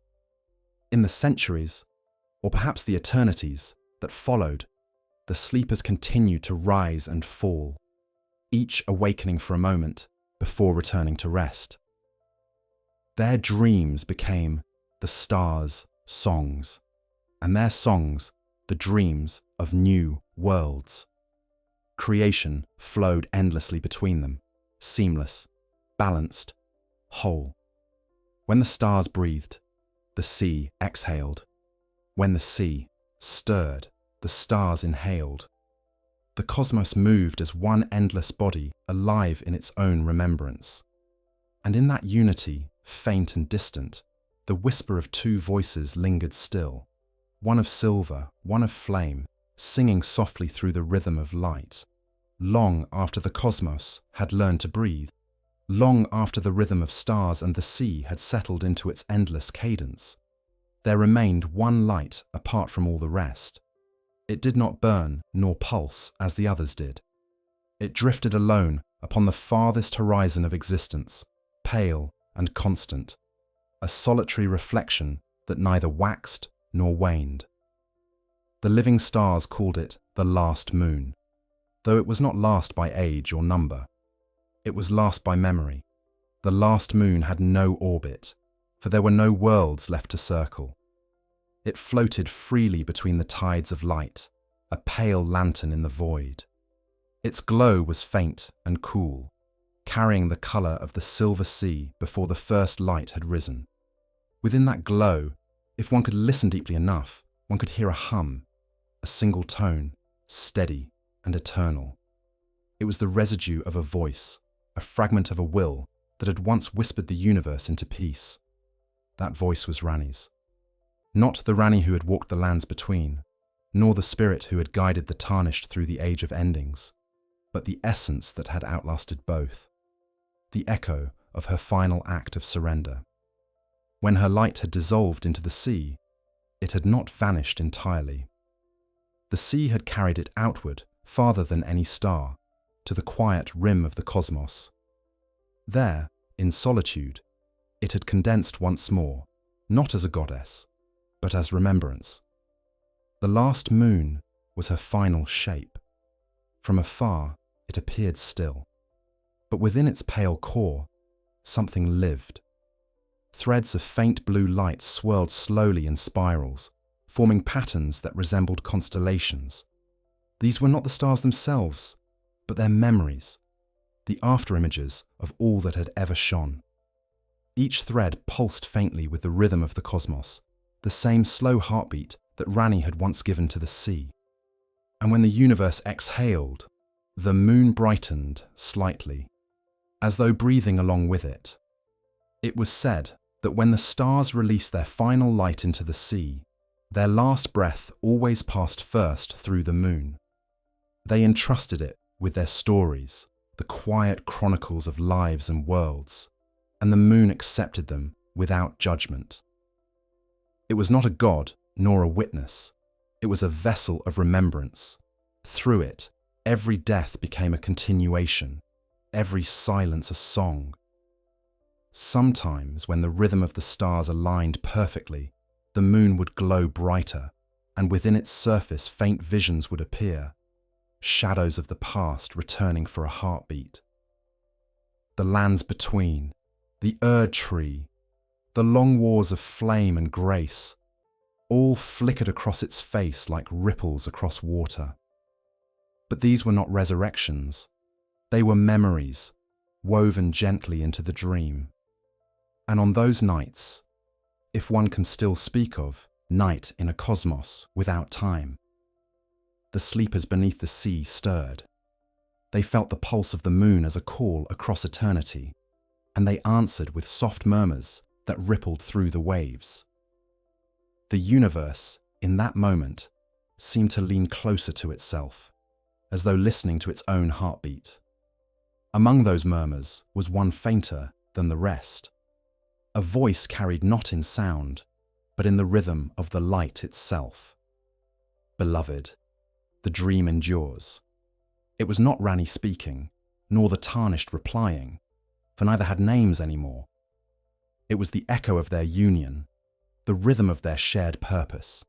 It drifted through the sea, passed through the stars, and touched the moon, where it lingered, faint and eternal. The last moon responded with a whisper, a tremor so subtle it barely disturbed the stillness of creation. Yet through that tremor, Every star in the cosmos shifted slightly, their light bending in acknowledgement. It was a bow, a gesture of reverence to the memory that had given them freedom. In that soft reverence, the stars sang anew. Their song was slower now, more measured, filled with the serenity of fulfillment. Each tone they released rose toward the moon and was reflected back into the sea, completing the circle of remembrance. The universe had become a perfect echo chamber. Every breath returned, every light answered. Ranni's essence, resting within the moon, felt this harmony and recognized its completion. She had once sought to end the tyranny of gods, to free existence from the chains of command. Now, as the dream rippled through creation, she saw that freedom had not led to chaos, but to unity. The cosmos governed itself, not through rule, but through rhythm. Every being, every star, every current of the sea moved in awareness of all others. She spoke, not with voice, but through vibration, her whisper resonating through the very breath of the universe. I am no more, and yet I am everywhere. I am the silence that listens, the stillness that allows the stars to sing. The moon does not command, it remembers. Her words were not heard but felt. Across the expanse, the light of the stars flickered in time with her whisper. The sea stirred faintly, its waves trembling as though in gratitude. Even the darkness between worlds, once thought empty, seemed to hum with response. Then, as if satisfied, the moon dimmed slightly, its glow settling into steady calm. The universe continued its slow rotation of breath and reflection, each pulse a continuation of her final whisper. Ages beyond imagining passed. Entire generations of stars lived and faded. Galaxies spun like slow whirlpools of color, their edges dissolving into the silver sea.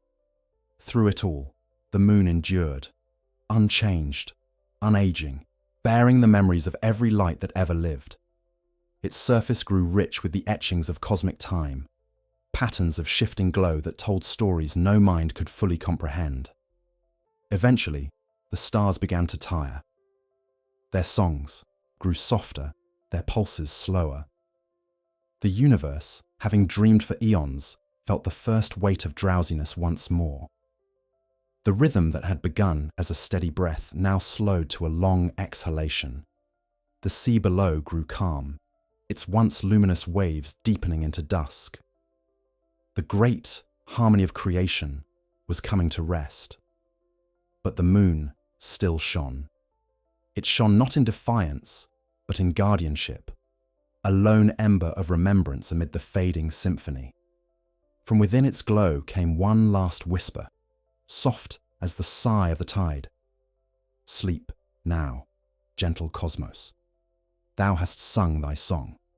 I shall keep it safe until the next dawn. The sea answered with a final ripple that touched every star, every drifting world, every silent heart. The universe inhaled one last time, and all lights dimmed, folding themselves into the moon's pale glow. And in that perfect stillness, neither death nor silence, but peace, the last moon closed its eyes. Its light did not vanish. It turned inward, carrying within it the memory of every age, every dream, every life that had ever been. And somewhere within that eternal reflection, two forms walked once more across a quiet shore, hand in hand, beneath a sky of silver. Their steps left no mark, their voices no echo. Only the faint shimmer of waves followed them, whispering the single truth that the universe had learned at last. Nothing is ever lost. It only sleeps, waiting to be dreamed again. The last moon drifted through eternity, its light slow and measured, its pulse in rhythm with the sleeping sea below. The universe had grown quiet. The stars, once alive with song, now rested beneath its pale reflection, their voices stilled not by death, but by contentment. The sea no longer rippled, It breathed in silence, carrying within its infinite depths the memories of all that had ever been. Time had folded itself inward, curling into a single, endless moment. And yet, even in that stillness, something began to stir once more. The cosmos had learned many times that silence is not absence. Silence is potential. Beneath the quiet of the sea, within the dim heart of the moon, the first faint tremors of awareness began to pulse again. They were not violent. They were patient, soft as thought, returning to a dream. The rhythm of creation, which had long slept, now began to turn inward upon itself, seeking once more the shape of beginning. It started as a whisper, a vibration so low that only the sea could hear it. The moon, sensing the tremor, shivered faintly, sending rings of pale light outward into the dark. Each ring passed through the vastness like a sigh, awakening fragments of light buried in the fabric of the cosmos. The faintest stars, thought long extinguished, flickered once more. Their glow was weaker than before, but steady, as though remembering the feel of being alive. Within the depths of the sea, the sleepers stirred. They had dreamed long and deeply, their forms now indistinguishable from the water that held them. But as the moon's light fell upon them, they began to rise once more. Not as they had before, pale and formless, but brighter, more defined, carrying within them the weight of remembrance. The sea's surface trembled as the first of them broke through, their shapes glowing faintly beneath the light of the moon. From above, it looked as though the universe itself had begun to bloom. Each sleeper that rose sent a pulse through the water, and where those pulses met, new lights appeared in the heavens. The stars were being reborn, drawn from the sea's endless memory. The cosmos, once still, began to breathe again. Ranni's essence, long diffused through the sea and the moon, felt the movement and recognized its meaning. Though she no longer existed as being, her will lingered in every rhythm, every pulse of awakening. This was not resurrection, it was recurrence. The universe, complete in its slumber, had dreamed itself whole, and in that wholeness had found the impulse to begin again. From the heart of the moon came a faint whisper, not of speech, but of presence. It was the echo of her thought, stirring once more as the cosmos inhaled. So it returns. Her companion's essence, still entwined with hers even across eternity, pulsed in answer. Together, their resonance formed the first vibration of the new age. The sea answered their call, its waves rising higher, reflecting the light of the stars reborn. The circle was closing, not as repetition, but as harmony renewed. The eternal return had begun. In the first ages of the new dream, the cosmos unfolded as before, but gentler, wiser. The silver sea, once vast and reflective, began again to condense into worlds. From its depths rose continents of crystal and sky, mountains formed from memory, and rivers that flowed with the light of the stars. The new worlds bore faint resemblances to the old, echoes of forests, the outline of cities long forgotten, even the shape of the ancient Erd tree itself rising from the horizon like a phantom. Yet all of it was softer, as though the universe had learned to dream without violence. The beings that emerged upon these worlds were not mortals as they had been before. They were the sleepers reborn, clothed now in new form. Their eyes glowed faintly with remembrance. Their hearts pulsed in time with the sea's rhythm. They spoke little, for they had inherited a world that already understood. Each breath they drew carried the hum of the universe, and through it they felt the presence of all that had come before. In their dreams, they sometimes saw visions of a woman of moonlight and a companion of fire walking together through the stars, They did not know their names, nor the ancient tale of their journey. Yet when they woke, they felt peace, as though the cosmos itself were smiling upon them. They built their homes along the shining shores of the sea, speaking softly so as not to disturb its quiet reflection. They called their era the Age of Return. They did not pray, for they did not need to. The moon still hung above them, patient and constant, its light guiding the tides of the sea. Sometimes, on the calmest nights, they would see the faint shimmer of faces upon its surface, glimpses of all that had been, smiling down through the veil of memory. They would bow their heads, not in worship, but in gratitude.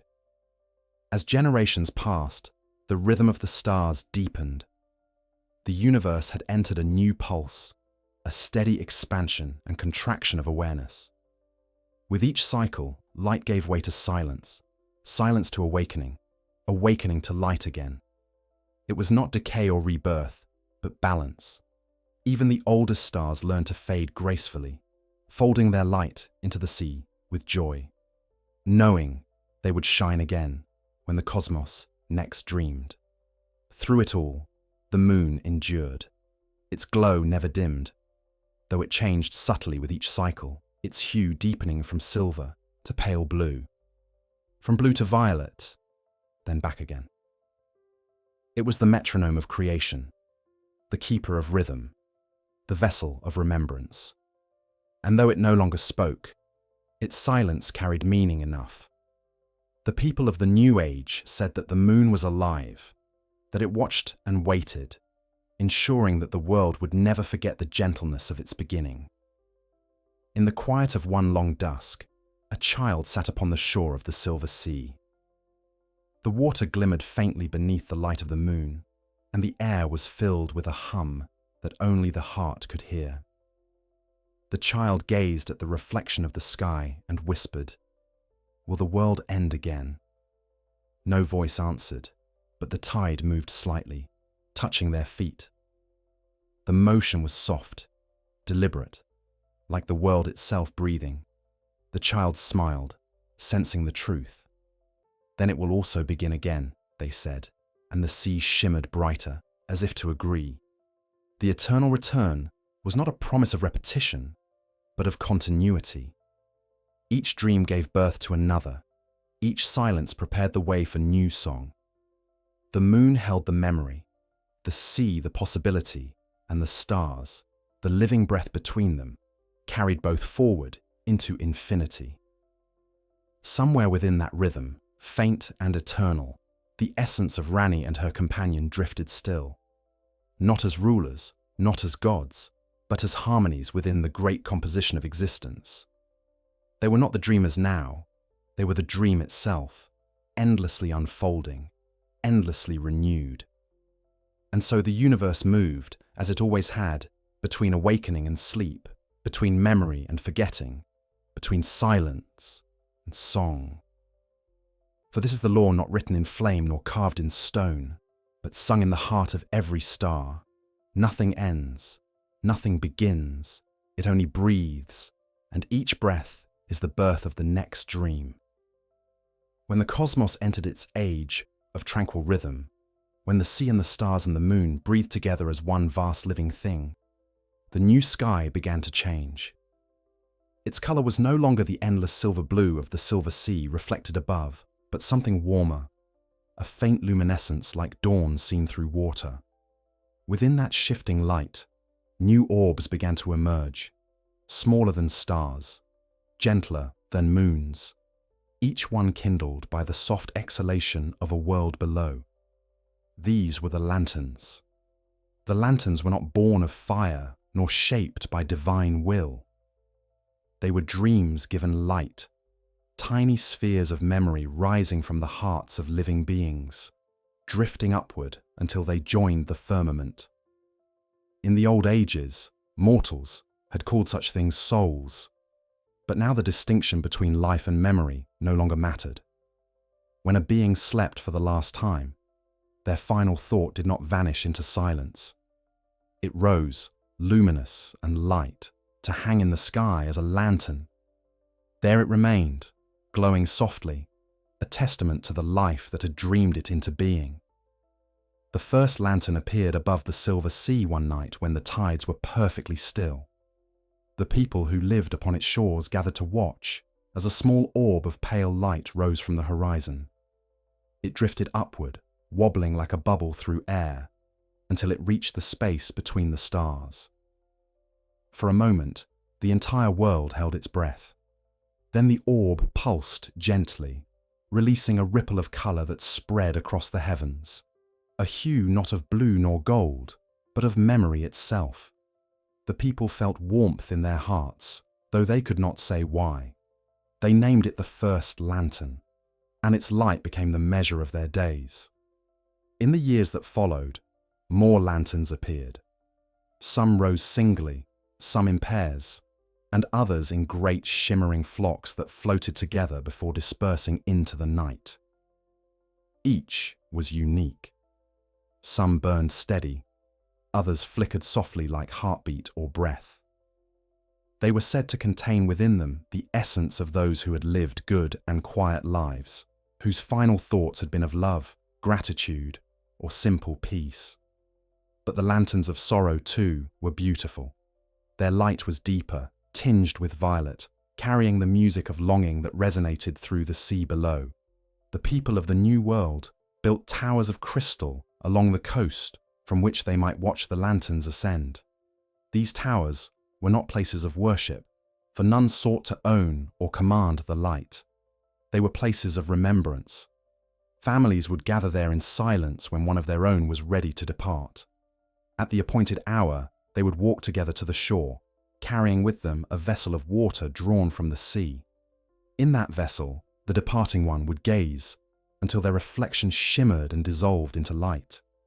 Then, with one last exhale, their lantern would rise, trailing soft ribbons of silver mist behind it. Children would point and whisper to one another, "There they go. They'll watch over us, now." But the elders knew better. The lanterns did not watch. They simply were. Their light did not bless nor guide, yet it comforted all who looked upon it. The sight of so many lanterns filling the sky made the people feel part of something larger, a continuum stretching endlessly through dream and memory. Over time, the number of lanterns grew beyond counting. The sky became a sea of its own, a second reflection above the world below. The stars, once solitary and ancient, now shone among their younger kin, their light mingling with the soft hues of remembrance. The night no longer marked the end of day, but the blossoming of memory. To look upward was to look into the gentle chorus of all that had ever lived. The scholars of the age called this phenomenon the mirror of souls. They taught that each lantern held within it not the consciousness of a being, but its impression, its emotional fingerprint upon the universe. And though the lanterns were countless, none interfered with the others. Their light blended harmoniously, like countless instruments tuned to the same key. The sky became music visible, and the sea below answered with its echo, the two mirrors forever exchanging their light. One night, as the moon watched from its eternal post, a strange occurrence unfolded. Among the countless lanterns that drifted in the heavens, one began to move differently. It descended instead of rising, falling slowly toward the sea. Its light was faint, its hue soft blue, the color of twilight on the edge of dream. The people gathered along the shore, watching as it sank lower, until it touched the water's surface. For a moment, the sea glowed brighter than ever before, rippling outward in concentric rings. Then the waves stilled, and the lantern was gone. The next morning, those who walked the shoreline found, upon the sand, a single shell of pale silver, its surface smooth as glass. Within it flickered a faint light, pulsing softly like a heartbeat. The scholars brought it to the Tower of Reflection, where they placed it upon the altar of water. When night came, Its glow projected an image upon the ceiling, the vision of a woman with long white hair and eyes like twin moons. Her voice, soft as memory itself, filled the chamber. Fear not the fall of light, for even in descent there is return. The dream does not end, it deepens. Then the vision faded, and the shell grew dark. The people knew, though none spoke it aloud, that the lantern had belonged to her, the first dreamer, the Witch of the Stars, whose love had once unmade and remade the world. The sea had called her lantern home, returning the memory of its maker to itself. From that night onward, when a lantern fell, the people no longer grieved. They believed such lights did not fade but became part of the sea, strengthening its memory and giving rise to new dreams. They called this the cycle of descent, the final rhythm in the breathing of the cosmos. The moon, watching from afar, glowed softly in approval. Each time a lantern touched the sea, its reflection shimmered upon her surface, as though she herself were welcoming the returning light. Some nights, if one watched closely, one could see faint ripples moving across the moon's face, like waves upon still water. The universe, it seemed, was dreaming within itself again. Centuries passed, and the lanterns multiplied beyond measure. The sky became a living tapestry of light, shifting, whispering, breathing. Travelers across the sea used them as guides, following their constellations to find new lands. Poets wrote of them as the laughter of the dead, the heartbeat of memory, the eyes of eternity. But to the few who could still hear the echo, the deep, slow hum that underlay all creation, the lanterns were more than that. They were the sighs of the universe, exhalations of its eternal return. Each one was a breath of Ranni's dream, still unfolding, still weaving itself into the endless story of the stars.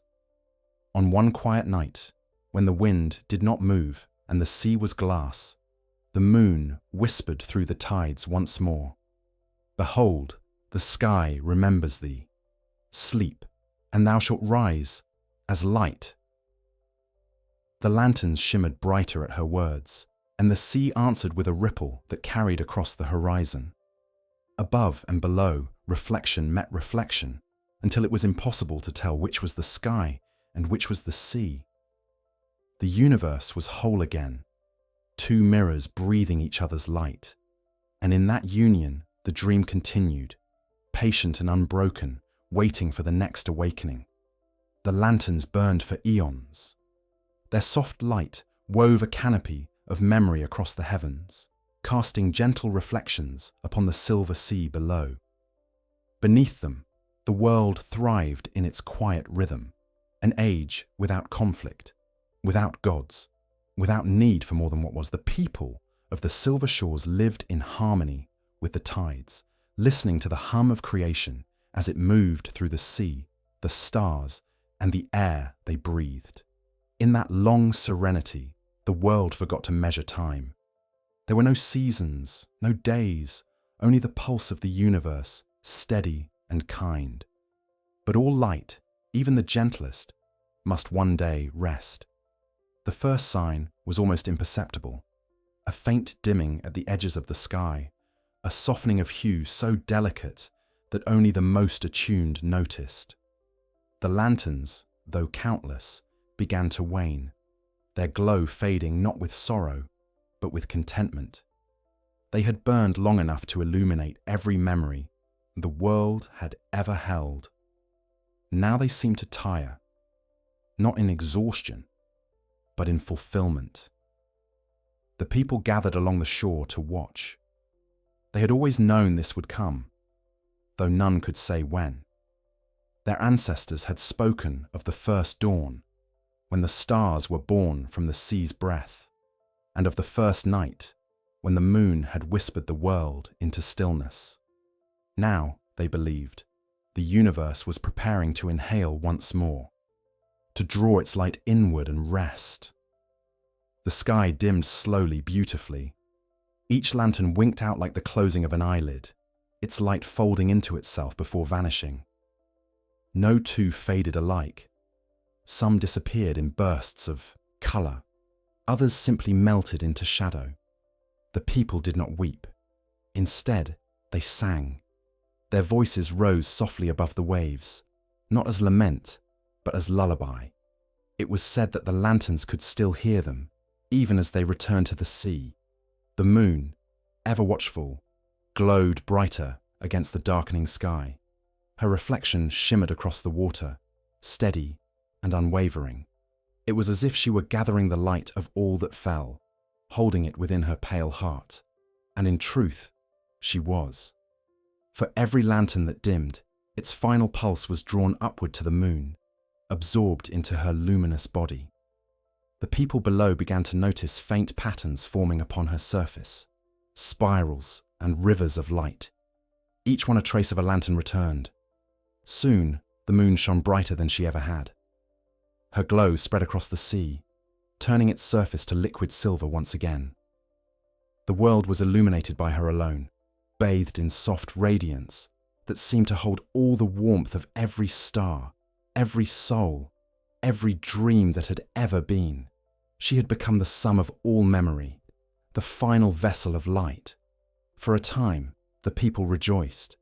They gathered beneath the moon's brilliance, basking in its beauty, whispering words of thanks into the still air.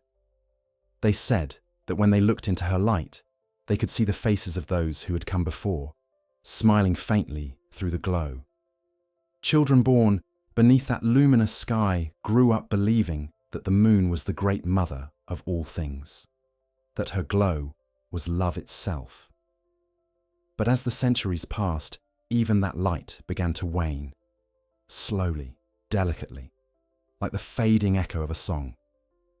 The moon's radiance, which had once filled the world, began to soften. The spirals of light upon her surface dimmed, their edges blurring into shadow. It was not decay, it was rest.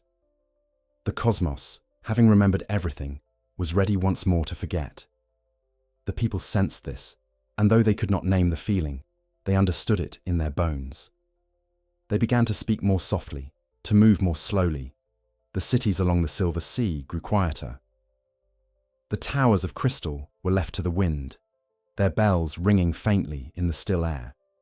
At night, families gathered together by the shore, listening to the hum beneath the water. It had changed. Once it had been the sound of life and renewal. Now it was the sound of memory folding in on itself, gentle and infinite. One evening, as the moon hung low over the horizon, a great calm descended upon the world. The sea grew perfectly still. The air carried no sound. The stars, what few remained, ceased their trembling. And then, from the depths of the moon, came a final whisper. It was not words, but presence, a vibration so pure it passed through every grain of sand, every wave, every heart. It was the voice of Ranni, though she had long since become more than name or form. "The dream rests," she said, her tone woven into the rhythm of existence itself. And in its rest, it prepares to wake again. The people knelt along the shore, not in fear, but in reverence. They understood now that the fading of the stars was not loss, but the natural breath of eternity. For the cosmos, like the sea, inhaled and exhaled through ages uncountable. Creation was not a line but a tide, a rhythm of memory and forgetting, of light and shadow. As the moon's final glow spread across the sea, something remarkable occurred. The water, instead of darkening, began to shimmer from within. Deep beneath its surface, faint glimmers stirred, tiny motes of silver and blue rising from the depths. These were the remnants of the lanterns, their essence returning home. The sea welcomed them without sound, its ripples forming perfect circles that spread outward until they met at the horizon. And then, for the briefest moment, the entire world shone. The sea and the sky, the land and the moon, All of it became one vast mirror of light. The people felt themselves dissolve into that brilliance, not as individuals, but as part of the whole. They were no longer separate from the stars or the sea or the memory of ages past. They were the light, the breath, the rhythm. When the radiance faded, the world was dark again. But it was not empty. The darkness was rich and full, like fertile soil awaiting the first seed.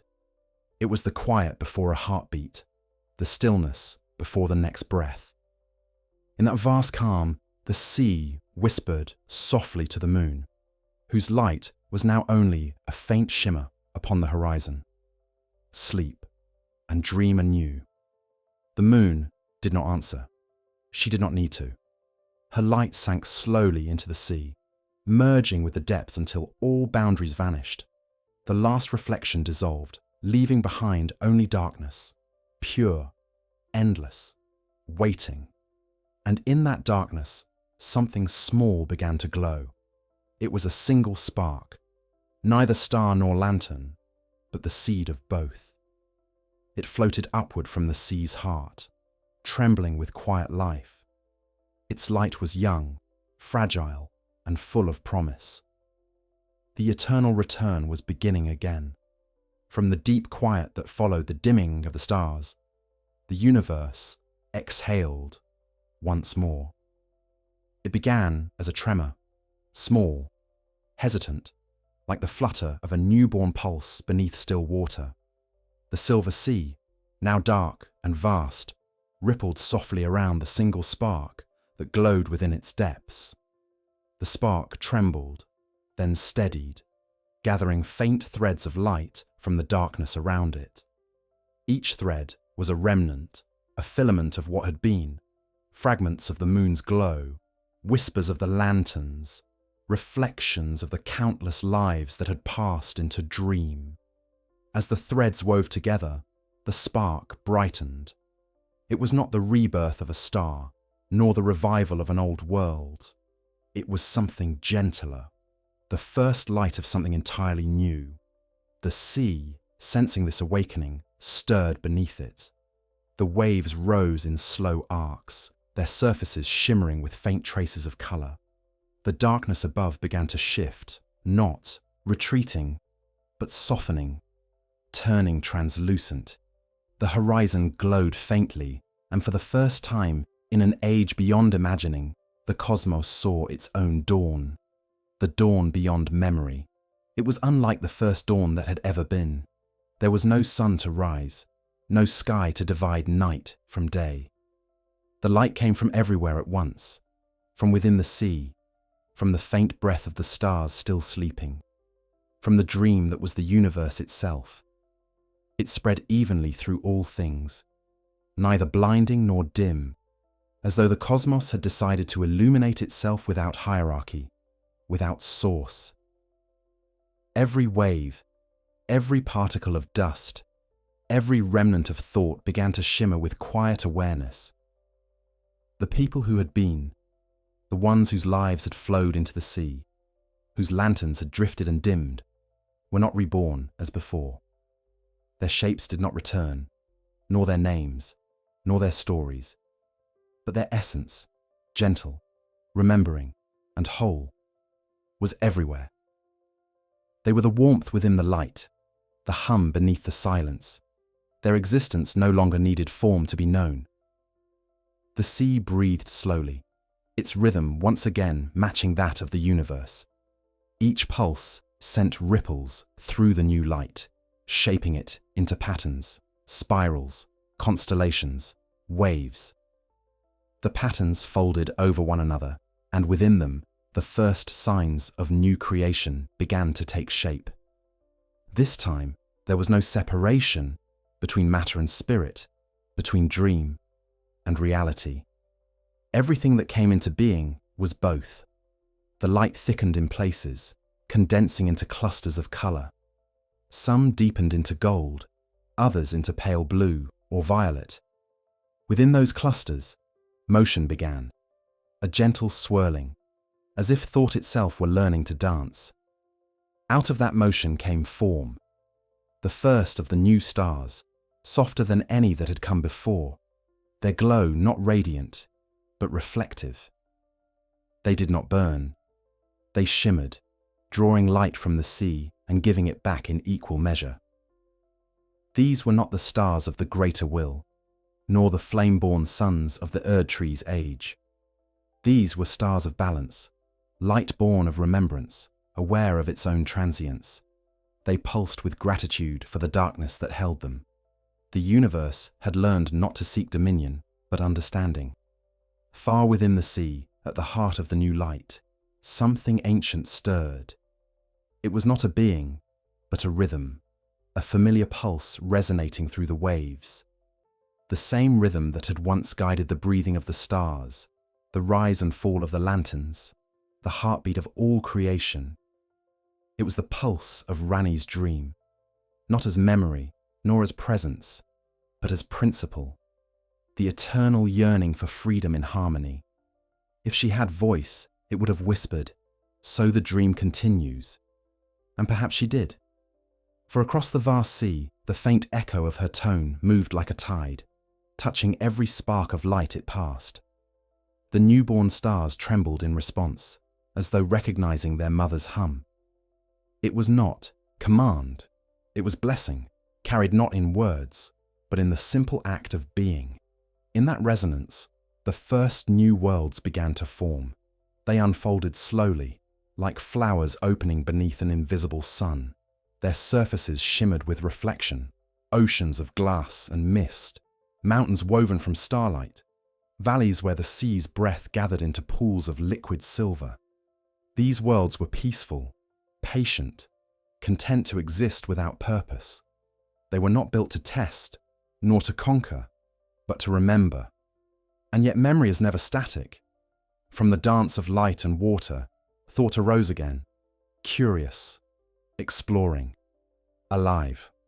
The first beings of the new dawn were unlike the mortals of the old world. They had no need of speech or structure, for they existed in direct communion with the sea and stars. They did not wonder who they were, because the universe itself flowed through them. They were its awareness given shape. Their eyes glowed faintly with the color of dawn, and their movements were slow, graceful, deliberate. When they looked upon the sea, they did not see reflection. They saw continuation. They called it not the sea, but the memory of light.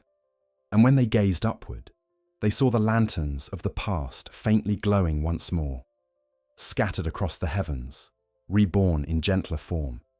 Among them was the moon. She had returned, though changed.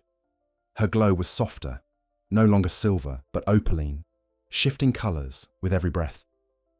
She no longer hung above the world as watcher or keeper. She was woven into the sky itself.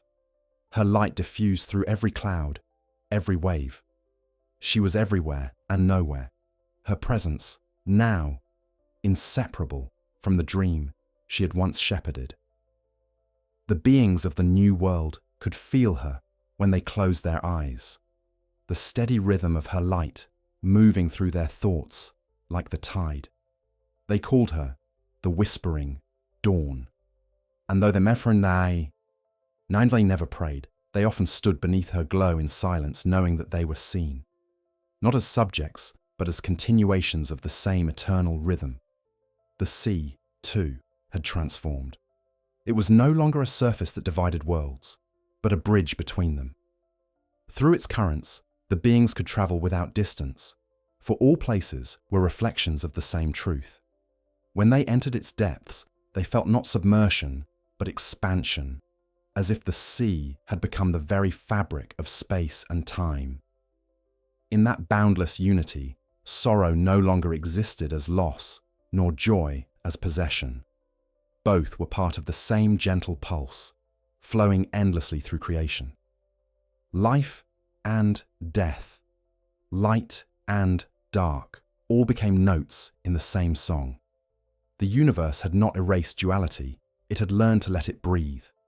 The dawn beyond memory was not an age of perfection, it was an age of balance. Its beauty lay not in its constancy, but in its awareness of change. The stars knew they would one day fade, and they shone with peace in that knowledge.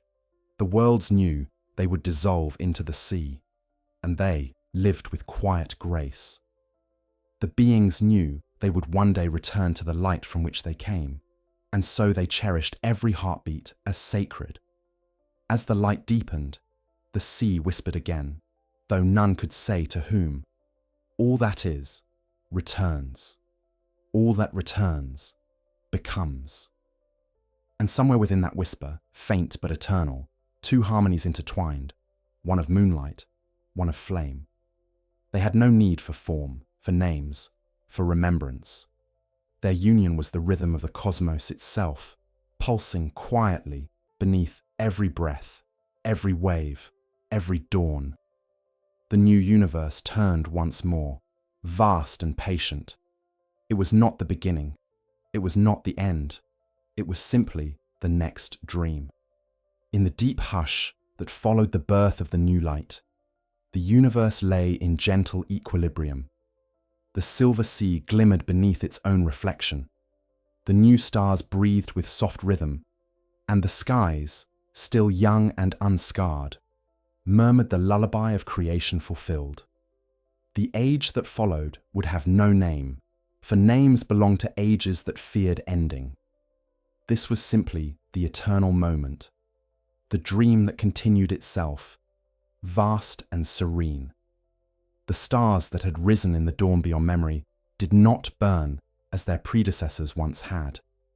They shimmered like lanterns drifting upon invisible tides, each one carrying within it the hum of a single thought: to be. Their light was slow, patient, unhurried. They shone, not for witness, not to define darkness, but because shining was their nature. When the sea below rippled, their reflections wavered softly, and the cosmos felt alive, one body breathing through infinite forms. The new beings, born of this dawn, lived as part of that breath. They did not build temples, nor write histories, for they needed no reminder of their place within the rhythm. Every drop of water, every grain of starlight already sang it. When they dreamed not of gods, but of motion, of the way light curved through shadow, or how the sea whispered its song back to the sky. And when they died, their essence did not depart. It folded seamlessly into the sea, becoming one more current in the vast reflection that held everything. There were no heavens now, no underworlds, no boundaries between above and below. The sea was the sky, and the sky was the sea. The stars were its eyes, the worlds its breath, and the moon, no longer apart, its eternal heart. All of creation existed as one dream in perfect stillness, yet even stillness is movement when it belongs to infinity. In that infinite calm, the universe began to dream of itself again. It began as a shimmer across the horizon, a faint, undulating glow that spread like thought across the sea. The stars responded in kind, their light bending inward, as though listening to something deep within. From that invisible center came a pulse, the same pulse that had once stirred the first spark from darkness, that had drawn Ranni's will into being, that had breathed the first air of freedom into the cosmos. The pulse spoke without words, its meaning carried through rhythm rather than sound. The dream does not end, it only changes form. And so, the stars began to remember. They remembered the ages that had come before, the flames of gold that had once ruled the lands between, the fall of the Erd tree, the cold beauty of the age of stars. They remembered the witch whose will had broken the circle of command, and the mortal who had walked beside her into the unknown. They remembered the sea that had gathered every sorrow and transformed it into peace. But these memories were not history. They were melody, woven through the fabric of the present. In remembering, the stars began to sing. Their song was low and vast, older than time, yet new in every note. It flowed through the universe like a tide, resonating through every atom, every wave, every dream. The beings of the new worlds heard it in their hearts and paused in quiet awe. They did not understand the words, for there were none, yet they knew its meaning. It was the sound of love, the pure, unbounded recognition that all things, from the smallest flicker to the grandest light, were one. The sea responded in harmony. Its waves rose not as water, but as light itself, curling upward in luminous arcs that bridged the sky. When they fell again, they left trails of shimmering foam that hung in the air like threads of silver. Those threads intertwined with the star's light, weaving a vast net across the heavens, a lattice of remembrance that spanned the cosmos. Within its weave were all dreams, all beginnings, all endings. And from the heart of that weave, the moon pulsed once more. She was no longer the solitary guardian of light, no longer the distant watcher of mortals. She was the pulse itself, her glow radiating through every filament of the net. Through her, the rhythm of the universe beat steady and true. If one could have listened closely enough, they might have heard her final whisper moving through the sea, carried in every wave and every breath. Thou art the dream and the dreamer. What thou hast become is all there is. At her words, the stars brightened, each one shimmering as though awakening from within. Their light did not spread outward, but folded inward, turning the universe into a mirror reflecting itself. There was no up, no down, no center, only infinite reflection, each layer gazing into another, each echo birthing another note of the same eternal song. In that moment, every boundary dissolved. The sea became the stars became the moon, and the moon became the thought that sustained them all. Creation and remembrance merged into one endless presence, neither awake nor asleep, neither beginning nor end. The universe exhaled one final, perfect breath. Then came the stillness, not silence, but completion. It was the stillness of understanding, the quiet recognition that the dream had fulfilled itself. The stars, the sea, the moon, the beings who had lived and loved, all were threads woven into one luminous fabric, breathing as one eternal self. Nothing more was needed. The cosmos rested. Ages, if ages could still be said to pass, drifted by in that serenity. Yet even peace, pure and whole, is not static. Deep within the sea, a faint ripple stirred, born not of need or loss, but of curiosity. It was the oldest instinct of the universe, the one that had birthed every light since the first, the desire to see what might be dreamed next. The ripple spread outward, subtle and patient, touching the stars one by one. They trembled softly as if sighing in their sleep. The sea glimmered faintly in answer. The dream was not ending. It was preparing to turn once more. Perhaps in some far future, a new witch of moonlight would rise from that ripple, her eyes reflecting the infinite calm of ages past. Perhaps she would walk again beside a wanderer of flame, their steps echoing through yet another dawn. Or perhaps the cosmos would take on forms unimagined, its next dream stranger and more beautiful than any before. It mattered little. For all things, the moon, the stars, the sea, the dreamers and the dreamed, were one. Whatever form the next cycle took, it would be guided by the same rhythm that had carried all others, the heartbeat of freedom, the pulse of remembrance, the breath of love that knows no boundary. And so, the universe slept, not in darkness, but in light turned inward. Its dreams shimmered across the endless reflection, painting the sea with new constellations of thought. Far away, in the distance beyond distance, the faintest light flickered. So small, so fragile, it might have been the blink of an eye. It trembled once, then steadied, glowing softly against the infinite calm. the first spark of a new age.